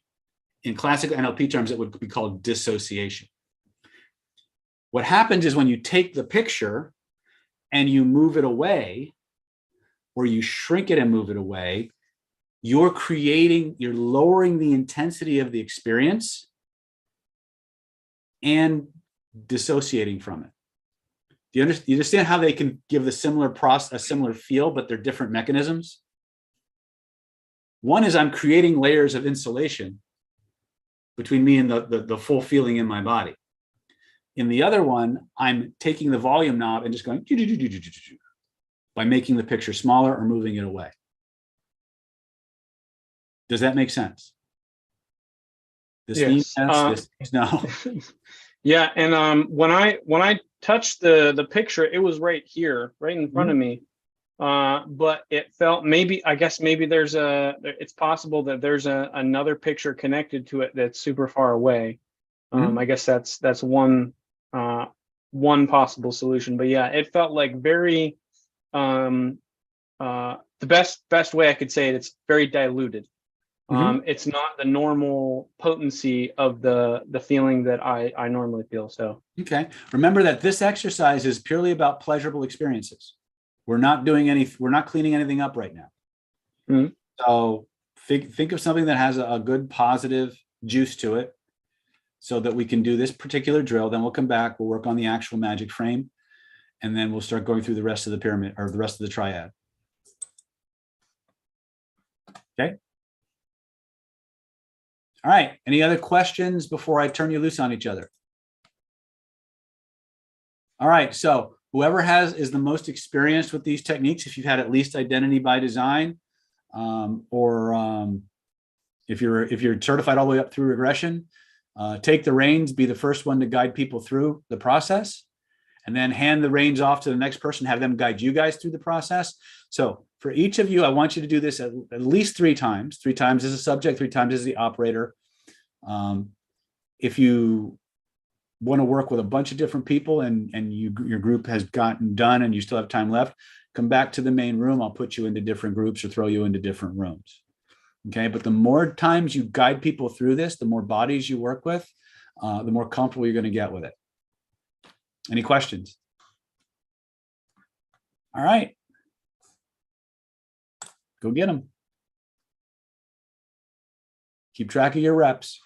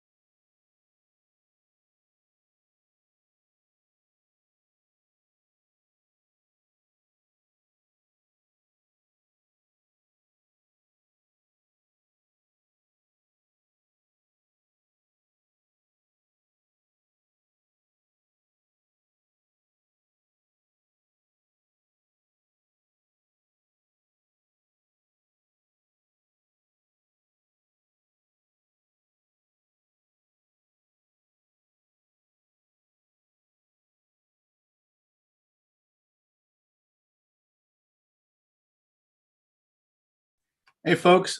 So while we're waiting on my my ducklings to finish practicing, I can answer questions.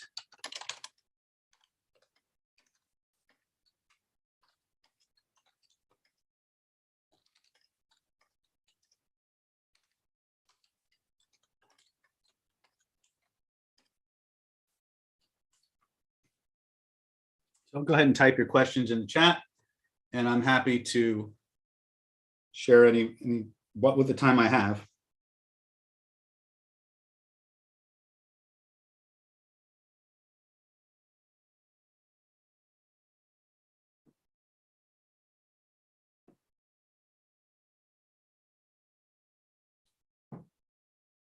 Apparently my daughter's watching us, so very cool.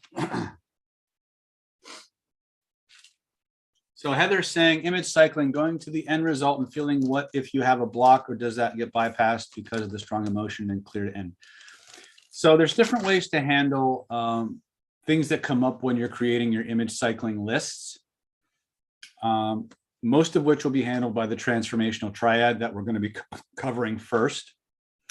Many times the things you do in your image cycling list will presuppose the end result, or it'll force you into a position where you have to clear it. Liam says, where do I find info on pulling down the heavens? Well, you can learn it in a mastermind, or you can go to bienwagong.mykajabi.com. Lottie says, hi, sweethearts. Danny J Live now says, are you taking new patients for hypnotherapy? I am not taking patients at the present time.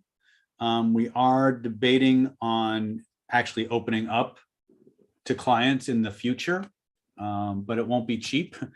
But what I am doing right now is I do private sessions for my Mega Platinum coaching clients, but I also refer to my people I've trained and certified. I refer my cases to them, and then if they have trouble, then they refer them back to me. But nobody's referred back to me yet, so everybody's very, very happy with the results that they're getting. Ryan Sullivan is asking, I often experience confusion after epileptic fits in sleep. What is a way to clear my head quickly? Color breathing. Right? Remember a time in your life when you felt amazingly clear-headed. Ask your neurology if your higher mind could send you a feeling, a frequency, a vibration, or a color that would completely clear this mental fog and restore my mind and body to optimal functioning and clarity. What color or colors might it send you?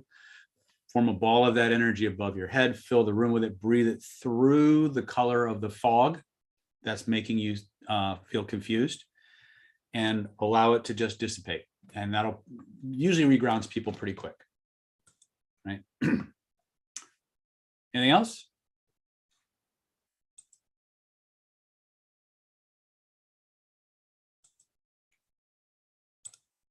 Let's see what kind of time left I got on my ducklings here. I have to be mindful of the time because I also have to check in on them. I just wanted to, usually I'm just bouncing from room to room to room, but I wanted to kind of say hi because you guys have been kind of sitting with me the whole time. So I just wanted to let you know I didn't forget you. Right. So listen, ask more questions. I'm going to go check on my people.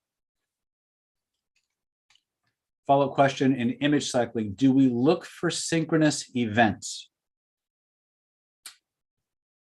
I would say no. What I would say is don't look for synchronous events. Become aware of them as they happen. Right. So there's a difference between looking for something and becoming aware of something as you're moving through the world. One creates blind spots in your perception. The other is a byproduct of opening up your perception. Okay. So I would not say look, I would say become aware of, notice those things. So let me go check on my people and I'll get back to you just as soon as I can.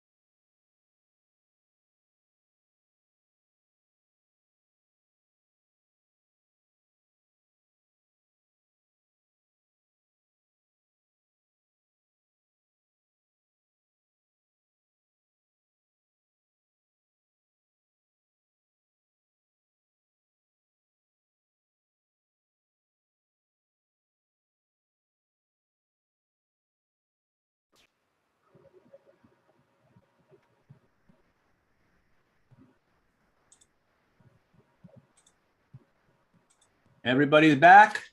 Yay. Are we still, there's still people coming back. They're bebopping back.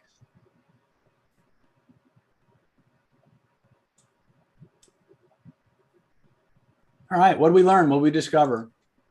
Again, this is just a prep exercise. It's just a primer to get your neurologies warmed up a little bit. Okay. That's hard.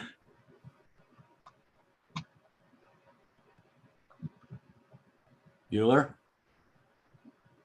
Did we lose half our people? They get lost on the way out? Oh, here they come. All right.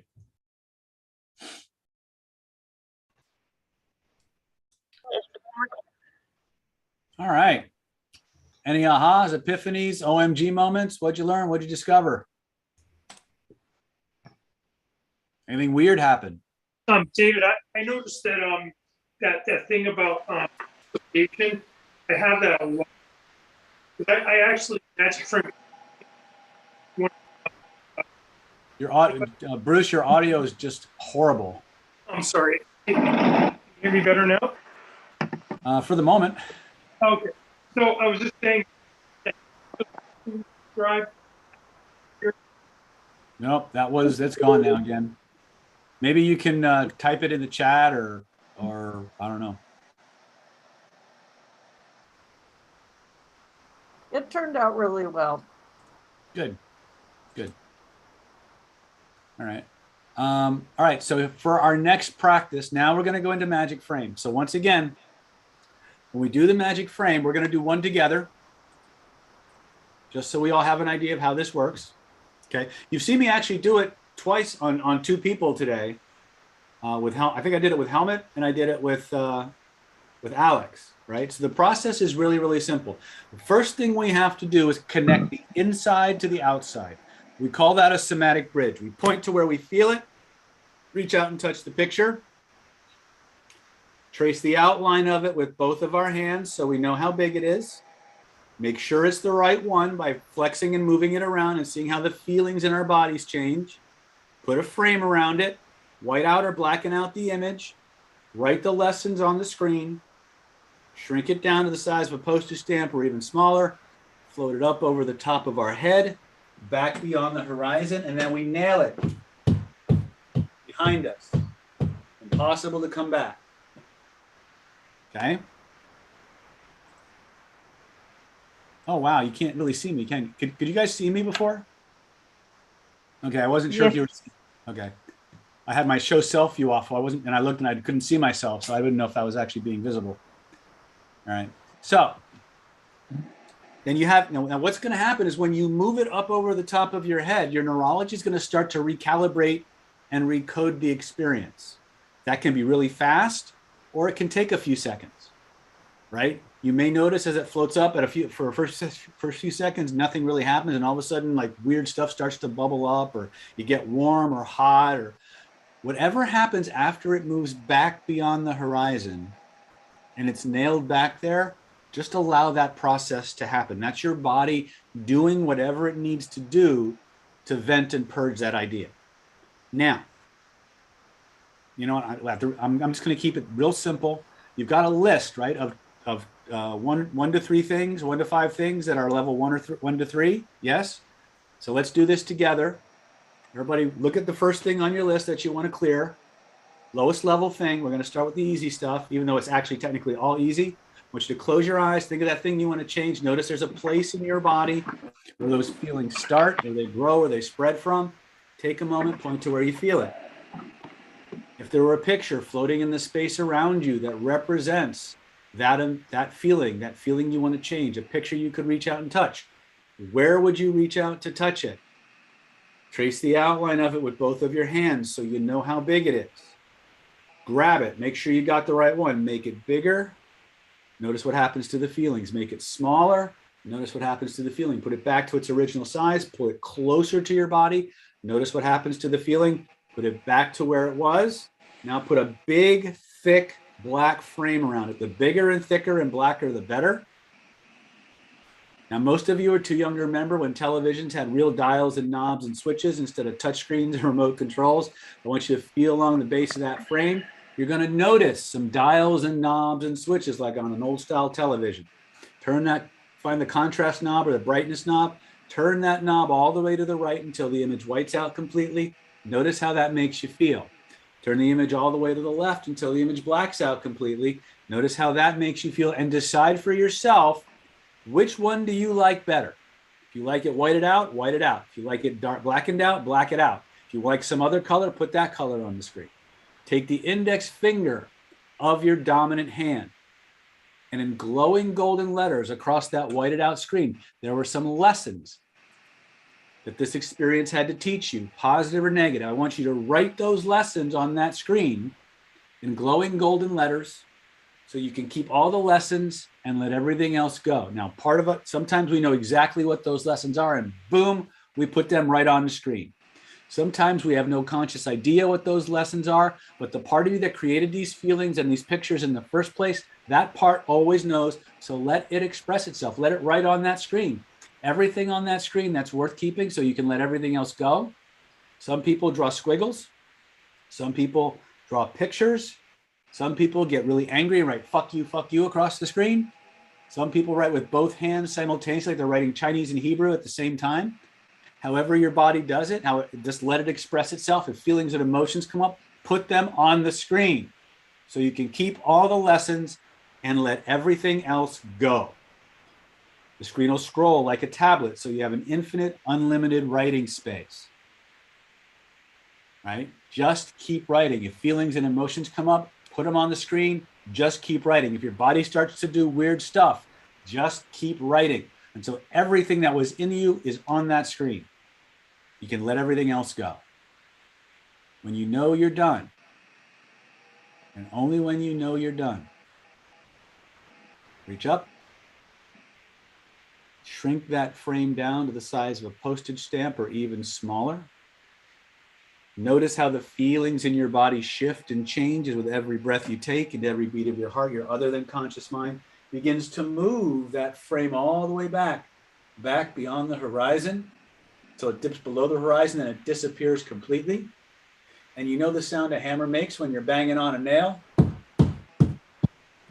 Put nail back there for all eternity, impossible to come back. When you know it's nailed back there for all eternity, impossible to come back, scan your body. Notice the change. Notice it's gone. Notice how different you feel. Try to bring the old feelings back and notice what happens instead.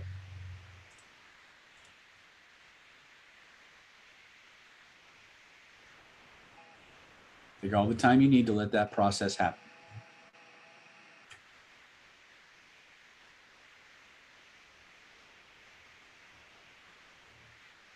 When you're done, open your eyes, look up here. All right. Does anybody at all have any residual feelings, or are they just fading away slower? I did. Okay. So if you have residual feelings, here's what you do next. This is where you get a choice. You can either spin it or you can color breathe it. Is it okay to get rid of this? Is there any reason why you, again, I'm looking for any hesitation. When you ask that question, if there's any hesitation whatsoever, we got more framing to do, right? But let's assume that it's okay to get rid of it. Let's go ahead and spin it. I want you to close your eyes, point to where you feel that residual in your body. As you look at it with your inner eyes, notice there's a color, maybe even a series of colors connected to that feeling. What color or colors would that be for you? First impression. Whatever it is, scale of 0 to 10, rate the intensity of those feelings. Reach in, grab all that color, take it out, and hold it in your hands in front of you. Make sure you get it all, because sometimes that shit hides. Once you got it all, hold it in your hands and look at it and notice, did the color change or stay the same? First impression. All right. If it stayed the same, great. If it changed color, fine. What did it change to? Now notice it's moving. It's spinning in a certain direction. What direction is it spinning? I want you to grab it with both of your hands. I want you to play with the direction it's spinning until you find the direction that makes it even better, that makes it exactly what you want instead. When you find that new direction, I want you to spin it like a wheel in that direction and double the spin, double the speed, double the force, double the magnitude, keep doubling it over and over and over again until it takes on a life of its own, until it's impossible for it to go back the way it was. When you know you've got it, slam it back into that spot.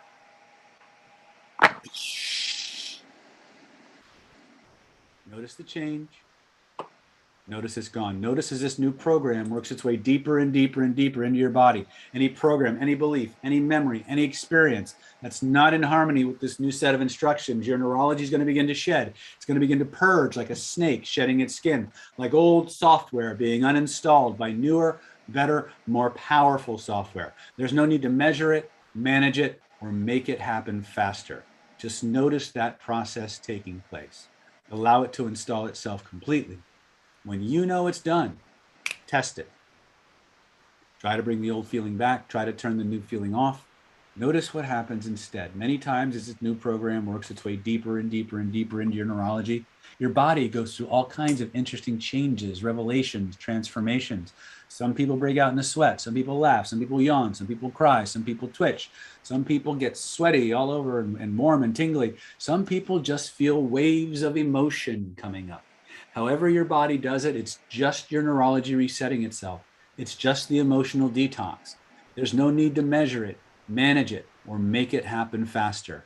Just notice that process taking place. Allow it to run its course completely. And when you know it's done, test it. Try to bring the old feeling back. Try to turn the new feeling off. And notice what happens instead. When you're done testing, look up here, notice how good you feel.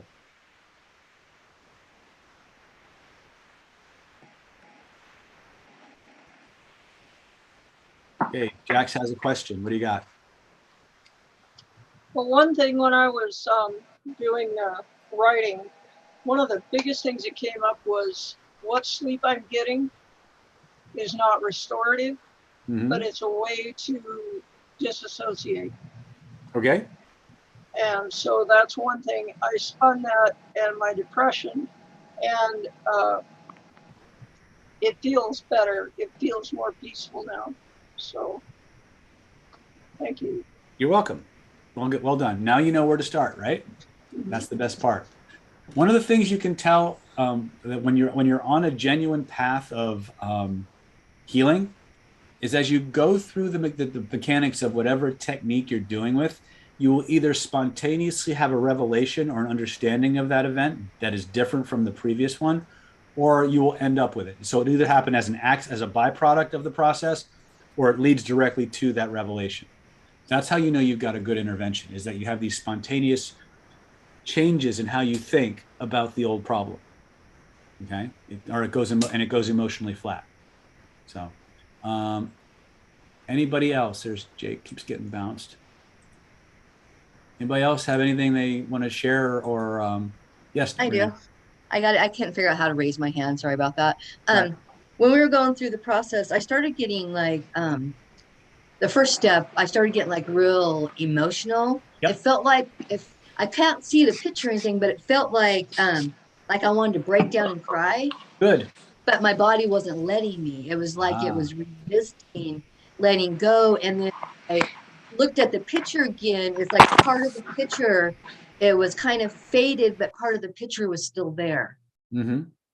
Go back. And then when we just did this, it kind of released a little bit of that, but I didn't feel like good feeling. It's almost kind of like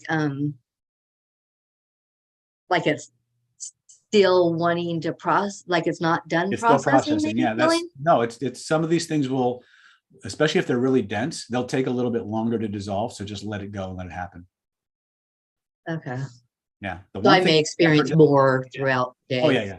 The one thing I'll tell you this one story. Once upon a time, I was doing a meetup, and I did this spinning technique with a bunch of people, and I was going around the group, and everybody was telling me their experiences, and I got to this one lady, and she goes, "I don't feel anything. I don't feel anything. I didn't feel anything," and I could tell. I knew it was going on, but I didn't want to say anything. So I said, "Okay, well, you just let it happen or not let it happen. Whatever happens, happens. Some people get it, some people don't." And then I started going past her. And about three or four people past her, all of a sudden she goes, "Oh my God, it happened." And what had happened was she was concentrating so hard on looking for the result that she actually blocked it, because she saw me questioning people and she was looking for something to report, and she blocked it. And the minute I passed her and was on, the pressure was off, the defenses went down, and the program engaged, and poof, it came up. Right. And another time, I had a guy, I did a session with him, and a week later I went in to do another session with him, and he says, after our last session, I really didn't feel a whole lot, and then about 4 days later, everything changed. Wow. Right. And so the one thing I learned is that the techniques work, but the one thing I can't predict is how your system is going to process and how long it's going to take to do that. The vast majority of people, really quick. But every now and then there's this really dense, especially if you've got a lot of resistance to letting things go. Right? If you've trained yourself that it's not safe to be vulnerable, then the moment that vulnerability starts to manifest, you'll stuff it back down. So one of the biggest things that we have to do as healers is we have to create a place that's safe for people to feel like they can do that and vent and release. And that's not always the easiest thing to do, especially in an online chat room where you're surrounded by your family of thousands of people hundreds of people you've never actually met, So but whatever you're doing, and again, if you're getting some degree of movement, just either give it time or just keep doing it and just keep chipping away at it. Because the one thing I see over and over again is it's repetition that wins the day. If you watch the early YouTube videos, when I bring people up, they don't get off the stage until it's zeroed out. Right? I don't let them go because they think after a couple of passes, that's as good as it's going to get. No. Right? So should I not worry about that picture that was still a little bit there, but kind of faded, not as much details? I wouldn't worry about it at all because it's your picture. Right. Okay. And so, but if it's partial and you need to get rid of it, or you want to get rid of it, go back and repeat the process. And you may be one of these people that moves in small increments. Like the first time you do it, maybe a quarter of the picture goes away. Right. Okay. Second time you do it, another quarter goes away. Or it's an eighth. As long as you keep getting forward movement on it, just keep going. Right. If you stop getting forward movement on it, change the technique. Okay. All right. Makes sense. Thank you. Anybody else?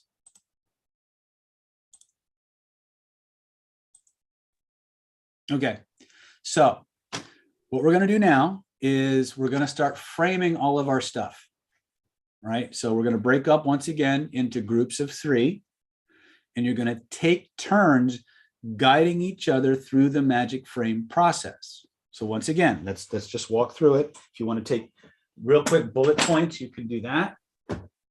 You ask the person if it's okay to get rid of it. Is there any reason why they might want to keep it? Point to where they feel it. Reach out, touch the picture, trace the outline with both of your hands so you know how big it is. Put a frame around it, white or blacken the image out, write the lessons, shrink it down to the size of a postage stamp, move it behind you, nail it back there, scan your body, notice how different you feel. And then if there's residual, either spin it or color breathe it, but we'll get to those 2 techniques in a minute. I don't know if this is an old message, but it says Bruce has a question. Does Bruce have a question, or is that just an old message? I had a question. Yes, Royce. So the difference between the frame game and the magic frame is basically the same thing, but on a positive, really feel good thing, just to give them an experience. Well, the frame game is actually, there's a lot to it. The frame game actually teaches you how to map out how the proprioceptive nervous system of the body maps out the meaning of certain things. Anything in the forward, let me show you this really quick. It's probably easier if I just show you the diagram.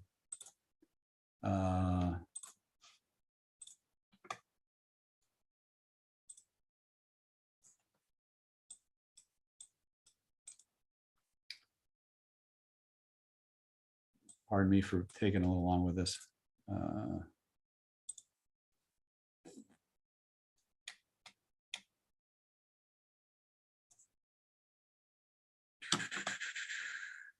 Consult, programming your future, clearing your past. Here we go.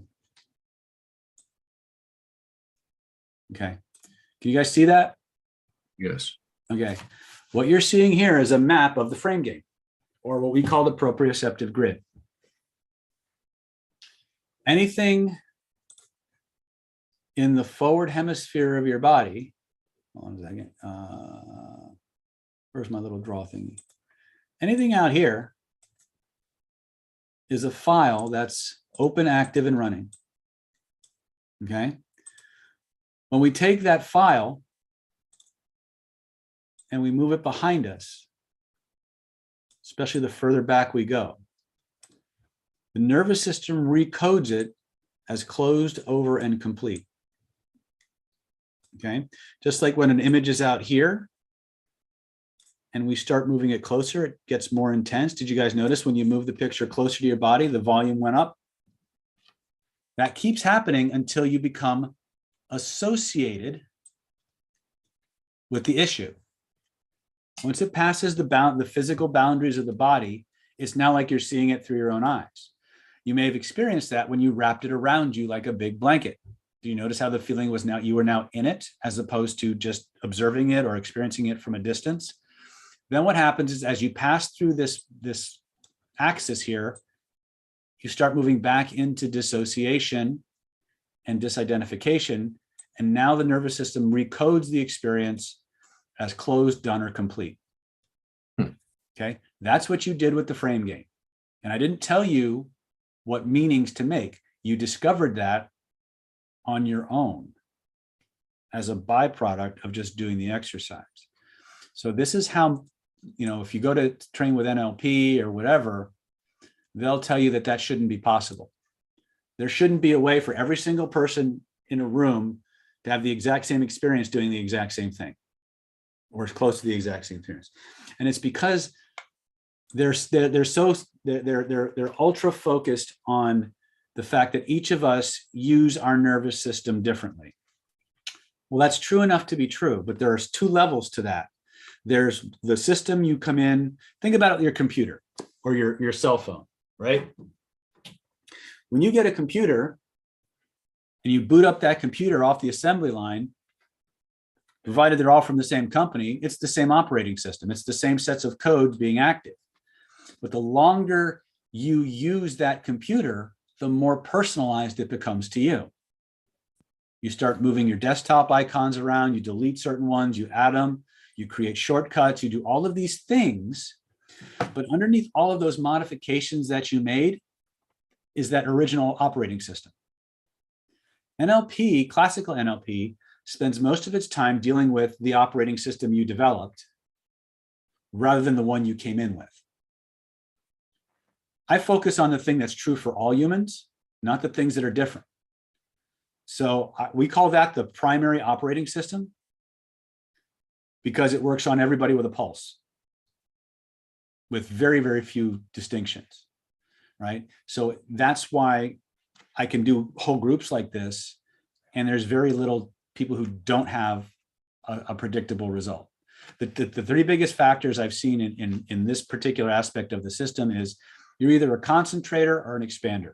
What does that mean? You make the picture bigger. If you're an expander, it gets stronger. If you're a concentrator, you make the picture bigger, it gets weaker. It gets more diffuse. Whereas if you shrink it down, it gets more intense. There's nothing wrong with either one of those.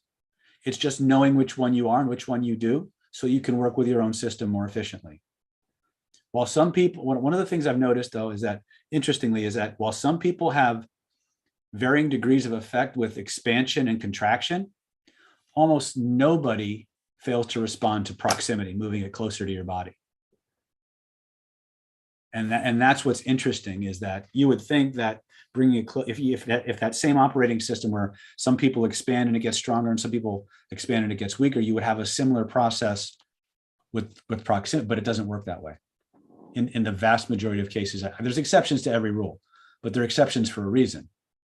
right? So again, I don't waste my time on low percentage technique. I don't have time to play 20 questions. I want something that's going to go right to the heart of the problem, and I can start manipulating and modifying to get change.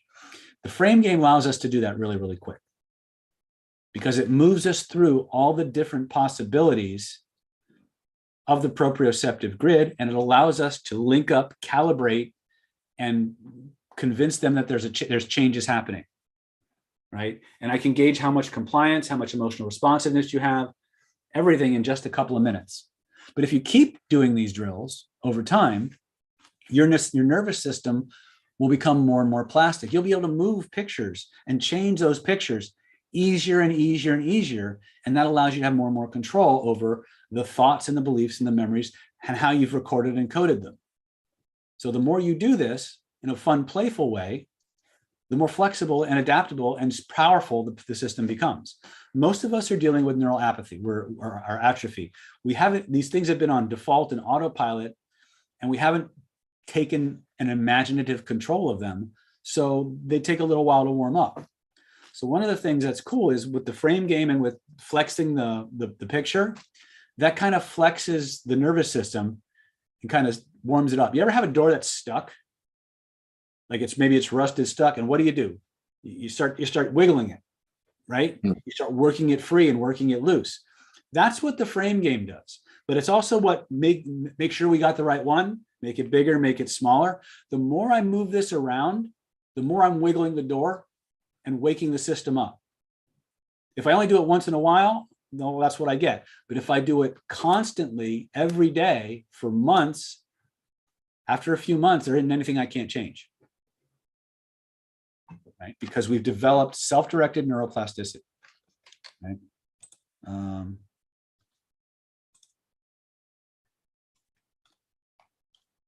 Hold on a second here. All right, I'm having trouble reading the chats for some reason. All right. Anybody else have questions before I break you guys up and zap stuff? So now you may notice that when you go to get rid of stuff, oh, hi, Stacy. You may notice when you go to get rid of stuff that there's residual. If there is, take it out and spin it, or you can color breathe it. Ask your nervous system what color it is, what color would make it go away and give you what you want instead, and use that. But we're going to do all three because that's part of the training. Stacy, what's your question? I have an alternate application question. So seeing the grid was helpful. If I'm doing mediumship, what I'm looking at is maybe using this technique to help clear the after effects sometimes that tend to get stuck. So seeing the grid, I'm thinking maybe I'm getting some of the person who's passed away, pushing their experience into my field. And again, I'm feeling a lot of it sometimes, and a lot of it's not really pleasant. So could I use the same technique to like shrink it down, flip it behind me, and nail it back? Can I do that same thing? Yes, but mediumship is very dangerous because more often than not, what you're getting in contact with is what in the Taoist systems we call the Po body or the Yin body. The true spirit and soul of the person has ascended. What's left is their Po, or their animal or corporeal shell. And it has all their memories and stuff like that, but it's also hungry. And so it sees you as a food source. And so sometimes that shit doesn't want to leave. Yep. So what you need to do, hold on a second. What you need to do is you need to connect with the divine, call your guardians, fill yourself full of divine light, and then do this process as it, surrender your will to divine providence and expel those ghosts. Okay, so that by connecting to the divine, it should help. Like It'll really increase your radiance. It'll increase your radiance, give you more authority over these things. And because your intention is to banish them, they have to go. Okay. So does that mean that if somebody comes back and wants to talk to that same family member, I'm not going to be able to do that? No, because you're a food source. Ah, okay. That's honestly, I mean, I'm glad to hear it, but that's a little terrifying to hear, but. Well, again, one of the things that my teacher taught me is there's no such thing as a happy ghost. Right? If you want to talk to someone who's departed, just go up. They're there. The soul is up there. But if you're bringing things into your body, that's not spirits and souls. That's not souls. Those are the yin shell, the goo, the ghosts. Right? And you can get information, but nothing's free. Well, is my intention I'm going up, but I've had some that have like pushed upon me like their experience. Yeah, and I didn't really that's like a ghost. that. That's ghost feeding. It's the ghost. Okay. Yeah. All right, cool. Yeah. Mediumship is a bit, again, I'm not trying to scare you, but it's a little bit more dangerous because It's not my favorite thing. Yeah, you need. One of the things I learned is, a lot of people invite spirits, especially shamans do this, but nobody who really understands how to connect with the divine invites these things in. Right? But if you're going to do that, then you've got to have some serious bouncers for when people don't behave. Right. Yeah. Most of the time I can just forcefully get some to go, but I've had a couple instances, especially when they've died a gnarly way, that there's been like hang time. And it's been really hard to shake off. Yeah. Change your posture, change your breathing, immerse yourself in running water, do your pulling down the heavens, 3 invocations, and your 1 through 10. And then if you want to work with the grid part, you can. So do the grid part after all that. Yeah, after you've plugged in, connected, empowered yourself, now anything you do is going to be 10 times more powerful. Okay. Actually, maybe even more than that, because you're connecting to source. Okay. Awesome. Thank you so much. Jake. Yeah, I was going to ask, is it possible that whether the feelings get stronger if you expand or make it smaller can differ depending on the particular feeling you're thinking of? Or is it just, I can't really tell the difference between? For the most people, it's pretty much one or the other. I have met a couple of people that the coding system shifted a little bit as the subject shifted, which I found interesting, but very rare. Yeah. Like I said, there's exceptions to every rule, but it's the rule that makes things useful. Yeah. It's just the feelings when I tried it, they didn't really change too much. So it was hard to tell sometimes.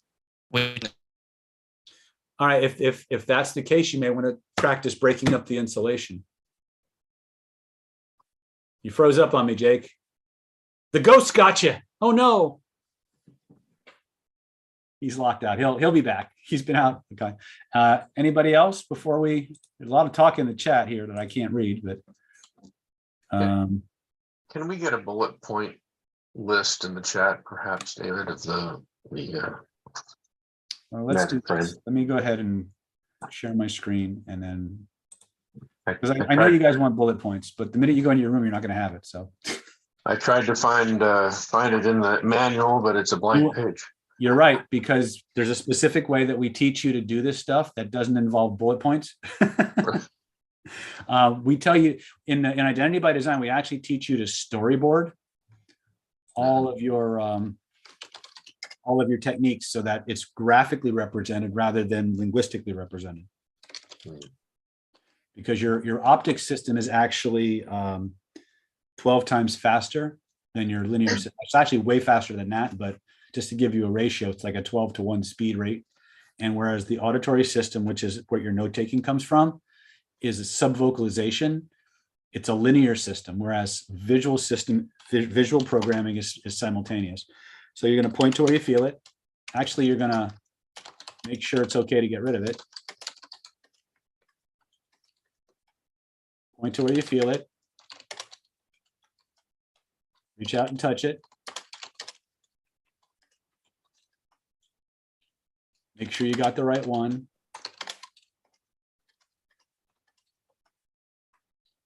Put a frame around it.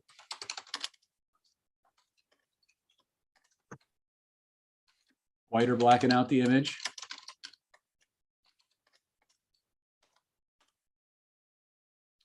Write the lessons. Move it down. Move it behind you. Nail it back there.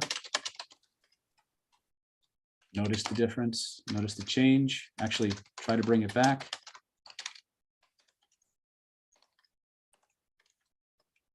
Notice what happens instead.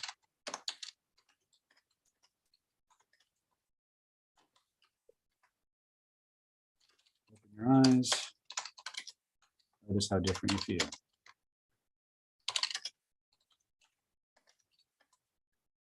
There you go. Thank you. Mhm. Just for clarity, David, we're going to be working this time on something we want to get rid of. Yep. So that could be like a physical feeling or Yeah, it doesn't an matter. emotional Physical or feeling that emotional or comes up. mental. Nope, doesn't matter. Okay. That's the beauty of these techniques. It doesn't matter if it's a physical issue or an emotional one. Your body tends to process them all the same way, and they're coded from the same thing. So this intervention will work on all of it. So if it's an emotional thing, like something that triggers an emotion in you, a negative emotion, would you think about a time where you were experiencing that and then allow the feeling to come in that way?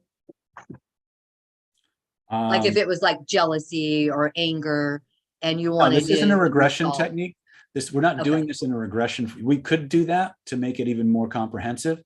But right now, we just need to get the basic technique. If you can isolate a body feeling, you've got everything you need to unpack it. You don't need to go back I'll to do it my and pain then. Yeah, don't overthink it. There's lots of things we could add to this, but this is the basic technique. Okay. And I didn't even put the languaging in here because, this is more than more written instruction than I give most people. So I'm spoiling you. Cool. All right. That being said, breakout rooms, recreate.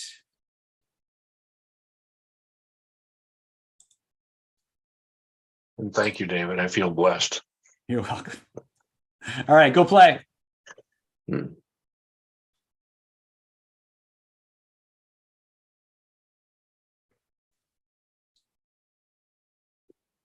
Did the invites go out? I didn't get anything.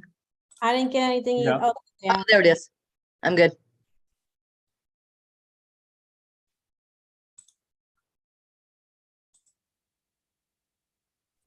Zoom just doesn't like me.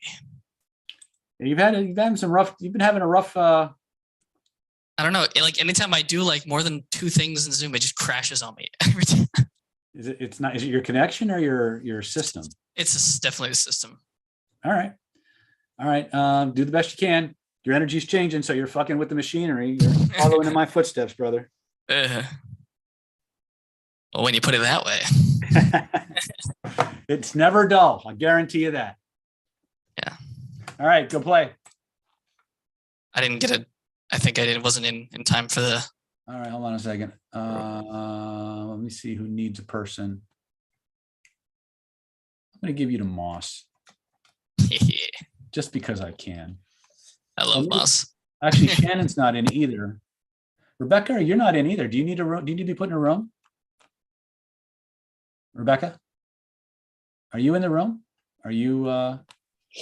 No, I can't. You can't? No, sorry. Wow. Like I can't even focus on anything right now. Are you processing? Yeah, well, I'm in the chat. I tried to do a low number thing. Something else took over and it's like I got the color. It exploded. I can't get my hands on it. I can't get my head around it. It's just everywhere. Okay. You want to just process that on your own or you want some help with it? I don't know. All right. Well, you let me know when you're ready one way or the other. Okay. I'm right here if you need me. Let me put you, Jake, let me go ahead and put you in room 3. All right. Thank you.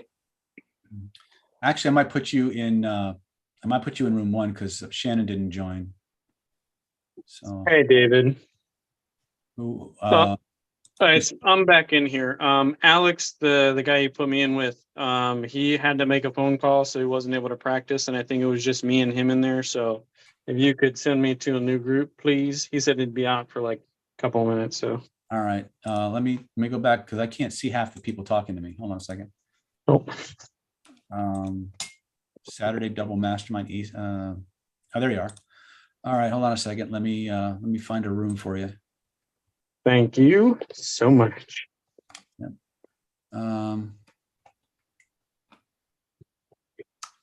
Ian, move to. I think she's in 1. Yeah, room 1.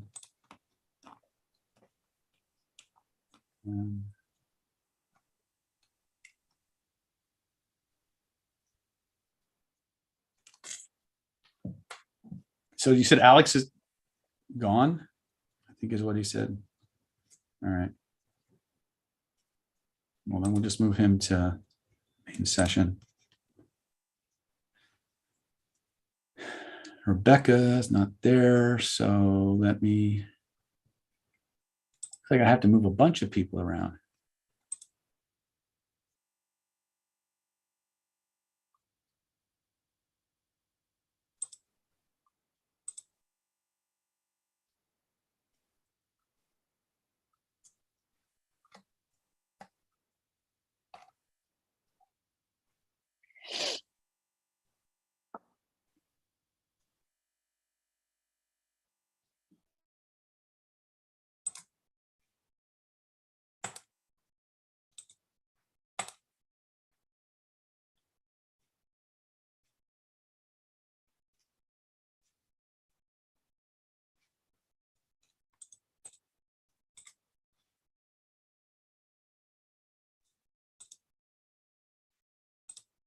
All right.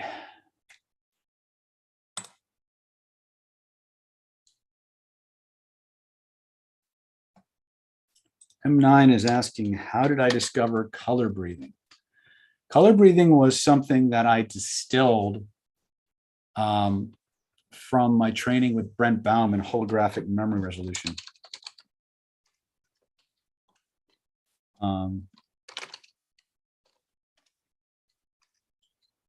But I had to distill it out of color breathing or out of the HMR system and realize it was what I call a major engine of transformation. So.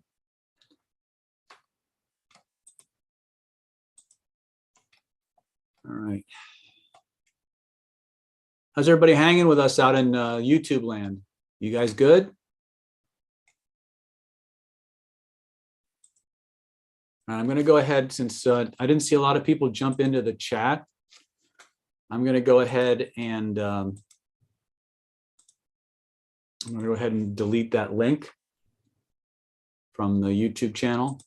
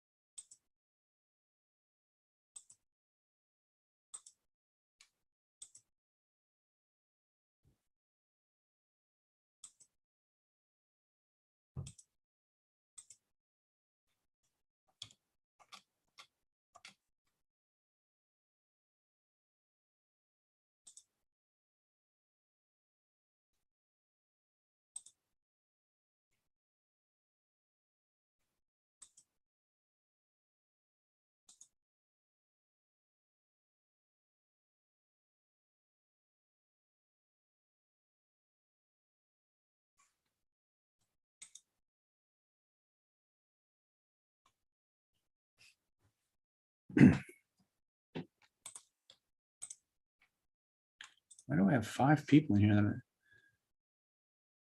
All right.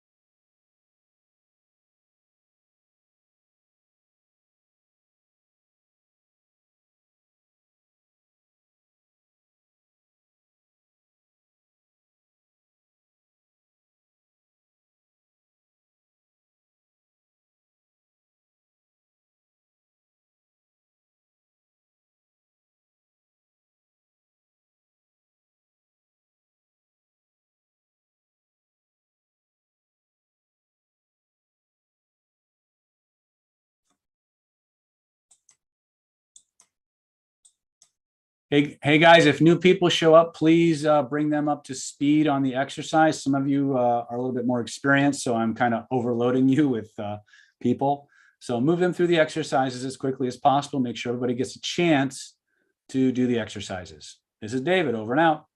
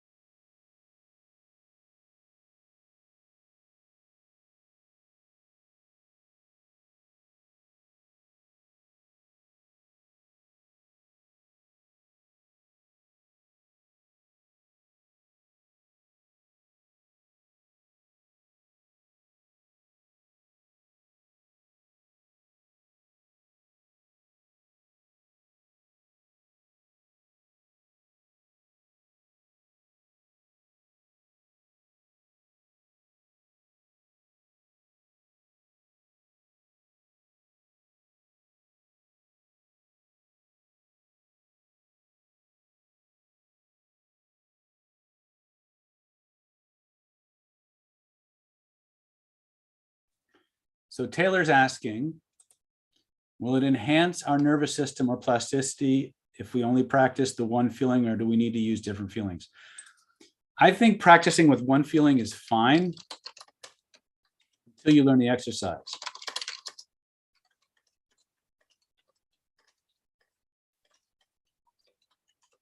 Then it behooves you to work as many different feelings as possible.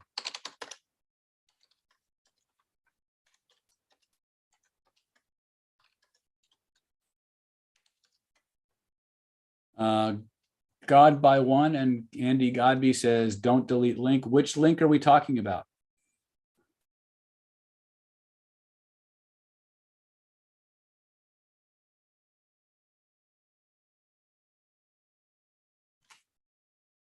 Which, again, guys, which link are we talking about? Do you know how I can retrieve that chat on YouTube? You know, that is a great question. My intuition is if we do a replay that the chat will post alongside of it. Well,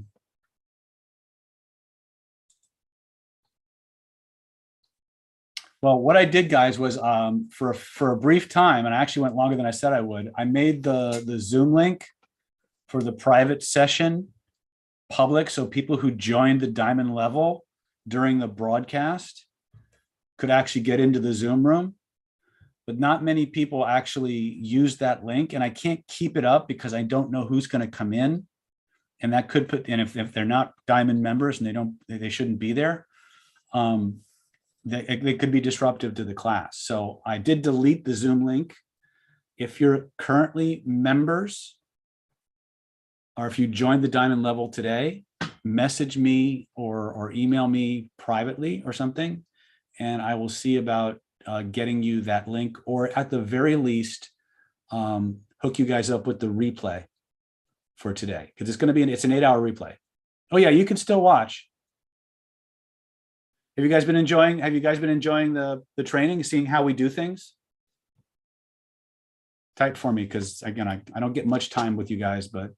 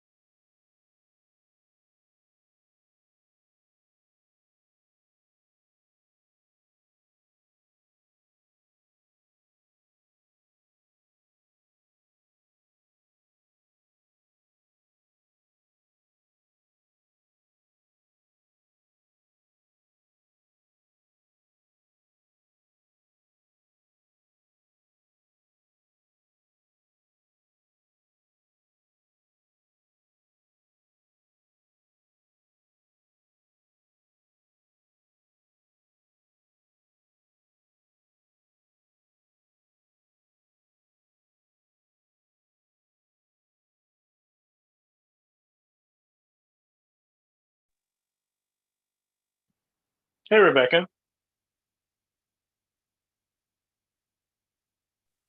Ooh, that's a Hello. nice ring.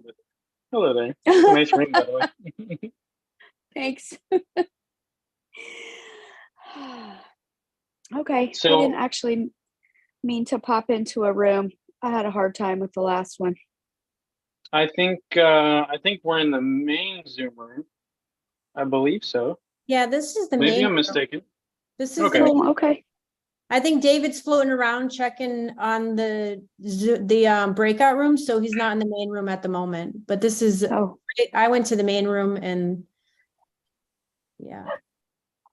Okay. So Rebecca, is it okay if I just talk to you and try to help you out some with your emotions and stuff like that? sure. So I'm curious, you said that you were having like an emotional tsunami, right? Yeah. And did that come up with after doing what process? Okay, so I'm trying to focus. This is my first time and trying to really immerse myself in everything and you know, follow the directions, go into a trance.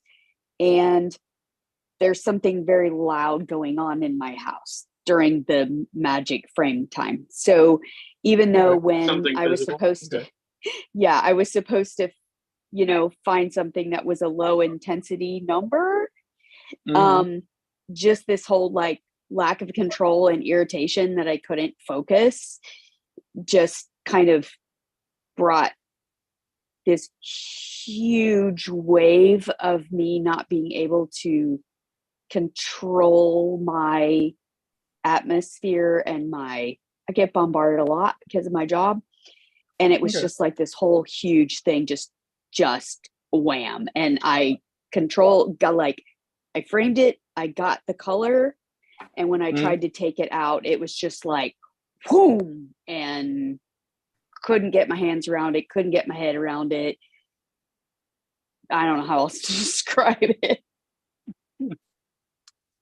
So how does it, so on a scale of 1 to 10, it was, you said it was a 12 Stop. earlier? Ian, stop. Yep. I know what you're about to do. Stop.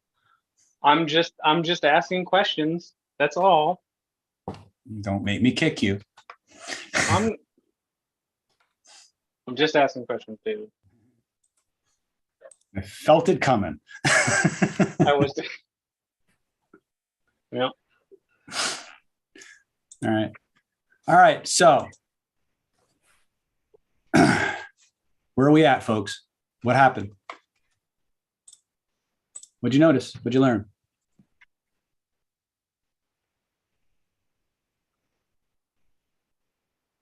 So I kind of got, One at a time. Raise your hands. I know it's exciting. I don't know how to raise my yellow hand. All right. Let's Go start ahead, with Jack. Jack. yellow hand. Go ahead, Jax. Yeah, I was feeling kind of melancholic when I got done with the second one. Mm-hmm. I keep getting these epiphanies Mm-hmm. today. Thank you. You're welcome. Well, that's again, remember, a lot of times the things that we need to heal aren't what we expect. Yeah. You know, and that's the thing that I've, you know, from doing thousands and thousands and thousands of sessions. The one thing is you just gotta be grateful for whatever comes up. Even if it seems like a heinous thing at first, right? That had to happen so you could continue to heal. Question. Right? Yeah. Is there a way to fix my memory so that I can remember these? It's been 5 years and I'm still writing it down. And I mean, I know a lot of this stuff. I can do it on myself beautifully, but I still have a hard time with other people, even though I know everybody and I do well. But sometimes I'm not sure what's causing the memory issues. Probably You can Probably overcome the anything concussions. with training. Okay. So I would get the book Moonwalking with Einstein. Okay. It's kind of a fun book. It's about the mnemonic Olympics. And it has some really good memory techniques in there. If you're dealing with a lot of adrenal fatigue, stress, worry, that will negatively impact memory. So you need to spend more time rejuvenating and building up your kidney jing and your kidney energy, your sea of marrow. So you got to tonify the blood. And so breathing and meditation, like real rejuvenative quiescent meditation, is probably going to be good. The Taoist 5 or 6 healing sounds will help. It'll purge, but it won't help you tonify. So we need to get you some kind of a brain tonifying exercise that won't lead to an excess condition, which I'm not sure that I have one of those except for microcosmic orbit. There's some sound meditations that you can do that will stimulate the brain, but there's still sound meditations, which tends to purge more than it tonifies. So How there's do I also look up the microcosmic? the microcosmic orbit is pretty much taught in every Qigong system known to man. Okay. So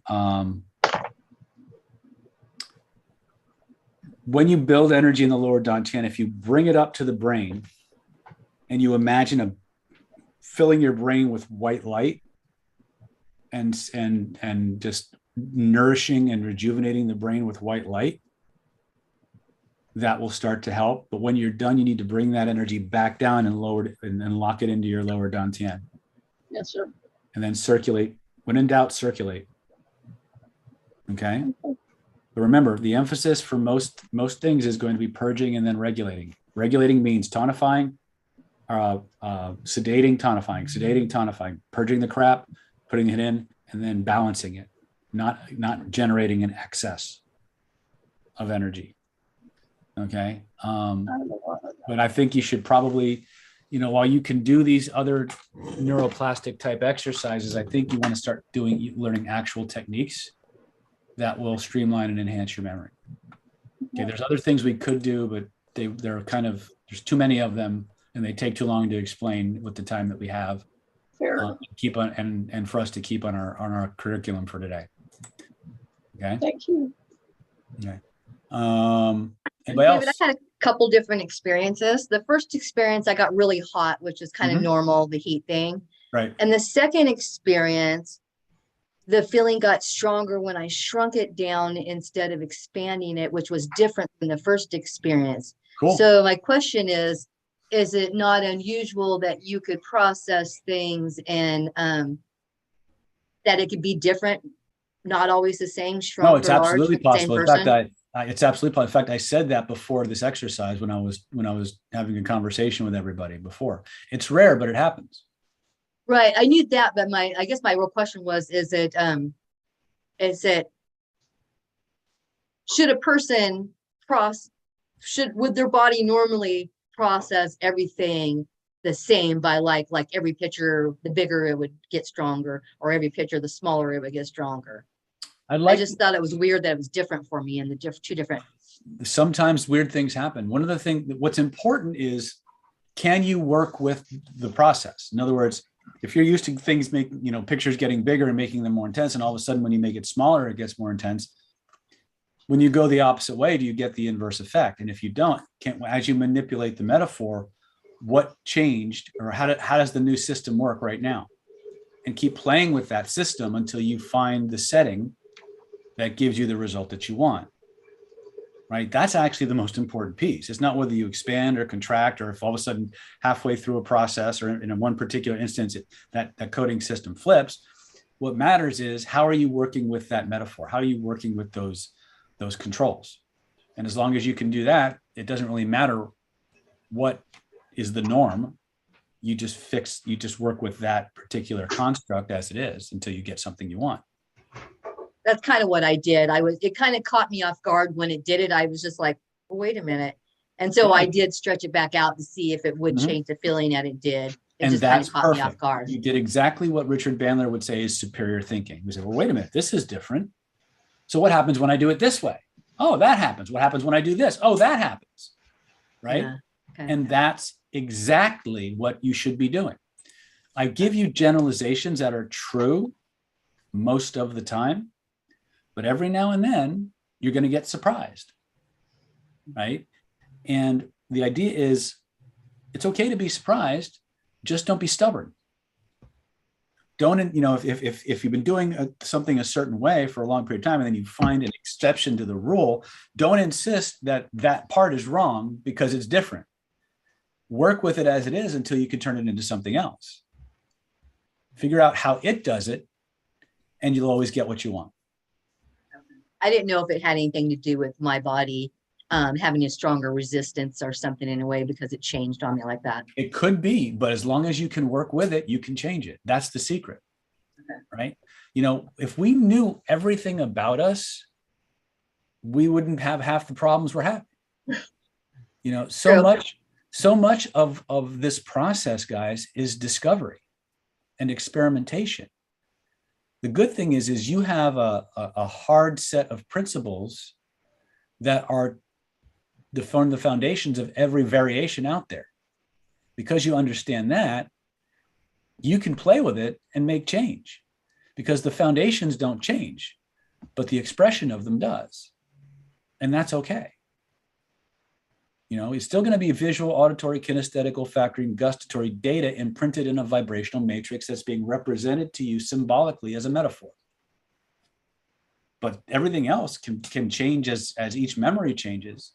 And as long as you're willing to experiment and play with it, you can change it. That makes sense. Okay. Thank you. Excellent. Anybody else? Synod's raising their hand. What's your question? Hello. Hello. Welcome. So my question, I think, based on the conversation that I've only the small snippet I've been a part of, I don't think I can ask it without it being way off track. So I'm going to try my best. Or my better than best. I'm wondering if I want to open up a new funnel for so I have my music, I have my I don't know if this is not a funnel because I'm not bringing people into what I'm doing. But I have my music, and then I want to open up a VTubing thing using this as my avatar. No, okay, it's off right now. It's offline. But my VTuber is like a AI avatar generated. And so I want to start funneling people into that. How do I hold the space for something like that to happen? How do I let people come into that and be able to let them be however they are, and me be able to have my fun at the same time and not want to change the stupidity that I can see sometimes? Well, first of all, one of the things that has to happen is you have to know what you want to do with your funnel. You have to know what the people you're presenting that information to actually want. And you need to make sure there's a match. After that, one of the things you're going to have to do is put it in front of those people and understand that a lot of the environment and the culture and community that you're going to create is going to come from selectively allowing certain comments through and letting others out, because of the negativity bias inherent in every human being and the insane desire for attention, you are going to tend to attract a lot more negative comments than you will positive ones, at least at first. And that changes depending on what the niche is that you're focusing on. So, gaming. Right. Well, again, gaming is a really powerful. I don't know what the troll to coolness ratio is amongst gamers. But the idea is let the positive comments through, let legitimate questions or people sharing their experiences through. But when you detect that somebody's agenda is to actually just attack and get your attention through negative arguments and things of that nature, weed them out. Don't let them through. right? And what will Thank happen, yeah, and what will happen is over time when people go to watch your content and they read the comments and how you're responding to them, it will actually prime them when they want to interact with you to interact in the same emotional vector. If you go back and you look at the comments on my channel, I would say at least 80 to 90% of all the comments I get are positive, right? And it's not because I'm just letting the positive comments through anymore. It's because I've created a culture where people are coming in and they're seeing what's acceptable and what's not. And it's changing how they think about how they want to get responded to. When I first started, it wasn't that way. I was, especially because I was using very controversial topics, dating, seduction, romance, things that are just very, very emotionally charged. Lie detection. Anything to do with influence or lie detection taps into a much different psychographic than people who are looking for advanced spiritual practices or energetics or things of that nature. And so the inherent bias to fear, negativity, and mistrust was off the charts. And if you let that run rampant, remember that emotions are contagious. If people see what you're letting through, or as is often the case, how you're responding to those people, that primes them to behave in a similar vein. That primes them. It primes them to behave in that way. So the people we attract are largely because of the shepherding and the energy that I put out, but also the way I handle with people on the comment sections and the chats of the YouTube, right? But every now and then you're going to get somebody who's just trying to troll you to get your attention any way they can and throw you into an argument or into a conflict. And people are watching. They're watching what's triggering you. They're watching how you're responding. And depending on how much animosity and reactance you generate into people reading those comments, they'll pitch in because they want attention, but they also, get sucked into the emotions of things. So in terms of your funnel, what do you want? What are the people who are the people you're seeking, to use a marketing? Yes, a target audience. Yeah. What's your avatar? Right. Yeah. And within that avatar, are there sub niches that you focus on and cater to those people? Thank you. One of the cool things you can do is you can go to your local AI, and you can do things like what are people's biggest complaints about X game, and do content on that, and that'll suck people in, and then you give them solutions, and you point in, and you can become a real strong advisor on how to beat certain problems and stuff like that. But it gives you ideas for content. Sure. Thank you, sir. You're welcome. My pleasure. All right. Anybody else? Okay. Let's go on to our next technique. Our next technique is, since we started with that, let's just go ahead and do spinning. So when we do spinning, the same basic idea. And again, you don't need to use my words to get the effect. In fact, I recommend you don't use my words until you're confident enough and certain enough in the mechanics of what's going on to walk through it without fancy languaging. Because if you can't get the effect using language a third grader would understand, no amount of hypnotic language patterning is going to do that for you. That makes any kind of sense. So everything starts with Kim coughing, and I'm teasing. Sorry. Uh-oh. All right. I love you all. It's okay. All right. So everything starts with, once again, is it okay to get rid of it? Is there any reason why you might want to keep it? If you just remember to always begin every process with another human being with that simple compound sentence, you're going to know exactly what to do and when to do it. Is it okay to get rid of it? Is there any reason why you might want to keep it? Watch their face. If they answer anything but a resounding, congruent yes, you hit them with the frame first. Even if it doesn't completely eradicate it, it's going to put a massive dent in it. Now, when you go to frame things, I'm going to give you guys a little bit of more troubleshooting. Every now and then, you think you're going after Bambi and you get Godzilla, right? And sometimes it doesn't come up right away. Sometimes it comes up while they're writing. So they point to where they feel it, they reach out, they touch it, they do this, they frame it, they start writing the lessons, and all of a sudden this big monstrous turd of emotion comes welling up from God knows where. They start to cry, their nose starts to run, sometimes their nose bleeds, all kinds of crazy stuff can happen. Here's the secret. Keep them writing. Let me repeat that. Keep them writing. As long as those fingers are moving, the nervous system is venting and expressing that emotional charge, they're healing.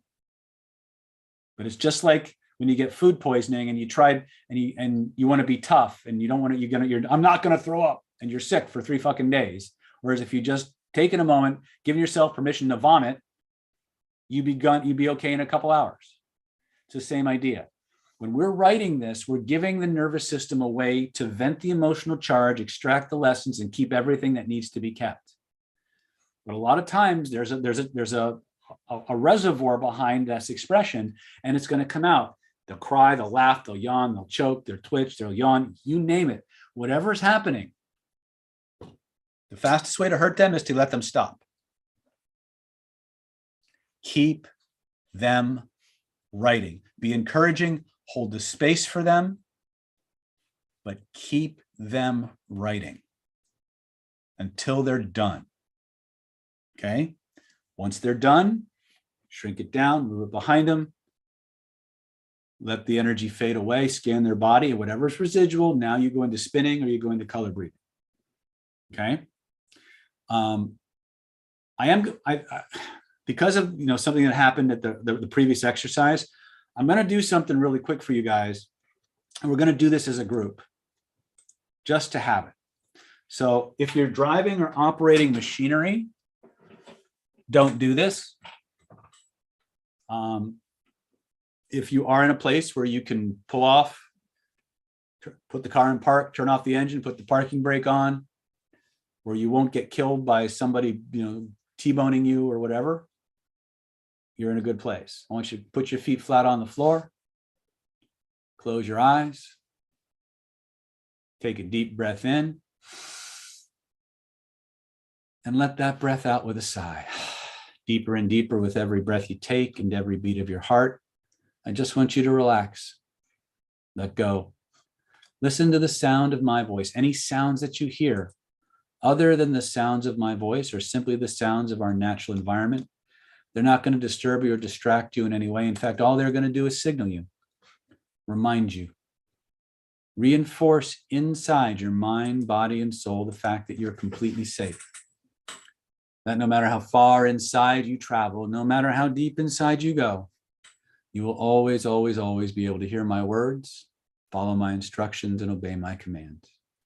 Because you realize that everything I say and everything I do is for you, to give you the life and the lifestyle that you want, the way that you want it, by your standards and your definitions. Now, in a moment, not yet, but in just a moment, I'm going to ask you to focus all of your attention on the lids of your eyes. I'm going to ask you to begin to relax those tiny muscles in your eyelids. I want you to just keep relaxing them. Relax them more and more and more till they're so relaxed they just don't want to work anymore. Till they're so relaxed, in fact, you couldn't actually open them without putting tension back into them. And when you know you've got them that relaxed, so relaxed they just don't want to work anymore, all I want you to do is give them a little test just to be sure. And when you're satisfied, stop testing. Allow that level of relaxation to flow from the top of your head all the way down to the tips of your toes, deeper and deeper with every breath you take and every beat of your heart. Just let go. Now, in a moment, not yet, but in just a moment, I'm going to ask you to begin to relax your mind just as deeply as we've been relaxing your body. We're going to do that in a very special way. In a moment, not yet, but in just a moment, I'm going to ask you to begin to imagine the alphabet backwards, starting with the letter Z. With each and every breath you take and each and every beat of your heart, starting with the letter Z, All I want you to do is relax those letters completely out of your mind. Allow them, if you will, to become smaller, darker, harder to see. Turn the volume all the way down, down, down, deeper and deeper, down, down, down. Now, obviously, I can't do this for you, my friends. Only you can allow this to happen. And when you know they're gone, and you're as deeply relaxed in your mind as you are in your body, all I want you to do is allow your head to nod with honest, unconscious movements to let me know. And we'll continue with the next part of our process. Drifting, dreaming, floating, smaller, darker, harder to see. Turning the volume all the way down, down, down, deeper and deeper, down, down, down. Perfect. Now, in a moment, not yet, but in just a moment, I'm going to ask you to do something interesting for me. I'm curious about something. I'm wondering if you could imagine a place that was so positive, so joyful, so nurturing, nourishing, protective, forgiving, safe.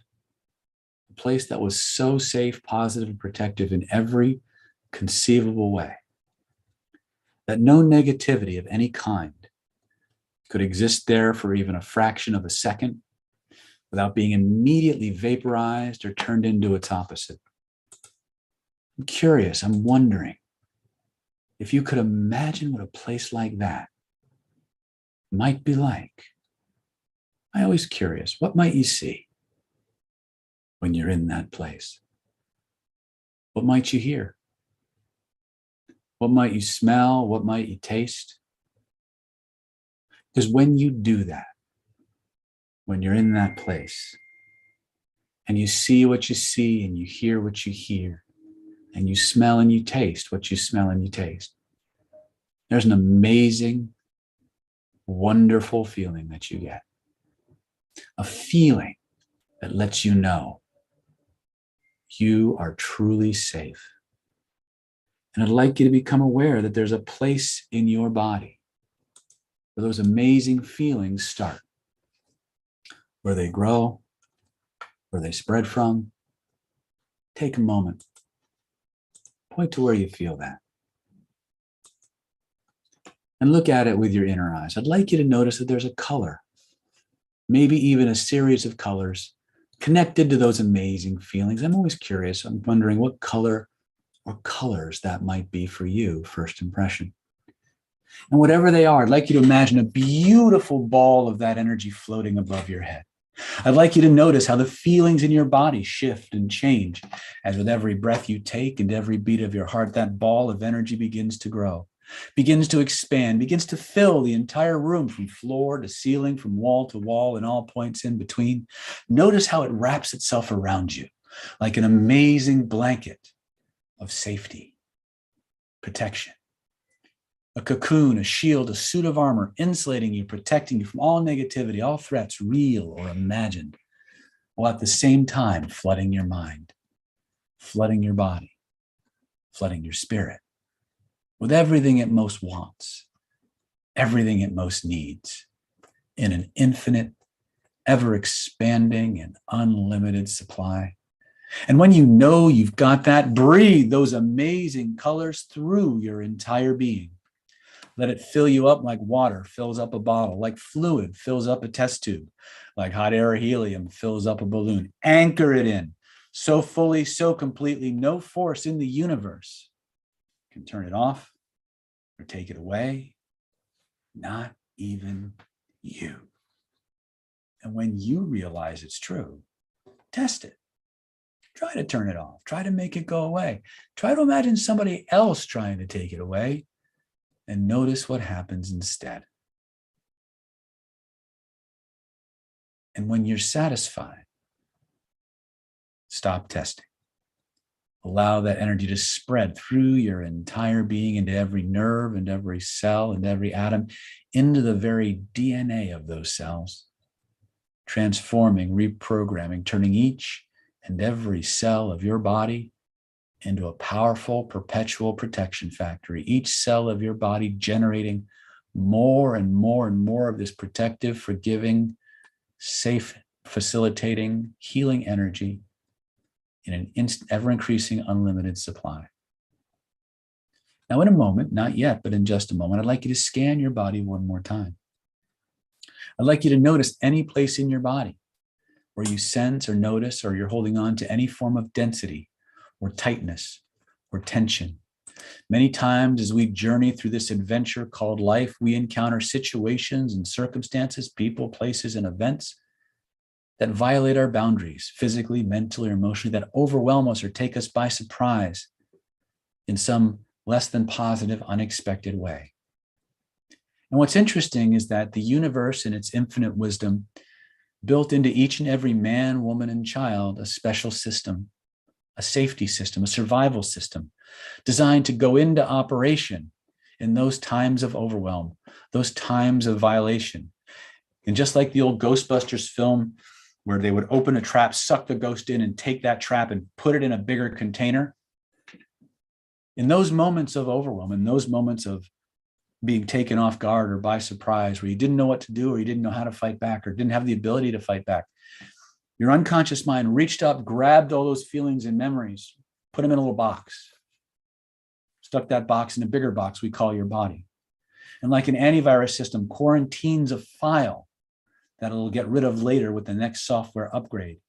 Your neurology grabbed some stuff and held it in quarantine until the next software upgrade could come in. And armed and equipped with that new expertise, that new technology, you could help your system purge, delete, and dissolve those files from your mind, body, and soul forever. And many times when that system activates and goes into operation, those little files that are quarantined at the different levels of our mind, body, and soul, they take the form of spots of density or tightness or tension. And they're just sitting there waiting for the next software upgrade to come in and delete them from the system. As you scan your body and you find those places of density or tightness or tension, I want you to breathe that all-powerful, safe energy through those areas in an infinite, ever-expanding and unlimited supply. Let it flow in and around and through those areas like hot water flowing over an ice cube. Notice how those areas begin to melt and dissolve away. Solve, dissolved, and resolved from your body. Solve, dissolved, and resolved from your mind for all the right reasons. Take all the time you need to let that dissolution, that dissolving take place. And in its place flows everything you most need and want and desire instead. Take all the time you need to let that transference, that dissolution and replenishment take place. When you know it's done, just nod your head to let me know. And we'll continue with the next part of our process. Perfect. Now, some of you are right with me in real time. Some of you are lagging behind because you process things a little bit slower, or there's more to process. Some of you know this process so well, you're actually ahead of me. And however you do it, that's perfectly okay. Because as long as your unconscious mind has heard my words at its own pace, at its own speed, it can follow my instructions. When you know everything's dissolved and gone away, allow that energy, the excess energy that's positive and healthy, that's accumulated anywhere in your body, to flow from your head to your heart. And like a snow globe that's been shaken, let that energy settle down from your heart into that space 2 inches behind your navel, between your back and your belly button, like a little miniature sun that just radiates warmth and safety, forgiveness, protection, security. And anytime you want to, anytime you need to, anytime you're engaged in a process that has a huge emotional charge and it's bordering on being overwhelming, all you have to do is call up this amazing, all-powerful, safe energy, breathe it through the affected area, and just like a hot knife through butter, like hot water flowing over an ice cube, like a fan blowing away a fog, that energy will start to dissolve and delete and flow out of your mind, out of your body, out of your spirit. And in its place can flow everything you most need and want and desire instead, in exactly the way you need and want and desire it instead, for all the right reasons. So in a moment, not yet, but in just a moment, I'm going to count from 1 to 5. When I reach the number 5, you can emerge from this process with this safe energy fully installed, active and growing stronger and stronger and stronger every moment of every day, from now until the end of time, with every breath you take and every beat of your heart, twice as strong as the time before. Number 1. Feel yourself returning to this place we call reality, bringing with you a much deeper one, a much more empowered one, an understanding where you are the god or goddess of your universe. You're the king or queen of your reality, and you have absolute divine permission and authority to make any change you want for any reason that you want, and have those changes expressed in the body, the energy, the spirit, and the soul.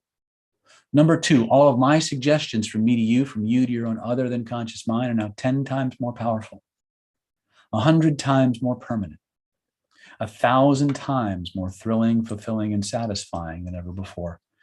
Embraced, held, locked into that part of your mind, body, and soul that most wants, desires, can implement, facilitate, express these changes in all the ways that give you the life that you want, the way that you want it, by your standards and your definitions. Number 3, because there's always at least 3 ways to overcome any situation, obstacle, or circumstance that you may face. There's always at least 3 solutions to any problem you need to solve, and your all-powerful other than conscious mind will now easily, effortlessly, and automatically generate those solutions and implement them in the quickest, easiest, most effective way for the good of yourself and all concerned. Number 4, because it's all for you. You've done the work. You've followed the instructions. You've obeyed the commands. You've tested the results. You've most certainly earned the rewards and the right to keep them. It's your reality. It's your truth. It's your life. And you get to live it to the fullest, starting now. On the next count, you can emerge from this process like a phoenix rising from the ashes, like a butterfly emerging from a cocoon. One phase of your transformation complete. The next phase, the best phase, just beginning. Ready to spread your wings, take to the air, to soar amongst the clouds, to experience life, the universe, and everything in it from a much higher place, a more enlightened perspective. Head clear, mind clear, heart clear, thinking, feeling, acting with self-assurance, feeling good all over, glad to be alive and ready to thrive. Number 5, take your time, come on back. Notice how good you feel.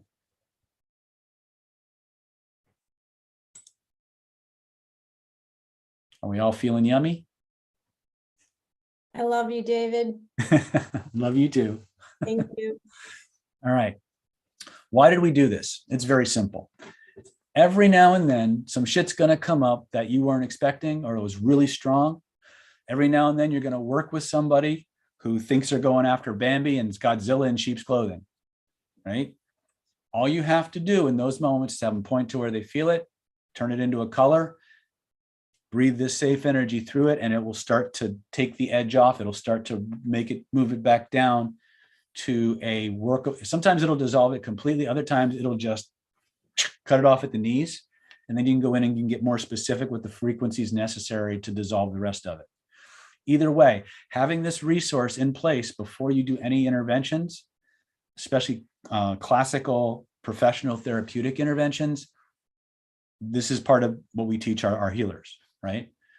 But when you're in a line at Starbucks, at the airport, safe place might not be, you might not have the ability to, not necessarily the physical ability, you might not have the opportunity to do that, and it may take too long.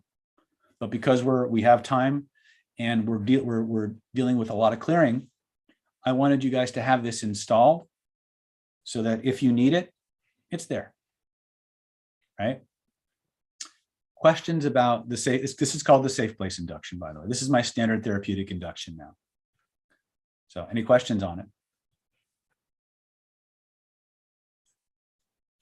The replay of this session will be available to all Diamond and Mastermind members, right? I don't know how long I can keep the public version of this available, but at some point it will become protected content and only paying members will be able to access it. So if you, Drea, you got the invite, you're going to have access to the replay. Did you hear me? Okay. Yes, thank you. Mm-hmm. Yeah. All right. So second part of the transformational triad. Point to where you feel it. Close your eyes, look at it. Now, what I like to do when I have them look at it with their inner eyes, I have them do two things. Scale of 0 to 10, rate the intensity of the feelings. Notice there's a color connected to those feelings. What's the color first impression? Then I have them physically reach in.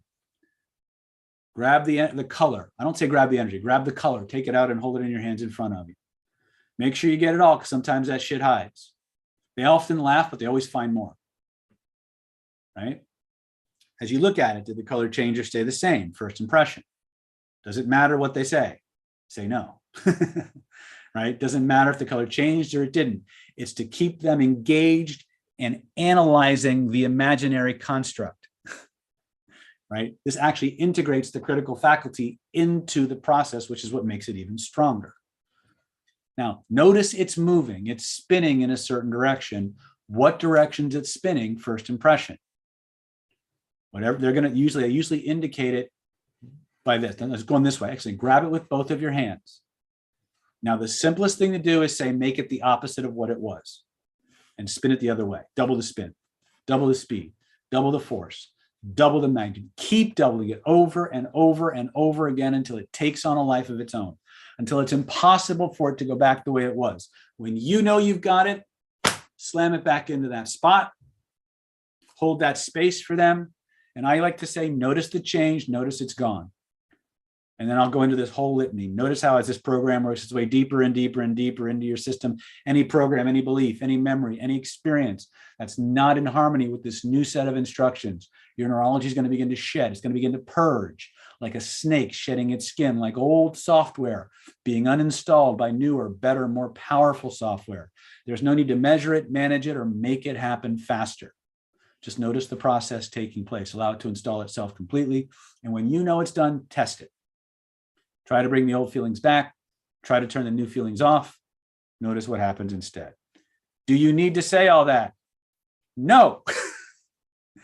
You don't need to. Just spin it, put it in. Let me know when it's completely locked in. Try to bring the old feeling back. Notice what happens instead, and you hold that space for them. Okay. Most of us are doing this virtually.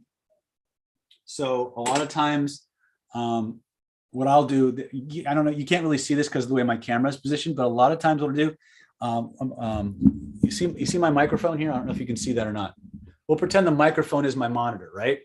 So a lot of times what I'll do is when I'm doing this, I'll actually get up out of my chair and I'll pretend that this is the person, and where I would put my hands over them, I would actually do that to the monitor. So I'm literally distance healing them the way I would if I were in person with them. Right? Do you need to do that? No. You can just go and the mirror neurons will pick it up, but you still hold that space. And you got to let them know that you're there for them, right? So I've spun many, many things through Zoom, through Skype, through lots of internet connections. Works really fine. You don't need to be in the room. But anytime you can get physical contact, you can get more energy transfer. You can add more amplitude to the system. Does that make sense? So everybody stand up.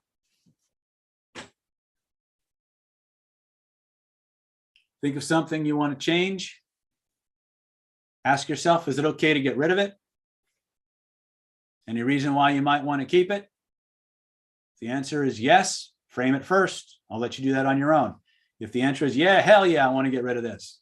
Close your eyes, point to where you feel it. As you point to the feeling, look at it with your inner eyes and notice there's a color connected to that feeling. Rate the intensity of that feeling and the color connected to it, first impression. Now reach in and grab all that colored energy, take it out and hold it in your hands in front of you. Make sure you get it all because sometimes it hides. Once you got it all, look at it, notice. Did the color change or stay the same? First impression. Now notice it's moving. It's spinning in a certain direction. What direction is it spinning? I want you to grab it and make it the opposite of what it was.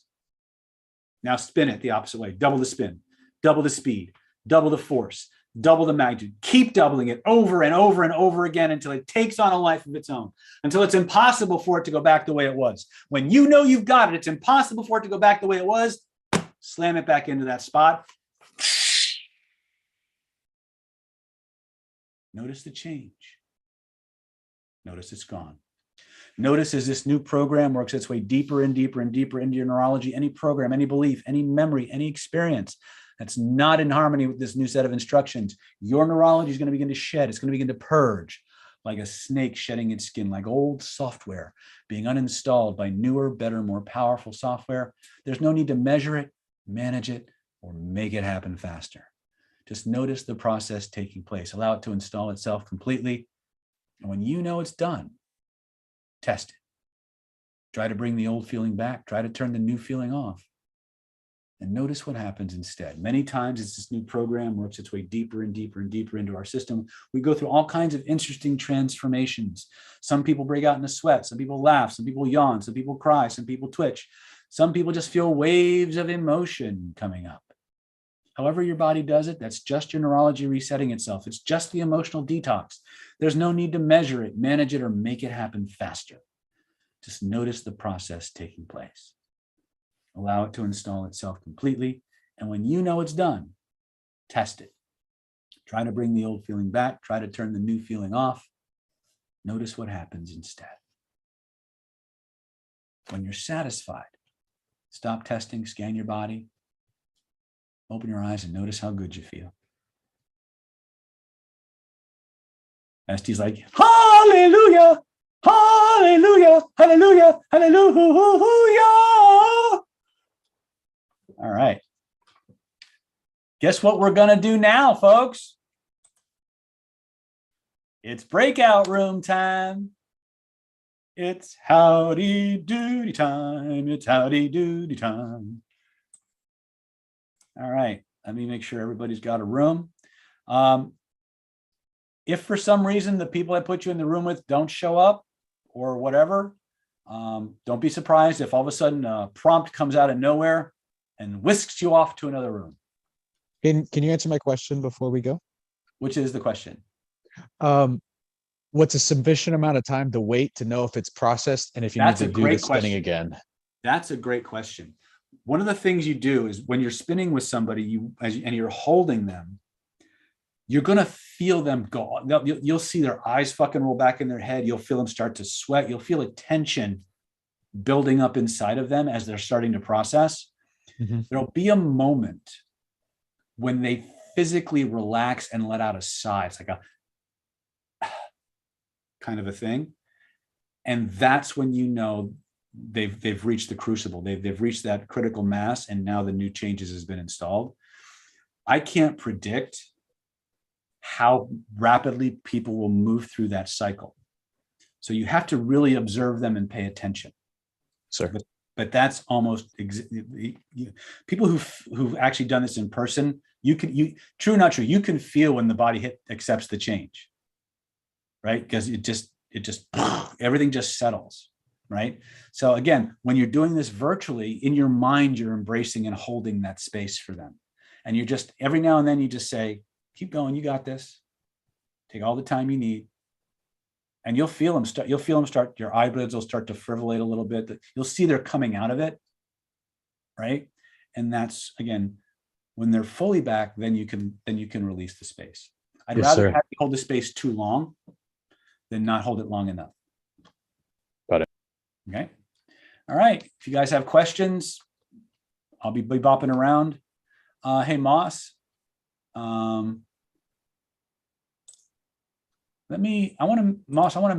and Seth, I'm going to make you guys, if I make you guys co-hosts, can you go in and out of breakout rooms? I think so. Let me go check. Yes.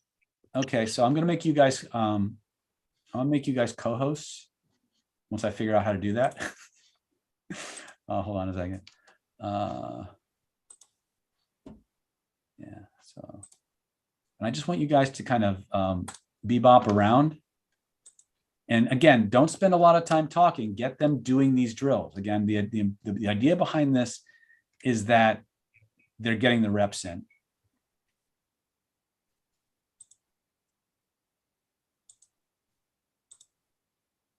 All right. So let me go ahead and remake these rooms. So if a bearded guy or a soft-spoken Moss type guy shows up instead of me, don't freak out. All right, go get him.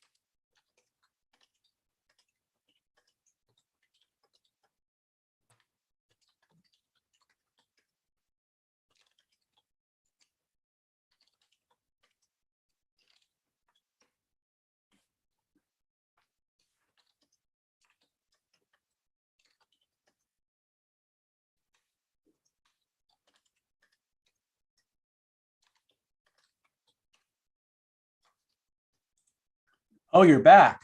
Yeah, I don't want to practice with either one of them. Okay, that's fine. They're arguing about how long does a certain thing take, but what does it mean? Oh, but what's your name? Oh, I was like, Synod, is that how you say your name? Yeah, you can call me that. All right, well, is that your name? Like, what's up? And he's like, well, I still didn't get my question answered. And then she starts going on, they start going back and forth. It's like, fuck all you guys, I gotta get the fuck out of here. Like, come on. Jeez, like, you throw me in another room. I can throw you in another room. Thank you. All right. Let's see here. Thanks. Yeah, they're probably still arguing.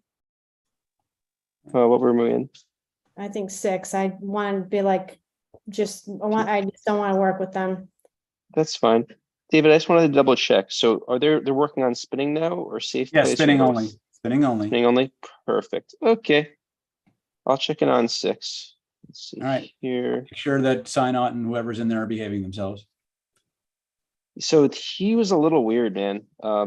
When you dropped him in my room before, like I just asked him what he was familiar with, and he just started to like try to echo me, but like way too much, like he was being like slick or something. And then like as I was like, all right, we're moving on, he just left the breakout room. All right. Well, those things happen. Yep. Just letting you know. All right. Just deal with them best you can. No problem. All right. Be good. Go get them.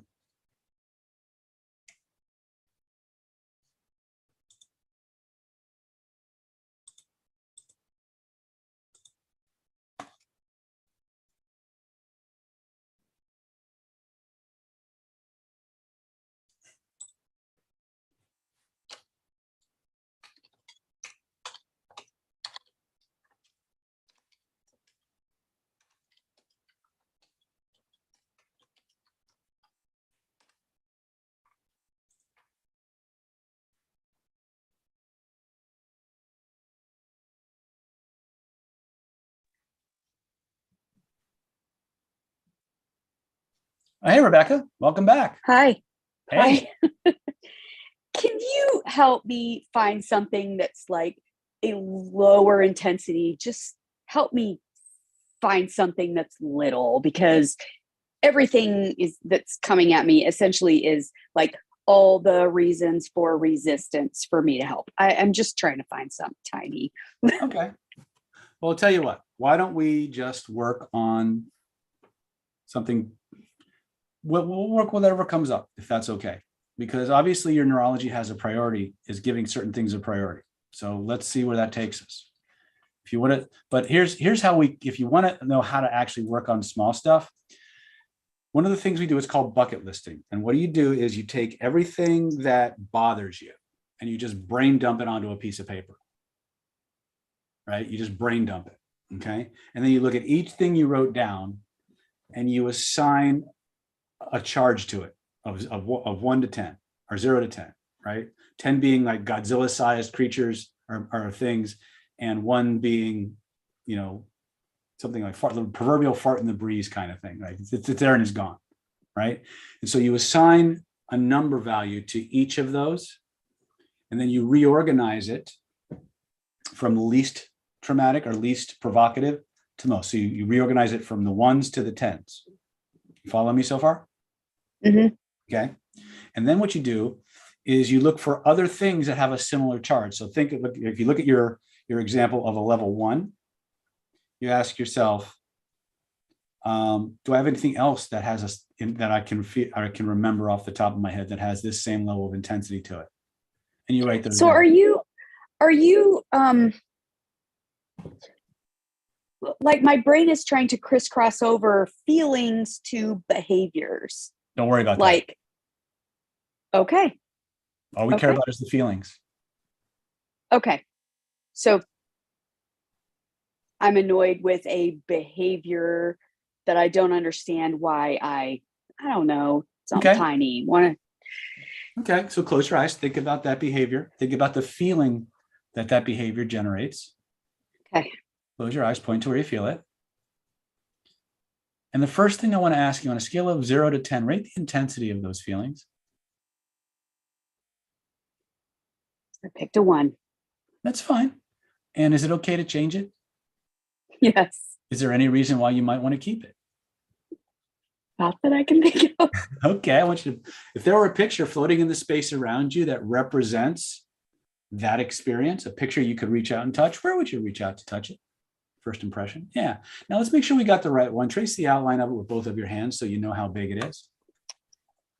And grab a hold of it and expand it into the room and tell me what happens to the intensity of the feeling. Does it get stronger or does it get weaker? It gets kind of funny. It gets kind of funny. Is that a good thing? Yeah, because it's Excellent. silly. All right, very good. Now, all I want you to do is put a big black frame around it. And I want you to feel along the base of that frame. You're going to notice at the base of that frame are some dials and knobs and switches like on a touch screen or a remote or like on a regular television, right? And what I want you to do is I just want you to find the knob that controls the brightness. I want you to turn that knob all the way to the right until the image whites out completely. Notice how that makes you feel. Then turn it all the way to the left until the image blacks out completely. Notice how that makes you feel. And decide for yourself which one you like better. And then turn it to that direction. So it either whites out completely or it blacks out completely. When you got it, just nod your head to let me know. Excellent. Reach up with your dominant hand. Take the index finger of your dominant hand and in glowing golden letters, there were some lessons that this experience had to teach you, positive or negative. I want you to go ahead and write those lessons on that whited out screen so you can keep all the lessons and let everything else go. Now, what's interesting is sometimes we know exactly what those lessons are. Never gonna do that shit again, or whatever. And we just blast them right on the screen. But sometimes we have no conscious idea what we learned from this experience. But the part of you that created the feelings and created that picture, that part always knows. So let that part express itself. Let it write on that screen in its own way all the lessons it needs to keep, positive or negative. So you can keep all those lessons and let everything else go. Now, when some people start that finger writing, it's like automatic writing sometimes. Some people draw squiggles. Some people draw pictures. Every now and then you find a pissed off party. It goes, fuck you, fuck you, fuck you on the screen. Some people write with both hands simultaneously. They're writing Chinese or Hebrew at the same time. However your neurology wants to do it, just keep writing. The screen will scroll like a tablet scrolls. So you have an infinite, unlimited writing space. When my wife does this, she's so detail oriented, she writes for 40 minutes at a time. It's like she's writing a chapter from War and Peace, right? However long it takes, however much you need to say, put it on that screen. If feelings and emotions come up, put them on the screen so you can keep all the lessons, but let everything else go. And take all the time you need to do that. When you know it's done, you just nod your head to let me know.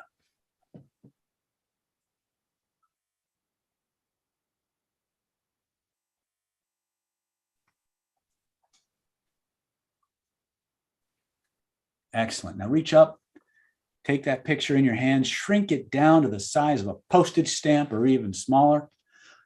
Notice how the feelings in your body shift and change as your unconscious mind begins the process of taking that frame up over the top of your head, back over the top of your head, back beyond the horizon till it dips down below the horizon. And you know the sound a hammer makes when you're banging on a nail? Nailed back there for all eternity and possible comeback. When you know it's nailed back there for all eternity and possible comeback, test it. Try to bring the old feeling back. Try to turn the new feeling off and notice what happens instead. That's right. And when you're done, stop testing, open your eyes, notice how good you feel. Bravo, love. Bravo. You got a big old smile on your face now. What happened?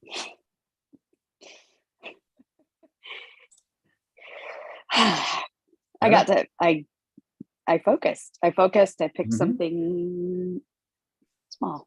Exactly. The secret to doing self-work is you always start with the small things first. Because by your nervous system's very nature, it's designed to target the most intense, traumatic, threatening things first.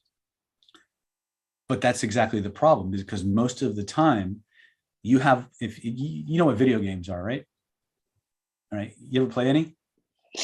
Not really. Okay, well, one of the things that, But I have, yeah. you know, you're about my age, give or take. You know what Dungeons and Dragons is, right? You ever play that? Barely. Barely. Okay. All right. So the thing is, when you go into a video game, right, you have a level 1 character. There's skill levels, right? So you have a level 1 character, and you go out and you fight level 1 monsters, and everything's pretty balanced.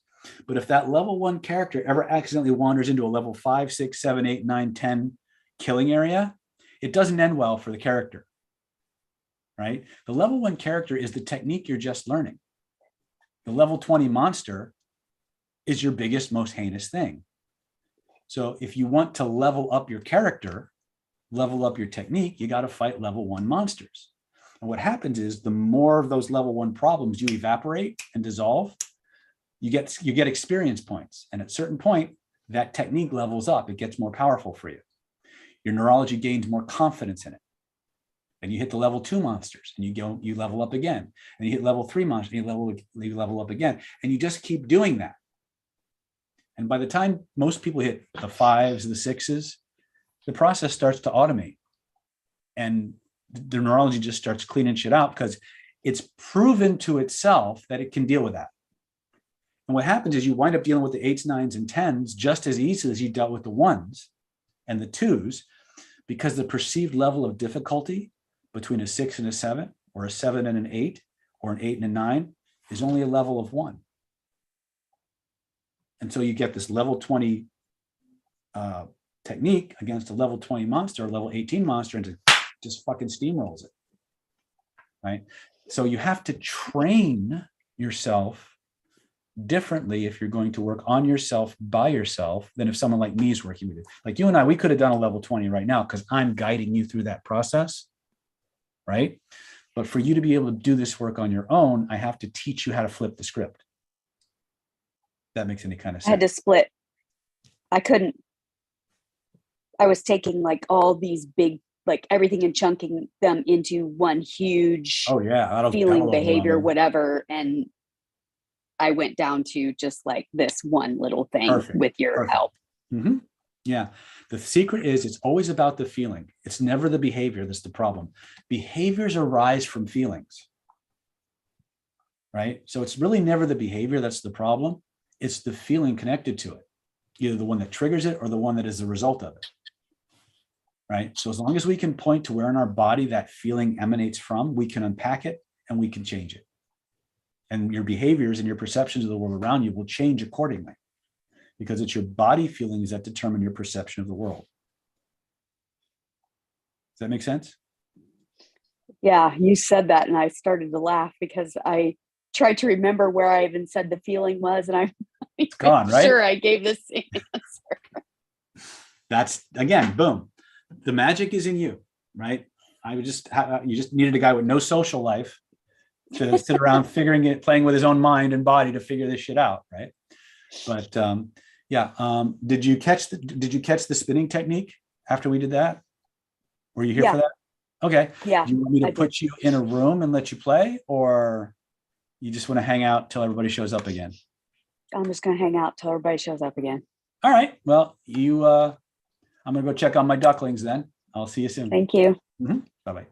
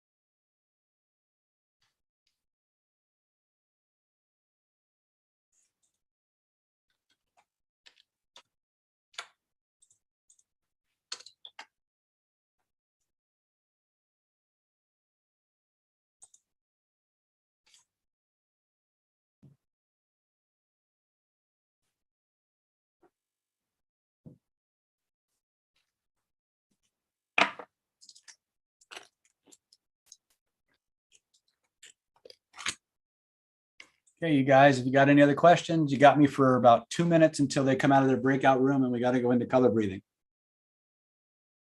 You guys learned anything? Is this useful?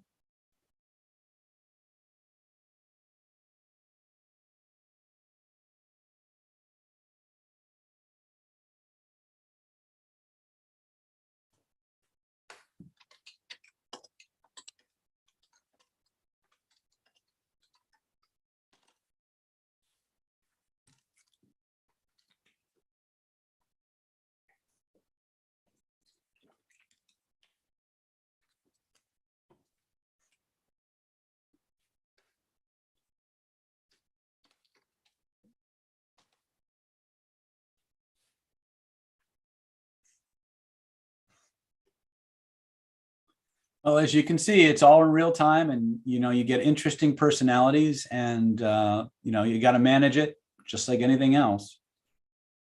Lottie says, I feel very relaxed. Yay, cool. All right. Wise Coaching says, thank you for everything you do, David. Thank you so much for staying with us and enjoying and participating. Agnes says, I've had to charge my headphones twice. That's not my fault, Agnes. I didn't do it.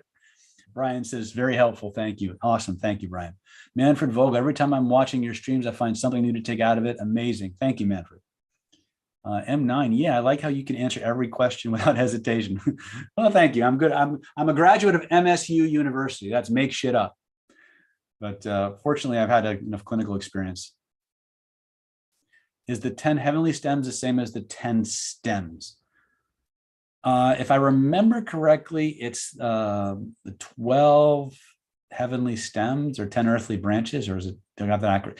So there's I'm going to go out and say, yeah, they're probably the same. Lottie says we got lucky tonight. Thanks, David. You're welcome. You say tonight. Where are you at, Lottie? Are you in some other part of the world?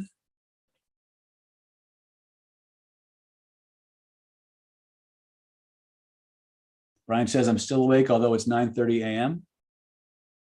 Wait, how long? Brian, have you been on the stream this whole time? Home base says, just now got to join. You will be saving this to your channel, I hope, for a little while, but it is technically reserved for our diamond members because it's a live mentoring session. So at some point, in the near future, I will have to put the privacy protections back on. But if you join the diamond level, you join up at a diamond member, you can get access to these replays and all the other replays that we've done since we launched the member channel. So I really would encourage you to do that, because then I can actually interact with you guys in real time, face to face through this channel, but as well as we're starting our live events again, our live meetups. So we'll be doing hybrids of that. No, Liam, the pulling down the heavens is not the same as the 10 stems. Okay. I think I tried to answer that earlier. Maybe you missed it. 10 stems, heavenly branches, all that work in the Taoist systems, those are things you connect to later on. Or if you're doing the Batsa or Qimen or the Chinese astrology, those things come into play. But at the beginning level, diamond membership is currently $99 or $97 a month. When we start doing lives again next month, the price is going to go up.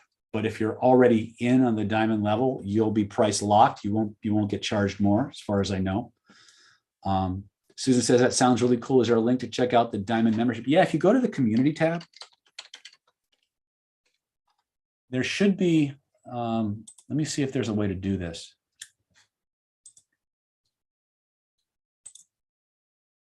Or membership, go to membership.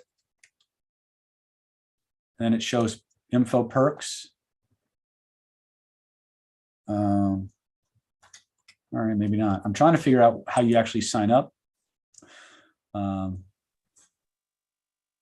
Agnes, can you show that? You seem to be know a little bit more about how this works than I do. Can you tell them how to get to the place to sign up?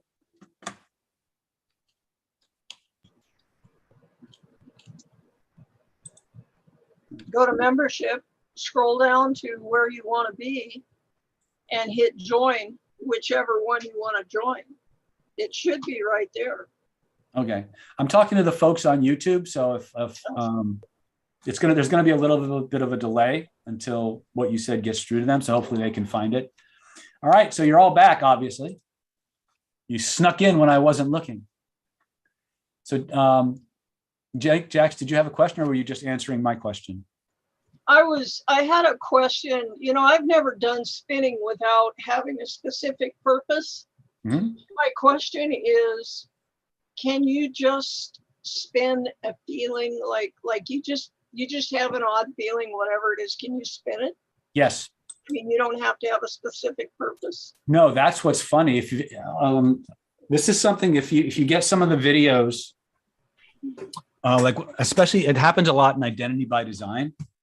You'll see me like want to teach you the steps to spinning, and I'll just randomly bring someone up and I'll say, you don't need to have something, just pretend that you're spinning something. And about 35 seconds into the process, it becomes a real thing. The unconscious mind just throws something out, and the minute they go through the motions, and they were just pretending. The best thing about all of these techniques is that you don't need to consciously know what the hell it is you're spinning. If there's a body feeling there, all you have to do is point to it and unpack it, and you can get rid of it. That's why I love these techniques so much, because I don't need to know. A lot of times when you're working therapeutically with people, there's shame and guilt and all kinds of things connected to them expressing those feelings that they don't want to talk about. They don't want you to know it, even though they want to get rid of it because they're terrified of being judged or whatever. The best part about these techniques is you don't need to know a damn thing to help them recover and get through it. Right? There are times when you need to know more, but not with these techniques. Drea, you had a question. So when we were doing the spinning and I was pulling the stuff out, it wasn't necessarily in a ball shape. Mm-hmm. So, you know, I didn't know if that made a difference because I had to put it into a ball Not at all. in order to spin it. Nope. You're going to be amazed. One of the things you need to understand, and this again, if you guys ever decide that you want to get onto the magical training track or the mysticism training track, which is the gateway to that is through our energy trainings. One of the things that you're going to learn is that the universal language of all created beings is metaphor. It's vibrational data encoded through 5 channels: visual, auditory, kinesthetic, olfactory, gustatory, and combined in the form of some kind of a metaphor. And that metaphor can be anything. And regardless of what shape or color or sound or smell or taste the metaphor has, they're all malleable. So let me just finish Dre's question and then I'll answer Rebecca's question. So if I reach in and I pull it out and it's just this big steaming blob of poop, metaphorically speaking, right? Mm-hmm. It doesn't have to spin. It could be, okay. All right, is it spinning? No, it's not spinning. It's just like mud. Excellent. Dry it out and make it solid and tell me what happens to the feeling. Change its color. Change the color. Tell me what happens to the feeling. I'll tell you a funny story really quick, which goes to that.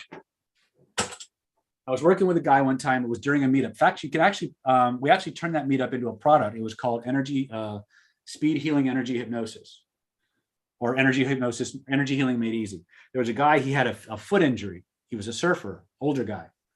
And I said, point to where you feel it. He points to where he feels it. I said, take it out, hold it in your hands in front of you. Make sure you get it all, because sometimes it hides. He takes it out. I said, notice it's moving. It's spinning in a certain direction. He says, it's not spinning. I said, oh, well, tell me about it. He goes, well, tell me about it. Does it have any color? And we went through all the different attributes. He goes, oh, it's hot and it's heavy. I said, okay. Make it the opposite of what it was. Cool it off. He looks at me, he goes, how? I said, you figure it out. He looks at the thing in his hands and he starts going, and he did it for like 45 seconds. He blew on it. He put it back in, his pain went away. Oh, wow. Okay. Get it? Yeah.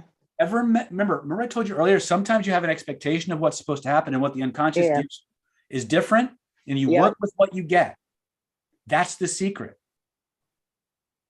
Okay. Whatever's there, if you didn't plan it, it's supposed to be there.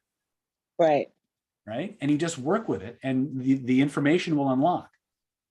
Okay. Thank you. Welcome. Let's see here. Who else has got David didn't get muted? What does that mean, David didn't get muted? Ian asked if you did or if it was just. I don't know what happened. I don't know. So let's, Dre, did you have another question? Or did you just forget to put your hand down? I think you just forgot to. It was just my headphones switched to a different mic. Okay.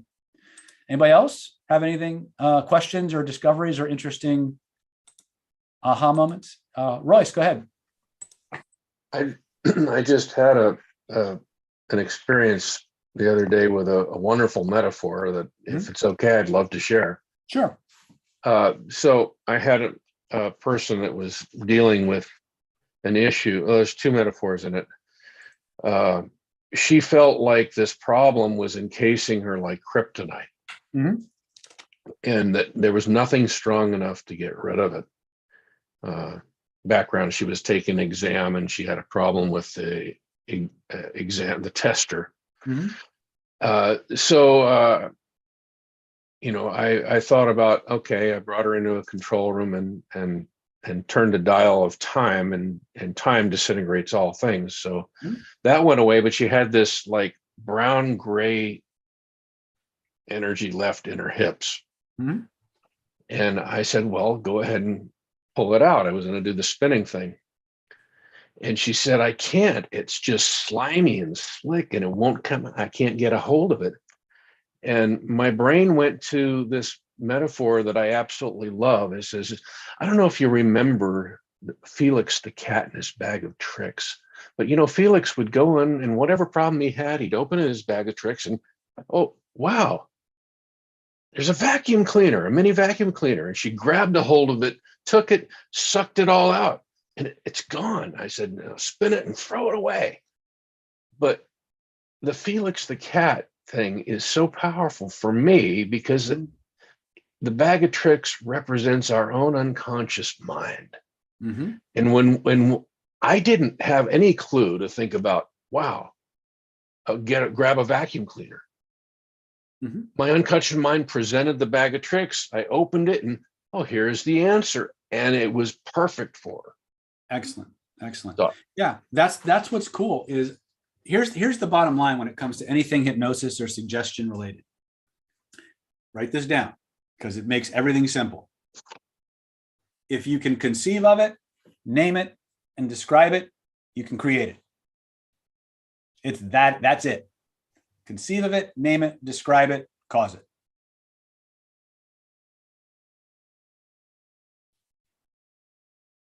Right?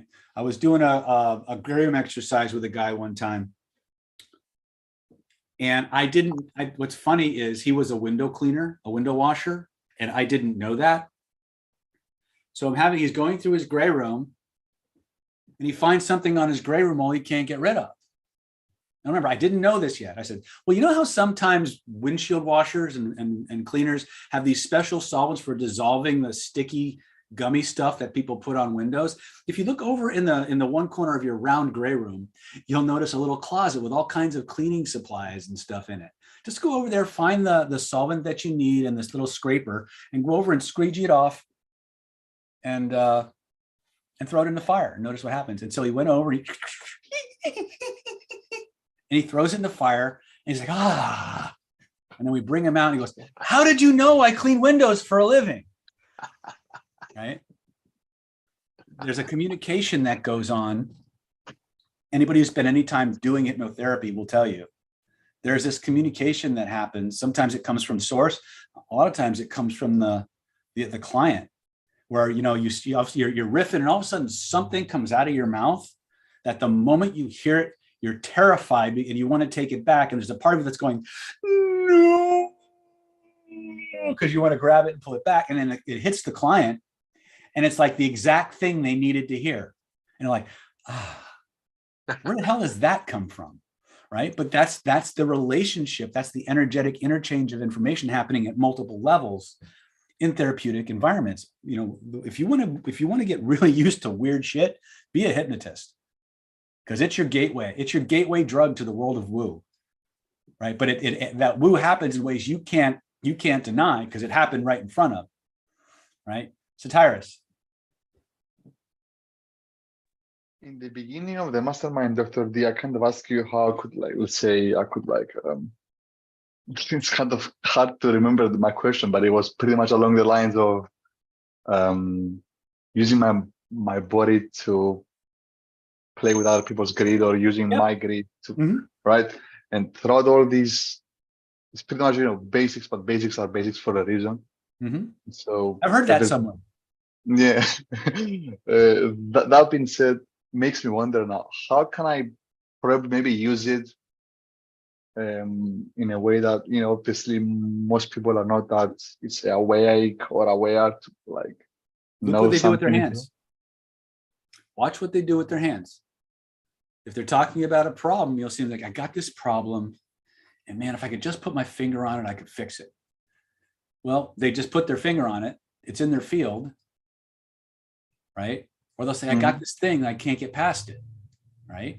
Well, if you've got rapport with them and they're doing shit like this, all you got to do is walk over to them and say, well, what happens if we take this and we move it behind you? And you'll see them go, ah. But you have to have rapport with them. The greater the degree of rapport, the more easily it works. You can also take things like, sometimes when you think about the perfect solution for this, right? And the more you think about it, the bigger that solution becomes obvious, right? And as you're starting to really wrap your head around this solution, it's just a no-brainer to go forward and connect to that, right? So what did I do with my hands? Perfect solution. Everything I did, I was in my mind, I'm expanding images and I'm putting them in the field. So when you think about the perfect solution and what's behind it, you can really feel confident knowing that this solution is the one that's going to stick with you through thick and thin. And as you expand on that and embrace it, life will just continue to get better and better and better. So that's called analog marking. Kind of like, I think it was Matt Cunningham used to make like Jesus, and he would point at himself. Or actually, he stole that. He stole that from Tony Robbins. Okay. Yeah. Okay, cool. Well, I kind of resonate more with the second scenario, unless I'm doing therapy and like taking stuff. Again, the idea is you have to be able to observe people interacting with their own field, and then decide what's useful and what's not. So a lot of times, what can happen, and again, if you ask somebody, you know, I'm curious, Mr. Prospect, you know, have you ever done a deal with somebody that you were really glad you did? It worked out so well because everything that they promised, they delivered, and it was timely, and you just really got excited about doing that again. And then you watch where their eyes go. Yeah, there actually was a time when I did that. Excellent. And then you draw little invisible lines from where their eyes are to where they went. You say, well, when you think about that in connection with our program together, I want you to realize that we're going to deliver in exactly the same. In fact, we're going to deliver it faster and better than ever before. So that's what I call stealing an anchor. If somebody's looking up here, they're accessing a certain experience that you've named and described. Conceived, named, described. Sound familiar? Yeah. They just access their spatial location where they store that information. And through your mirror neurons and intentions, you put your contract in that area. You say, as you think about it like that, I want you to really understand as you connect to this, that we're going to do the best job humanly possible for you. And you're going to be even more thrilled that you worked with us. So through an act of intention, I link to their anchor, and then I connect it to me. And now they think of me through that lens. There's literally a tomorrow context where I'm like kind of impatient to test shit out. I get it. Awesome. Okay. Thank you, man. You're welcome. Okay. Anybody else? Coming into the home stretch.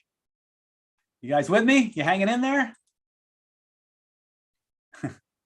All right, we got we got 2 more things on the docket. I don't know how far we'll get into image cycling, but we're going to go ahead and work on color breathing now. Now, color breathing is actually fully taught in regression techniques and real world trauma resolution. The reason for that is because there's like 7 or 8 levels to it. Each one gets progressively more in depth and is capable of more and more things. But we do the 5-year-old version. What I mean by 5-year-old version is this is what works on 5-year-olds. If it'll work for a 5-year-old, it'll work for everybody else, right? So the idea here is, once again, starts with, is it okay to get rid of it? Is there any reason why you might want to change or you might want to keep it? If the answer is anything but a resounding yes, what do? Frame that shit. When in doubt, frame it out. Now you're going to color breathe it. Point to where you feel it. Notice there's a color connected to that feeling. What's the color first impression? Does it matter what the color is? It's pink pomegranate and puce with tangerine colored unicorns frolicking about inside of it. Okay. As you focus on that pomegranate and puce color with tangerine unicorns frolicking about inside of it, I'm curious, does it have any weight, temperature, or texture? Color, you can go into those if you want to. But if your higher mind, your autonomic nervous system, could send you a feeling, a frequency, a vibration, a color that would completely dissolve that pomegranate and puce color with tangerine unicorns dancing around in it and give you exactly what you most need and want and desire instead, what color or colors might it send you? Fruit Loop Lucky Stripe orange flavored bubble gum scented color. Okay, go ahead and make a big ball of that energy floating above your head. That's the cheat if you can't remember what the fuck they just said. Imagine a big ball of that color floating above your head. Notice how the feelings in your body shift and changes with every breath you take and every beat of your heart. That amazing ball of energy begins to grow, begins to expand, begins to fill the entire room from floor to ceiling, from wall to wall, and all points in between. Notice how it wraps itself around you, and breathe it through that pink pomegranate and puce with tangerine unicorns dancing all around it color, and notice what happens. They're going to breathe the color through. You use a color to dissolve a color. Now I'm making a little bit of, don't be surprised when you get weird shit like that. It's happened. I've seen it, right? What's going to happen is one of 3 things. A, you're going to breathe that the resolution color through the affected color area. It's going to dissolve and go away like a fart in the breeze. That's one possibility. Next level possibility, you're going to get what we call the Russian doll effect. Russian doll effect, you guys know what I mean when I say Russian dolls? You know those dolls that if you open up the doll, there's another doll inside of it. You open that doll, there's another doll inside of it, and it just keeps going and you wonder whatever the fuck it's going to end. Well, a lot of times people will point to stuff and I'll say, what color's connected to that feeling, first impression? And they're going to say, whatever it is, right? And then what I'll do a lot of times, I'll say, now trace the outline of that color so you know what shape it takes. Okay? If your higher mind could send you a feeling, a frequency, a vibration, or a color that would completely dissolve that XY shape in that 1, 2, 3 part of your body, what color or colors would it send you? Or what color or colors might it send you? Whatever color they give you, fill the room with it, breathe the resolution color through the problem color, and that big area is going to go like this. Now people say, well, did it fail? No, you've got layers, you've got onion skins wrapped inside of each other here. You cleared the first problem, but this is a different but related or similar problem. What color is this? What color would fix it? Breathe the resolution color through the problem color, it shrinks again. What color is this one? What color would fix it? Breathe that color through the area, and you just keep doing that until it's completely gone. We call that the nesting dolls or the Russian doll effect. Very common, especially with what we call level 1 interventions. The other thing that can happen, we call it body mapping. So we have them point to where they feel it. They turn it into a color. They breathe whatever resolution color is through that area. And now all of a sudden it moves from here to here. Same as before. You fix the first issue. Now you've got a connected issue. What color is this one? Purple. What color would change it or make it what you want instead? Green. Breathe the green through the purple. It moves again. What color is this one? Yellow. What color would give you what you want instead? Red. Breathe the red through the yellow. And you just follow it through. It takes a little while sometimes. Okay. But it works really, really well. And it's simple. And you can do it with a 5-year-old. You can do it with a 3-year-old as long as they can pay attention. Right. You can do it with a hysterical 5-year-old because I've done it. Right. That's how it works. There's other ways that we can work with this, but the basic idea is whatever the body generates, the body accepts. Okay. When you have a trauma locked in the body, what you're dealing with is frozen light. Okay. When in the physical realm, when all light, or in the spiritual realm, when all colors are mixed together, what's the color that we get? Depending on white, right? So if you're pointing to this, and even if you get a white color, it's still missing frequencies. But my point is that that trauma container is frozen light.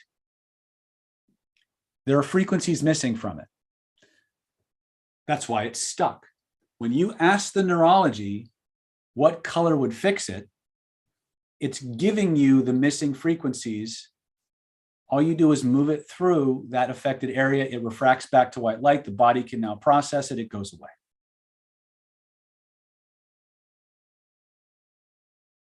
According to the Green Lantern universe, you definitely get white until they change it. Yes.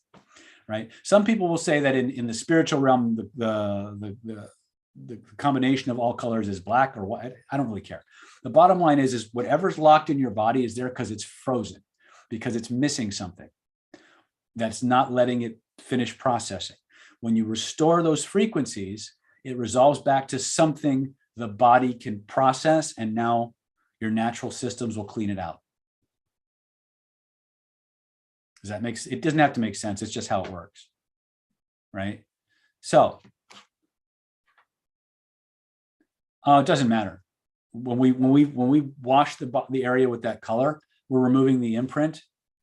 So it may go emotionally flat. You may still remember the event, but you can't think about it the same way anymore. What we do is we turn everything into a color. We turn the sounds, the smells, the tastes, the feelings, everything becomes a color, which becomes a homogeneous vibrational field with everything. There's nothing ambiguous. It's all imprinted in there. One of the things you'll learn if you study some of Basil van der Kolk's work is there's a phenomena that comes up in trauma resolution or trauma therapies called alexithymia. Alexithymia is an inability to put a name to a feeling. If you've studied any other languages, you'll find out that they have names for certain feelings and emotions that we don't have in English, right? So many times what can happen is the feelings, although negative, are so complex or interwoven that no one single word accurately names it. And if you can't name something, the nervous system can't process it. Hence my earlier statement, if you can conceive of it, name it, and describe it, you can cause it. But what if you can't name it? Well, that's the best part. You can turn any of that shit into a color. You can turn any of that stuff into a sound, a smell, a taste.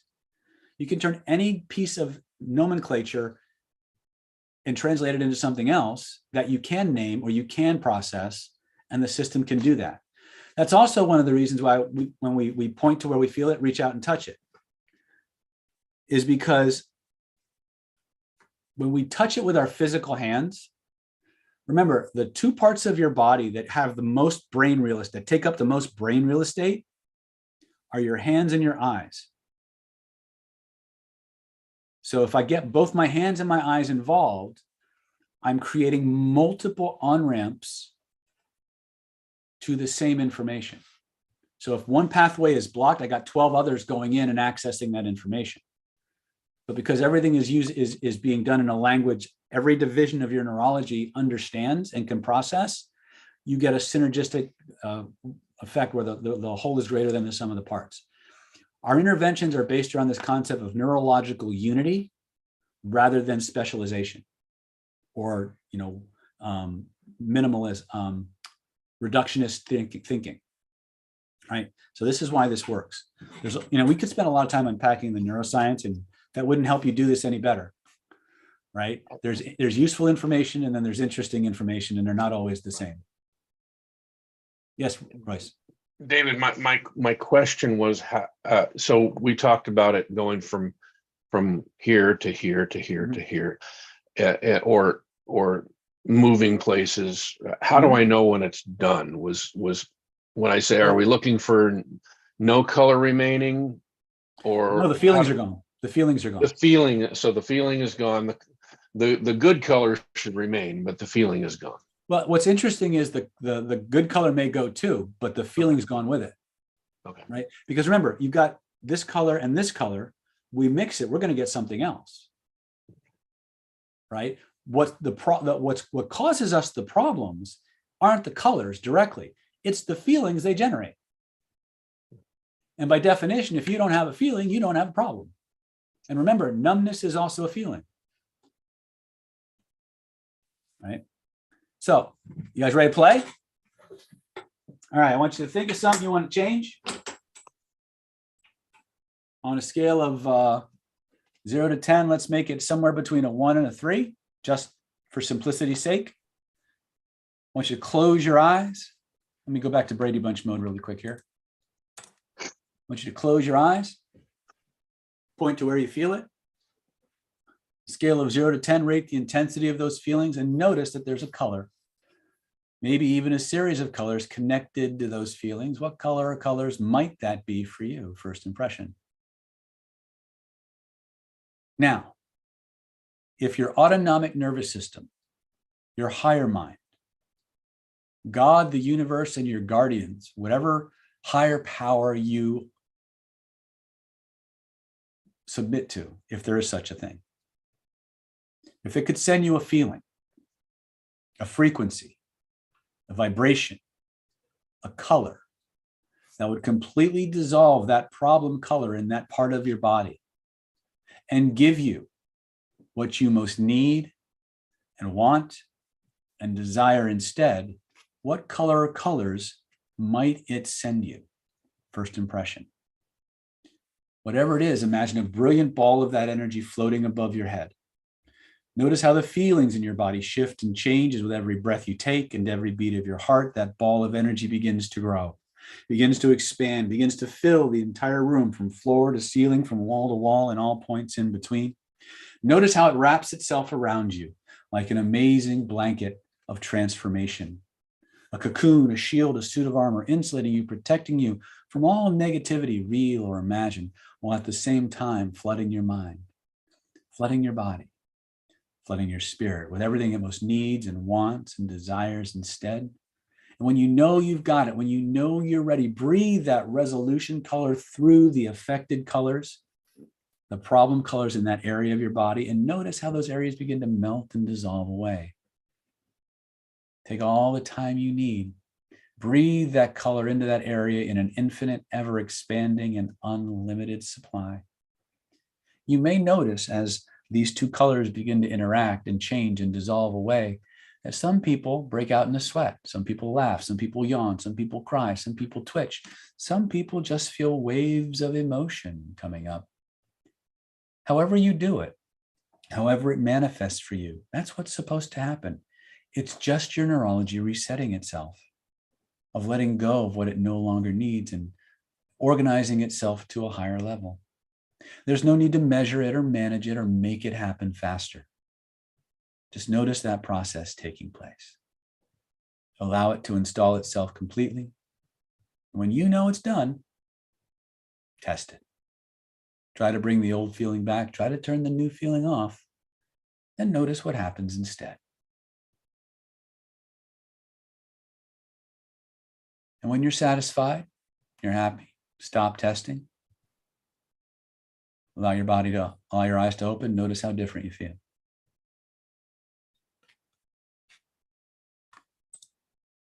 All right. What do we notice? What do we discover? I'm going to buy an orange bed cover. I love By the way, on that note, about 50% of the time, The color somebody needs to heal is the one they're wearing.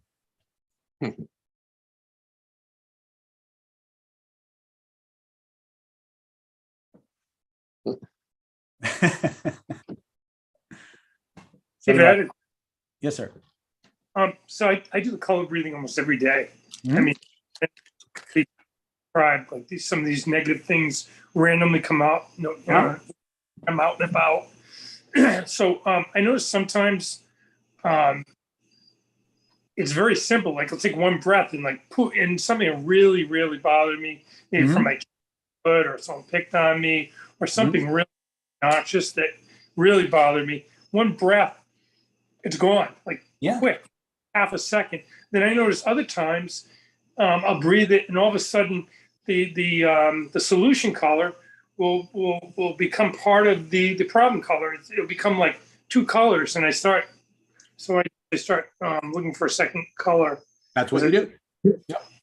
The answer, again, when you're doing any of these energetic interventions, even though we build them as hypnosis, they're as much or more energetic than they are hypnotic. One of the things you do, one of the things I tell you guys is the answer is always in the question. So going back to what you said, like, I have a problem, I have a solution, I breathe the resolution color, and all of a sudden the resolution becomes part of the problem. And you did what? You went looking for another color. That's exactly what you're supposed to do. If my higher mind could send me a feeling, a frequency, a vibration, a color, that would accelerate and amplify this transformation and give me my most need and want and desire instead, what other color might it send me? Add that color to the mix, shit's going to change. Now, one of several things happened. It either resolved completely or it changed again. What's the next color I need? What's the effect I want? What color would give that to me? And you just keep playing with the colors until they're gone. Now, a lot of times, if it changes and it like what you said, the first thing I would do, because I'm betting you didn't do this, is it okay to get rid of it? I would go right back to the frame and say, hey, is it okay to get rid of this? Is there any reason why I might want to keep it? Frame it first and then notice what happens. Right? When you say frame, you mean frame it. Magic frame. Oh, magic frame. Okay. Yeah. When in doubt, frame it out. One of the things I see over and over and over again is that if something's not resolving with these techniques, it's almost always safety lessons, secondary gain of some kind, or you're just not asking the right question. Right? But more often than not, it's safety lessons, secondary gain. Right? And again, no judgment. We all have them. Right? We all have reasons for clinging to things that don't make any logical, rational sense from an outsider's perspective. But remember, irrational problems require irrational solutions. Okay, I found that to be true more often than not. Rational solutions to irrational problems often have a Band-Aid effect. They don't last. Okay, that's why psychotherapy has such a low hit rate, because all you're doing is talking about your shit for 12 years. And the belief is that if I just understand why I'm doing what I'm doing, I will consciously choose to do something else. Well, you may consciously choose to do something else, but your unconscious mind is in charge 99.99% of the time. And it's choosing something different, motherfucker. So that's what we got to understand. Alex.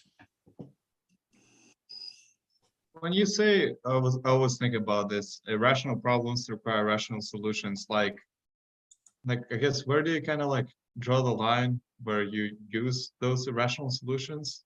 If you know, you draw the line where it's dangerous to somebody else or you. Dangerous. Yeah. I mean, if your irrational solution is to stand on top of a post office with an AK-47 and blast every motherfucker that ever delayed your package. No, okay. I wasn't talking about that. I was talking about, let's say you have like certain, like, I don't know, certain feelings or certain problems, like, you know, and like, I feel like, you know, coming up and making shit up to, and like irrational solutions towards it. Like, I guess doing it all the time almost feels like you're kind of losing sense with realities. You know? Okay, I'm kind of all right. So one of the things I think what you're talking about is what we call reblaming disease. Reblaming? Yeah, reblaming is where we're reframing every situation we're in to blame the other guy and make it the other guy's fault. Remember, it's never the other guy's fault. If you find yourself engaging in blaming people, you're wasting your time. I think what I try to mean is like where you kind of like, let's say you have a situation and you're constantly reframe anything to get a way better effect, and not like to blame, like let's say a feeling. But like the reason I said where you draw the line is like how much of doing this frames is like enough, because if you do it like almost for everything. Let me tell you something. In all truth, Alex, the longer I do this work, you know, Sifu Johnson said it the best. When you start on these paths, there's black, there's neutral, and there's white, right? Yeah. And the most narrow band when you start is the gray area, right? The neutral. But the longer you're in this, the bigger the gray zone gets and the less set in stone everything else becomes. So one of the things that you do is when you start reframing things, the best way to reframe it is what manner of thinking empowers me more? What is the result that particular mindset produces? If it's empowering you, keep it. If it's not empowering you, get rid of it, right? And that's where, like, if you get the 14 reframe patterns from Renegade Reframing, it's all about conversational belief change. There are 14 different ways to think about anything. That the minute you apply that way of thinking, your mind map opens and you have more possibility and flexibility. And you can't go back to thinking about the original belief the same way, right? Yeah. And so once we have that flexibility of thought, and we get to choose what something means, that empowers us. That's not really necessarily rational, because everybody's telling you it's one way, but seeing it that way keeps you stuck, and seeing it another way empowers you. What's rational and what's not? From whose perspective? It's just up to interpretation. Yeah. Exactly. What you're going to find over and over and over again is that most of what you're encountering is your interpretation of a particular data point. And all of that, and that's all based on your body feelings and the questions you ask about it and the meaning you assign to it. This bottle of water can be poison or life, depending on the person looking at it. Why do I say that? If you're drowning in a desert, if you're dehydrated in a desert, this is life. If you're a dyed-in-the-wool organic BPEs are bad, this is a bottle of poison waiting to happen. Same bottle, same water, right? Yeah. That's the reality we live in. I guess it's like a key is to choose what not frame, but what belief interpretation. Systems? Yeah, belief systems. Yeah, you want to. If you've ever heard beneficial for you. Yeah, if you've ever heard me say all belief systems are bullshit, including mine, you just tapped into it. Why? Because all belief systems are rules about the way the world is, based on the feelings a person had in their body and the information they had at the time applied with a feeling of certainty. Most of the beliefs that we have were given to us and we never challenged them. We just accepted them. No belief system is good or bad. You have to evaluate it based on the results in your life it produces. If the belief system makes you happy and it's leading you to create a life you love, keep it. If your belief system is holding you back, or the results that the proponents of that belief system, the life they're leading, isn't the one you want, then you owe it to yourself to do anything else, adopt any other belief. Test every belief you're presented with until you find one that generates the results that make you happy and make you happy with yourself, not just the results you're producing externally, but how you feel about yourself. Because if you adopt a belief that selling real estate is going and making $300,000 a year is going to make you happy. And you do that, you actually go out and you get that real estate job and you're making $300,000, $400,000 a year, but you're fucking miserable. Your wife hates you. Your kids don't know you. And you feel bad about yourself every time you come home. That's not a belief system that's working for you. Right? The belief systems you have should bring value to your life on every level. Right? Sinot's asking, if you don't mind me asking, how's that what specifically?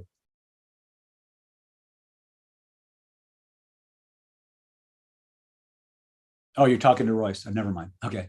All right. I guess it's just, well, just last sentence. I guess it's just interesting because it's like, well, obviously most of the people think what's habit or belief system they are is their identity, but really it's all just like interpretations, and it's all like, it's all made up rules. Kinda. Like, it's kind of like, I don't know, it's just interesting because it's like, one of the things you want to look true. at is, what are your values? What are your values and what are your rules for having those values satisfied? Right? And if what you're getting isn't fulfilling those values, then you have to change them.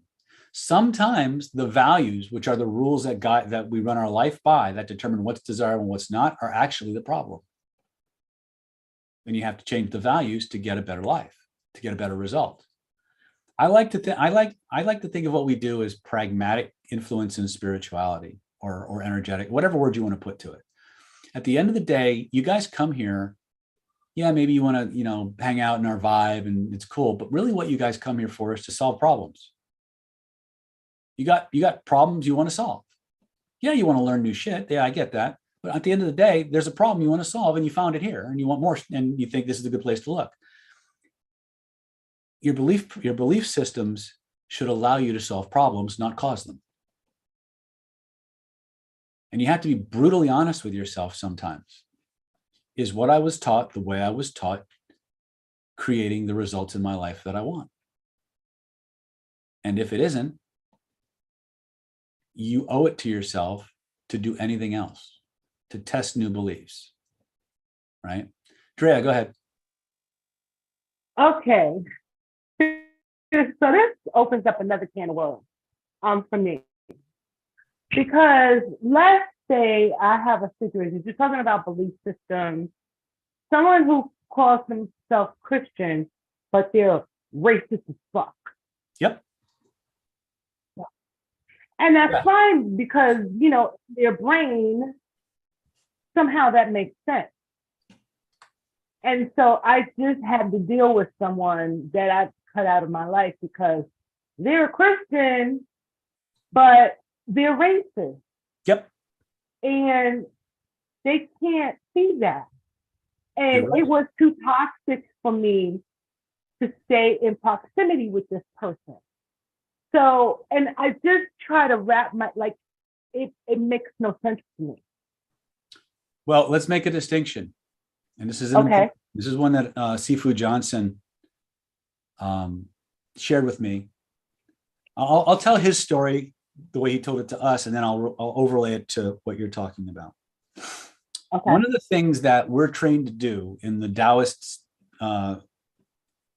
priest training, as well as the Taoist Chinese energetic medicine, the medical Qigong training, is removing entities, depossessing people, for lack of a better word. That's what you do as a hypnotist anyway. It's just a different type of entity.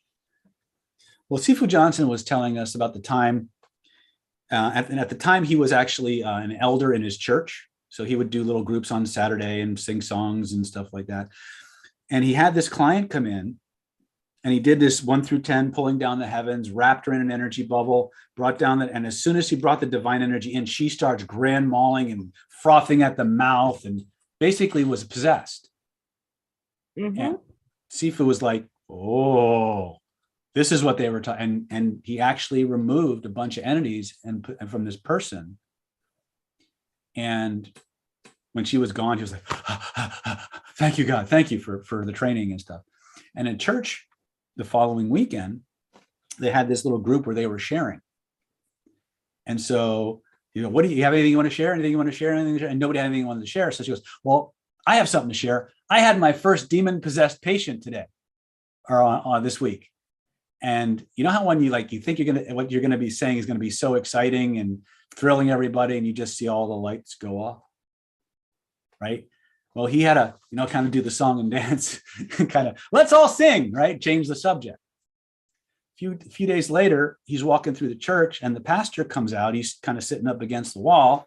Goes, hey, Brother Johnson, how are you? And Sifu had an idea what it was about.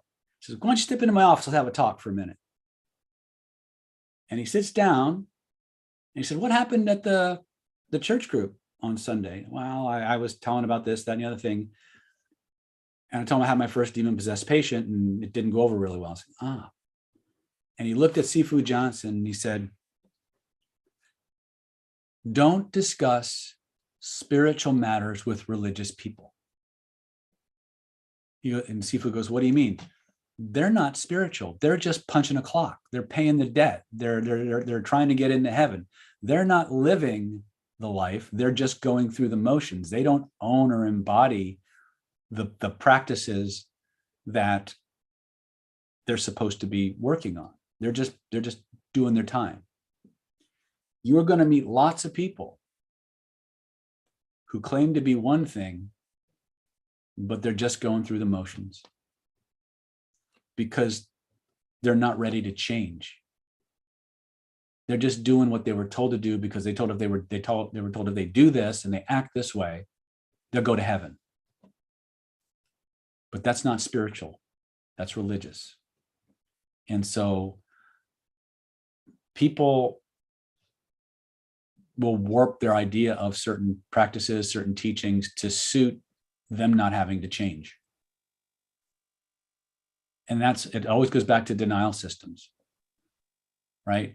If I have to be different, if I have to leave my comfort zone, to do something, or I could just bullshit myself and stay the same. Most of us, not all, you guys here, you're different. But we all fall prey to this. We bullshit ourselves. We go into some form of denial and repression and whatever. So you have, I think Jesus said, I think it was Jesus who said, it might've been one of the apostles, said, by their works, you'll know them. Right? A person's behavior is a far deeper indication of who and what they are inside, what those ego extensions are. It's not a version. It's not a glimpse into their soul. It's the identities they've created to survive here, which are all based on woundings and trauma. Every single one of us, the identity that we have isn't the real us. It was a set of personalities and personality constructs that we created to survive here. Part of enlightenment, part of becoming more godlike or divine is actually peeling away those things to get back to our soul, which is our true self, right? Which means we got to give up shit. We got to give up rage, bias, hatred, discrimination, racism. These are all things that separate us. And to get the higher thing, we have to give up those things, but we've become identified with them. And to give them up is terrifying to us. So when you encounter people like that, two things. Realize, first and foremost, as hurtful as it is, 99% chance has nothing to do with you. You're just in the way. If somebody else were in that position at that moment, they'd have gotten it too. Right? Which is hard because we take everything personally. Right? But so much of our reactants and our biases and our bigotries are really never about the person in front of us. They're about a person that happened years ago that they're still not over or not done with. So I hope that helps. Yeah. It's just, I guess, going through this process of trying to clear myself and doing the work, and then being in a relationship with someone, a friendship with someone who really doesn't like Black people. So then why do you want to be friends with me? Like, I didn't seek out your friendship. So this becomes a conundrum to me. Because there's this one part of this person that is deeply racist, but then you're trying to prove you're not racist by having a Black friend. Gotcha. And are then, they- so that's are they- kind of craziness. Yeah. And so they're trying to, you know, I have my token Black friend to prove I'm not a racist. Right. Exactly. Right. Exactly. Yeah. And so just trying to deal with people's, I don't know what you would call that, darkness? Wounding. You can think of it as darkness, but it's really just hurt. Okay. It's wounding. It's bad teachings or negative Mhm. teachings that are holding that person back that they're not willing to let go of. Right. And for in the beginning of the relationship, I was trying to help her see. Mm-hmm. And then I realized how detrimental that was to me. Yeah. And that's why I talked about the toxic positivity earlier on, because a lot of times with toxic positivity, it would allow us to stay into situations that we should have cut and run from, no matter, for me, if it's a friend, family member, you know, job, whatever. But because I'm trying to see the better, you know, I'm trying to see the light in the person. I'm trying to see the good side of the person. I'm trying to believe they have, you know, there's a possibility for them to change. And meanwhile, I'm getting my energy drained. Right. And that toxic positivity is not serving me, it's actually hurting me. Absolutely. And you have to be true to yourself. If Right. there's people like, you know, we had a situation earlier today. We've had people, you know, when we do trainings and stuff like that, right? Every now and then you have to work with somebody that skeeves you out, that just is like nails on a blackboard, right? And you have two choices at that moment. You can suck it up and just grit your teeth through the experience, or you can just be open up front and say, look, I'm really not comfortable working with you right now. Maybe later, or maybe some other time, but right now I'm just not feeling that. It's the same idea. It's like, if you got somebody that you know is in the throes of denial, you see their patterns, even if they can't. First of all, if you want to make someone hate you, point out their patterns. Okay, they will hate you. You never reveal everything. Trust me, I'm a face reader. I do handwriting analysis, body language. I know shit about I know shit. Again, this is an editorial you. I know shit about your genitals. I should have no right knowing. Right. Right. Because there's certain parts of the body that indicate certain other parts of the body. Right. Just because you see it doesn't mean you say it. Right. Right. And so you evaluate, is this healthy for me? Right. And if it's not, just be upfront. You don't have to be mean. You say, look, right. You seem like a really nice person, but right now I just don't feel comfortable. Right. Or maybe you just say, you know, there's some other place I need to be. Okay. You know, you don't have to vilify them or point out their flaws, even though they might be blatant, or patterns, I should say, not flaws, but even though they're blatantly obvious to you. It's not going to make you any friends, and it's not going to smooth things over. Right. And I think you said earlier about us, you know, that having that light in you, and there are certain energies that want to feed off of you.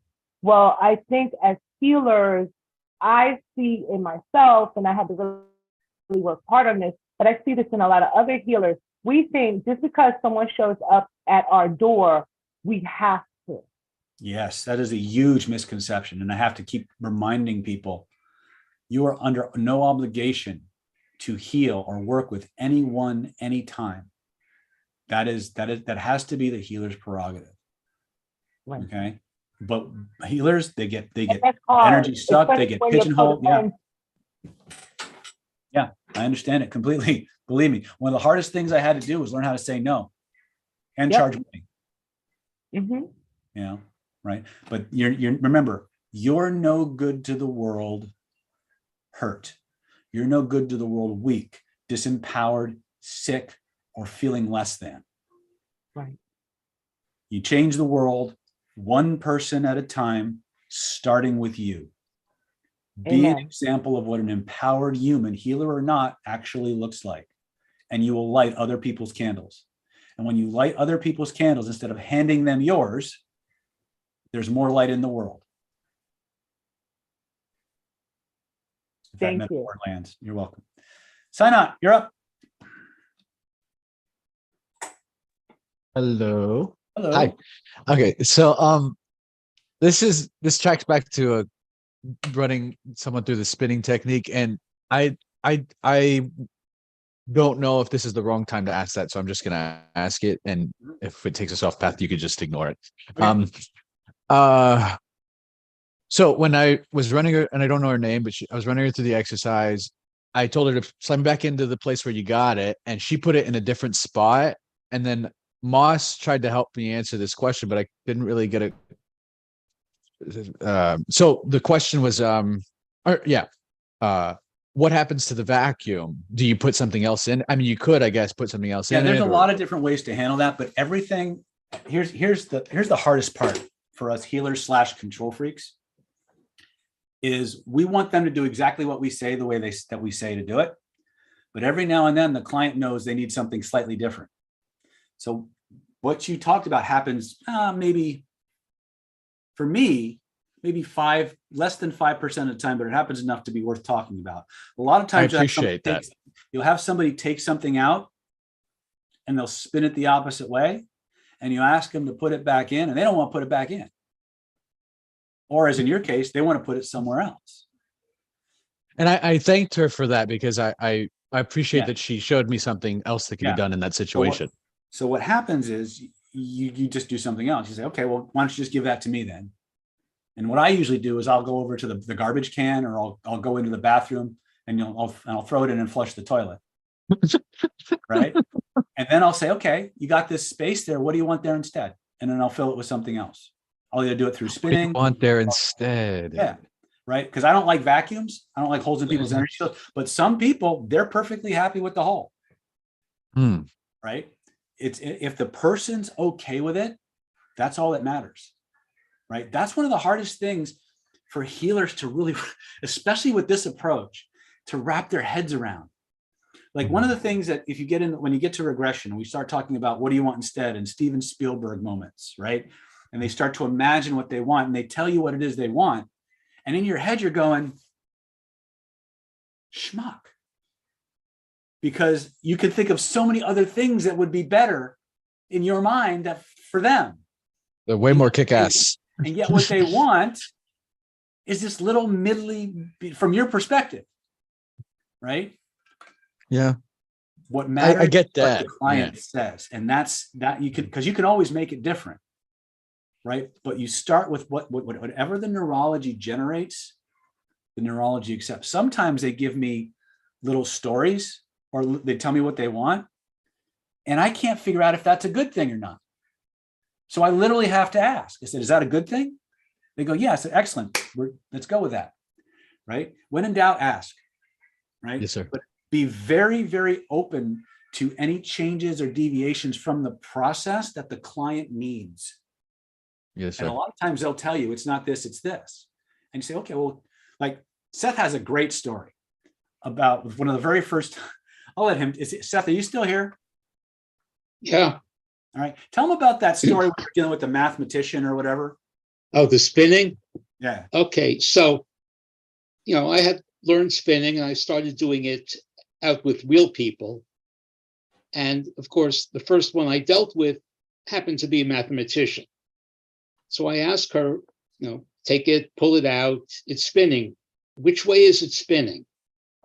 And she looks at it and says, it's spinning simultaneously around 2 perpendicular axes in 4 dimensions.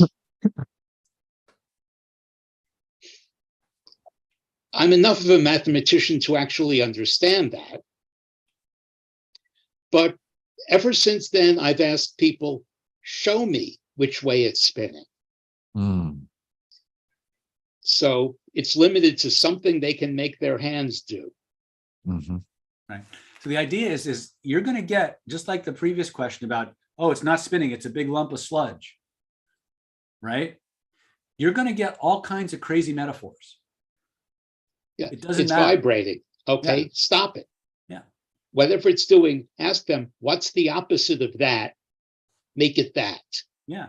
Or they'll say, I don't want to put it back. And okay, where do you want to put it? Oh, I want to put it over there. Okay, put it over there. Tell me what happens. Oh, that's better. Right? We have to build into the process the situational awareness and the behavioral flexibility to remember that whether we want to believe this or not, the client is actually the expert on their nervous system. And if their nervous system generates it, they'll accept it. If we give it to them, it's kind of the difference between a cloned organ and a transplanted organ, right? Which one has a higher percentage of being rejected? The transplant or the clone? So what do I do with a suggestion to put it back where it was? Do I make a new suggestion that encompasses the possibility? Where do you want it instead? What do you want to do with it? What do you want to? Okay. Whenever they tell you, you echo it back, and that's what you do. And then if you feel like, if you could put something in that spot, that would be awesome. That you would absolutely love instead. What might that be? And then you have them generate it, energize it, and fill that spot. The answers are, here's the thing. The answers are always in the question, because the moment you ask the question, the neurology generates the response. It fills that space. That's why we call yin formations, because the stem creates a hole that the neurology fills with its own content, which it never resists and always accepts. So that's the premise. When we're working with a nervous system, the nervous system caused the problem to begin with, so the nervous system can change it. You'll never get the resistance if you use what they give you. Even if we think, oh man, I could have come up with something way better than that shit. Right? Does that help? Thank you. Yep, you're welcome. Jax, you're up. Kind of a quick question here related to what the other lady said. I can't remember her name. So if I think I've asked you this before, but if I have someone who I don't know, was a situation with a gal that was trying to commit suicide, so she said. And when I got to talking to her, she suddenly wanted me to become her teacher, and I didn't know what else to say, but it just kind of blurted out, no, because you're not ready for it. I hate to say that because it pisses people off. I don't want to make anybody mad, but at the same time, how the hell do I know for sure whether or not they're ready for it? It took her another 2 years to finally pull her act together and get off the dope. So were you right? I was right. Then there you go. Remember, here's the hard part, especially when it comes to being spiritual. Doing the right thing is rarely the easy thing. Right. It may be the simple thing, but it's never easy. Right? Especially when we see someone who has all this enthusiasm and excitement, and they're telling us how amazing we are and how much they want to learn from us, and yet they can't balance their fucking checkbook. or you know, they're dilettanting everything. They're just bouncing from class to class to class, but never really accomplishing anything. Right? You have to look at the patterns of people's behavior. You know, a lot of people, like, there's a lot of gatekeepers in the world, and some of that gatekeeping, Roy says, I resemble that remark. There's a lot of gatekeepers in the world, and there's a lot of people who feel that certain people, certain kinds of people shouldn't have certain kinds of information. Then there's other gatekeepers who think they're the only ones who should have certain kinds of information because it helps them stay special. Right? It's better to be an asshole for a moment than a schmuck for the rest of your life, or regretting for the rest of your life because you didn't do the right thing in the right moment. Right? My wife and I went through this, you know, when we used to get into arguments, I said, look, I'm going to be an asshole for about a minute and a half rather than resent you for the next 10 years. Right? Right. So you need to be rip the Band-Aid off or try to let it fall off on its own. And it's just do the right thing, and which is not always easy, especially when you're a deeply compassionate soul and a healer, and you know how much they're counting on you or relying on certain things from you. But there has to be a value both ways. And if taking on a student or a person is not ready to handle the power that you're giving them, the skills or the knowledge that you're handing them, that's gonna blow up on both of you. Well, I know that this gal even now would take this and use it for her own nasty stuff. And I would not bring her to this group or any other group you have. We all have to start, we all start from a darker place and migrate to light. Some just get there faster than others. Most people would look at my origin story and say, oh, what an asshole, what a parasite, what a predator, because of the things I wanted when I was younger.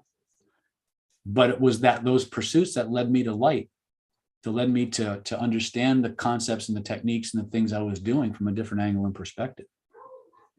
We all have to start somewhere, right? And one of the problems is that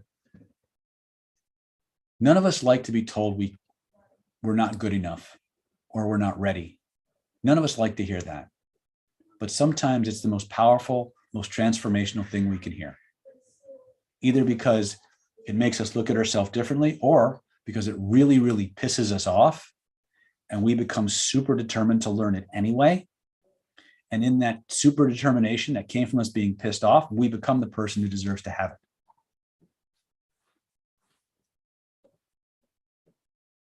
Poster child. Right? All right. Anybody else? Got another hand? Moss.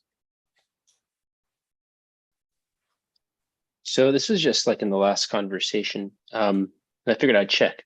So I'm curious. When I forget the name here now, Synod had asked before was, sometimes people will put the energy you've spun back in just into a different location. Like a lot of the time I'll say, put it back where it's going to do the most good. Right.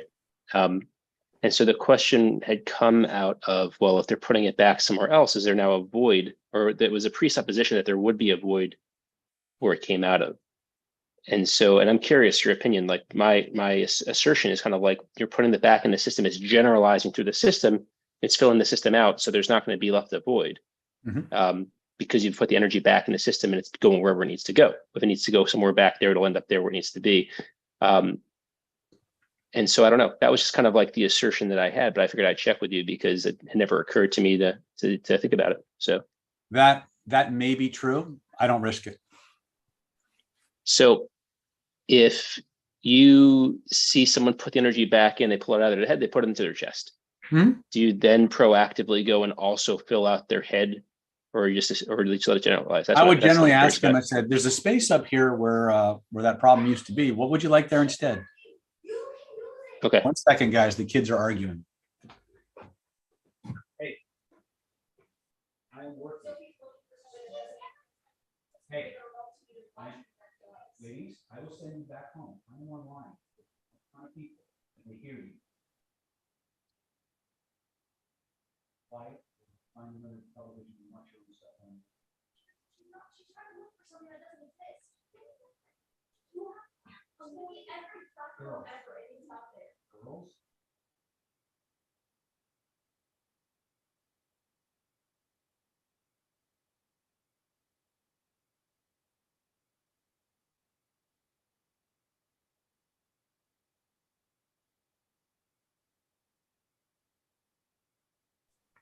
All right. Sorry about that. Interesting thing happened when the 10-year-old meets the 13-year-old and they fight over the remote. All right. So anyway, the energy may balance out, but because of my previous energy trainings and stuff like that, I still tend to think of there being a vacuum there. So I always want to put something in it. Do I need to? Maybe, maybe not. I just feel better about what I've done. If I said, what do you want there instead? They tell me, I spin it or I color breathe it and I fill that space with what they want. That makes it better. Do I have to do that? Maybe not, but I feel better about the process doing it. Drea. How do you use this for animals? I'm sorry? How do you use these techniques to heal animals? Well, the problem with animals is getting them to do what you say.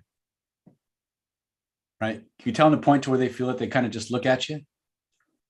Well, I wouldn't think, stuff like that, but like, I don't know. Can you do any Yes. of these techniques You for can do, animals? yeah.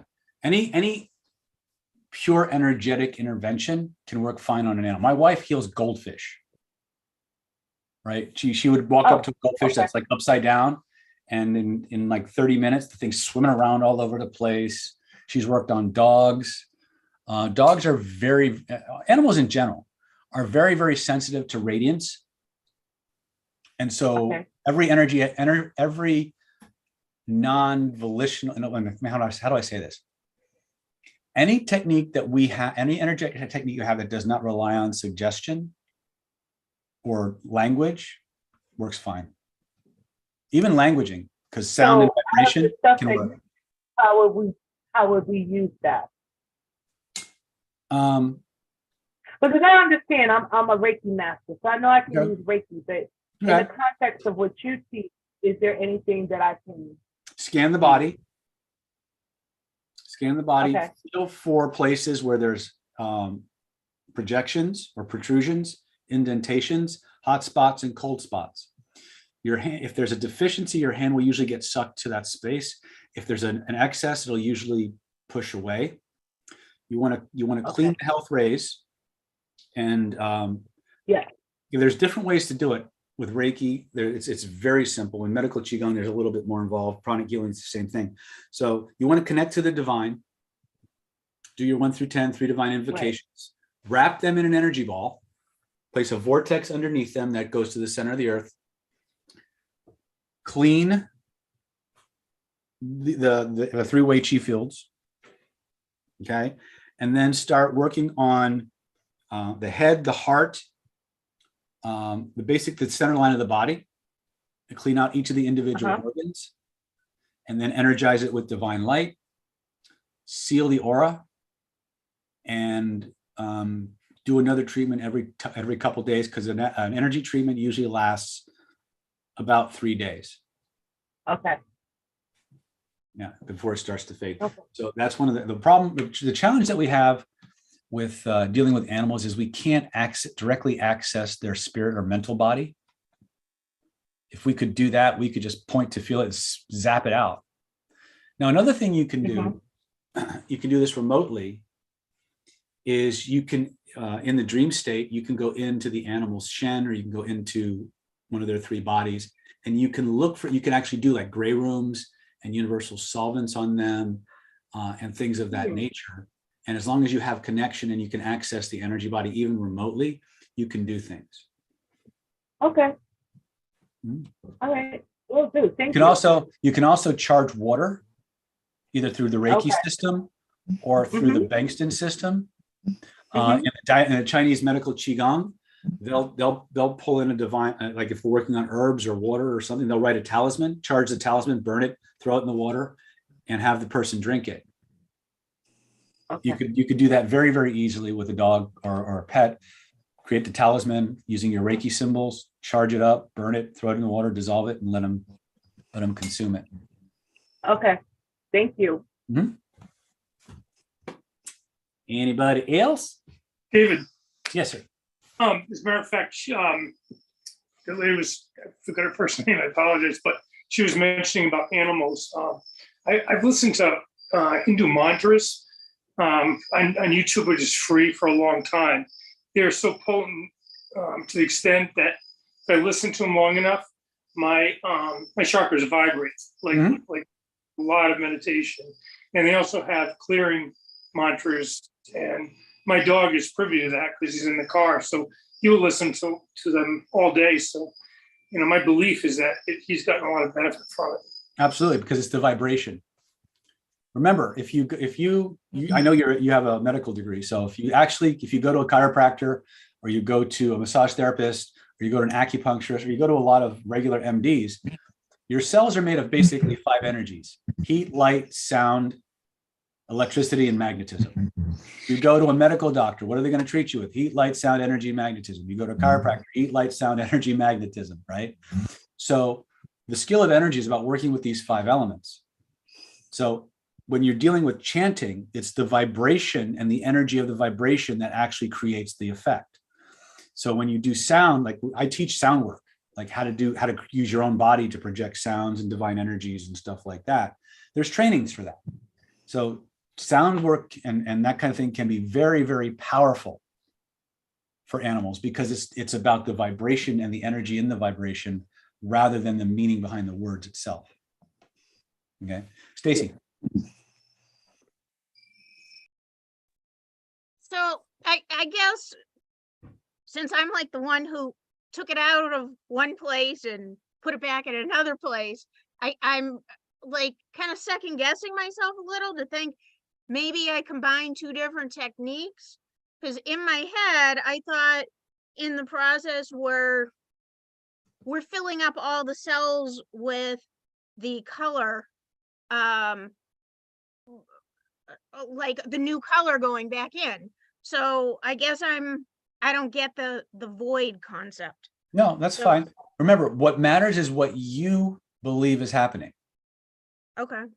Right. I don't put a lot of stock in belief, but when we're putting things back into ourselves, it's the associations we make that empower that transformation. So if you believe it's going into all your cells, it is.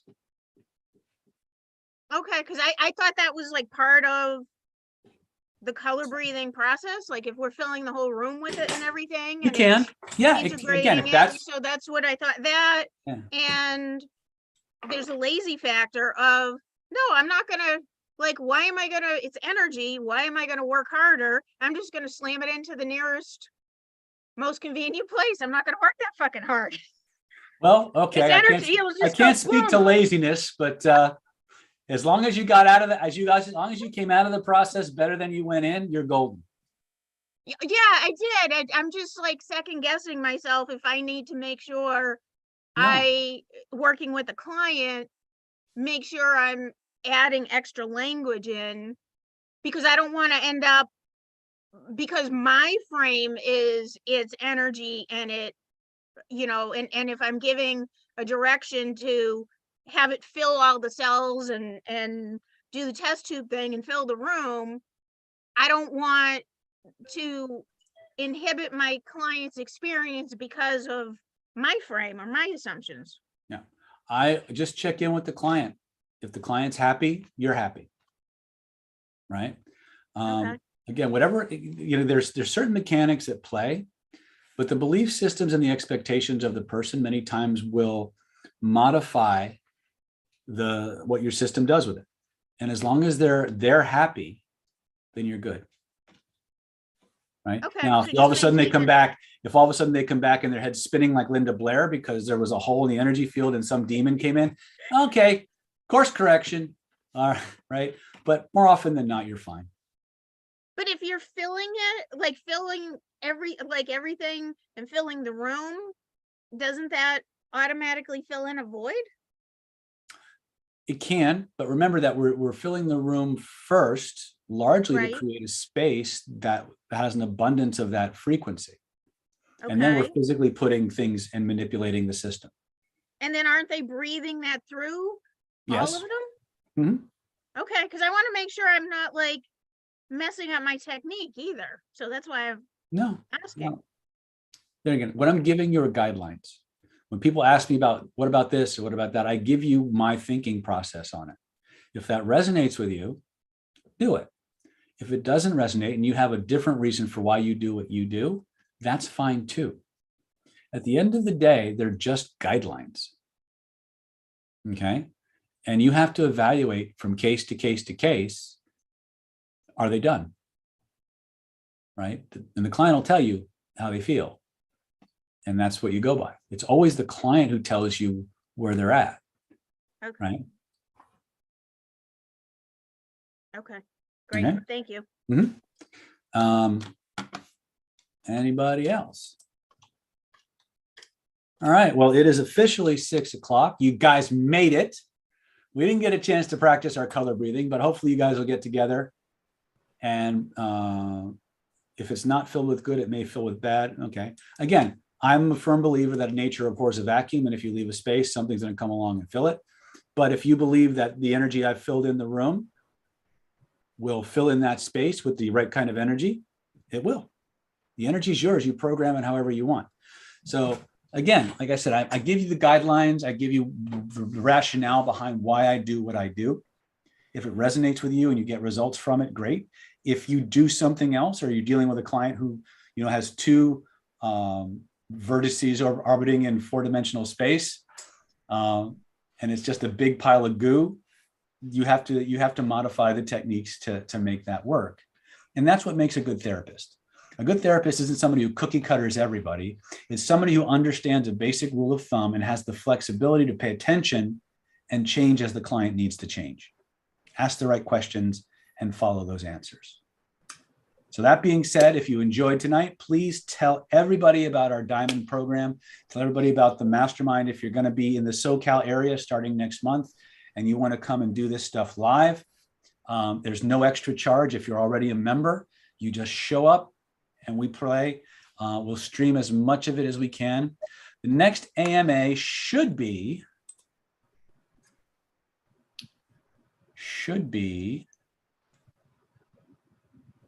Monday the 4th, if I'm not mistaken. Okay. I hope you guys had a good time. Please like and share and come. How many of you guys are coming? Just before I log off, how many of you guys are actually thinking about coming or want to come to Internal Power? Secrets of Internal Power. All right. If do you need me to repost the links? Okay, let me do that really quick. Here we go. So, Quick question. Yes. When I was a kid, there was like local karate schools and a lot of aggressive bravado there. Is it? And you have to, part of the curriculum was being taught how to take pain and how to learn how to get hit. Do you do that? Yes. Yeah.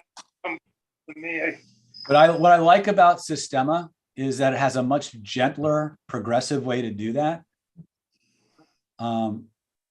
It's actually a lot of fun. And it's terrifying at first because Sistema is the only art I've found that actually teaches you how to deal with fear.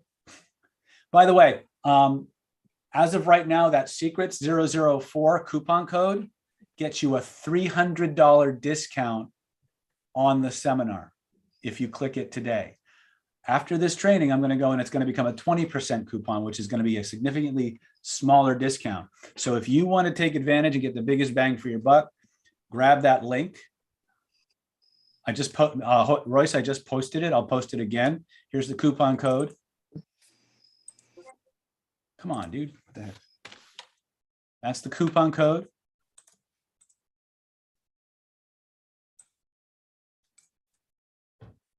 Here's a link. And Christine, did you have a question?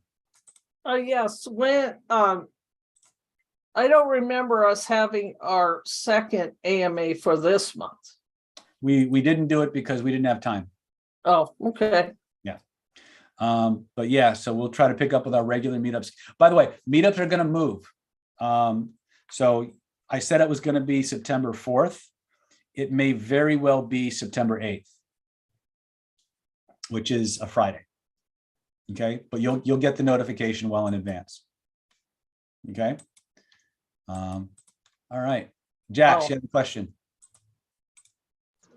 Are you going to do away with this mastermind in general, or are you going to keep it? Oh no, we're gonna stream it. Okay. But we highly encourage, if you can get to the live practice, to do that. I'm up in Washington. Everybody's got an excuse. Yeah, well, you know. But thank you. You're welcome. All right, you guys, have fun? You learned some stuff? Yes. Thank you. Go out, change the world, one person at a time, starting with you. Good night. God bless. I love you. Thank you, David.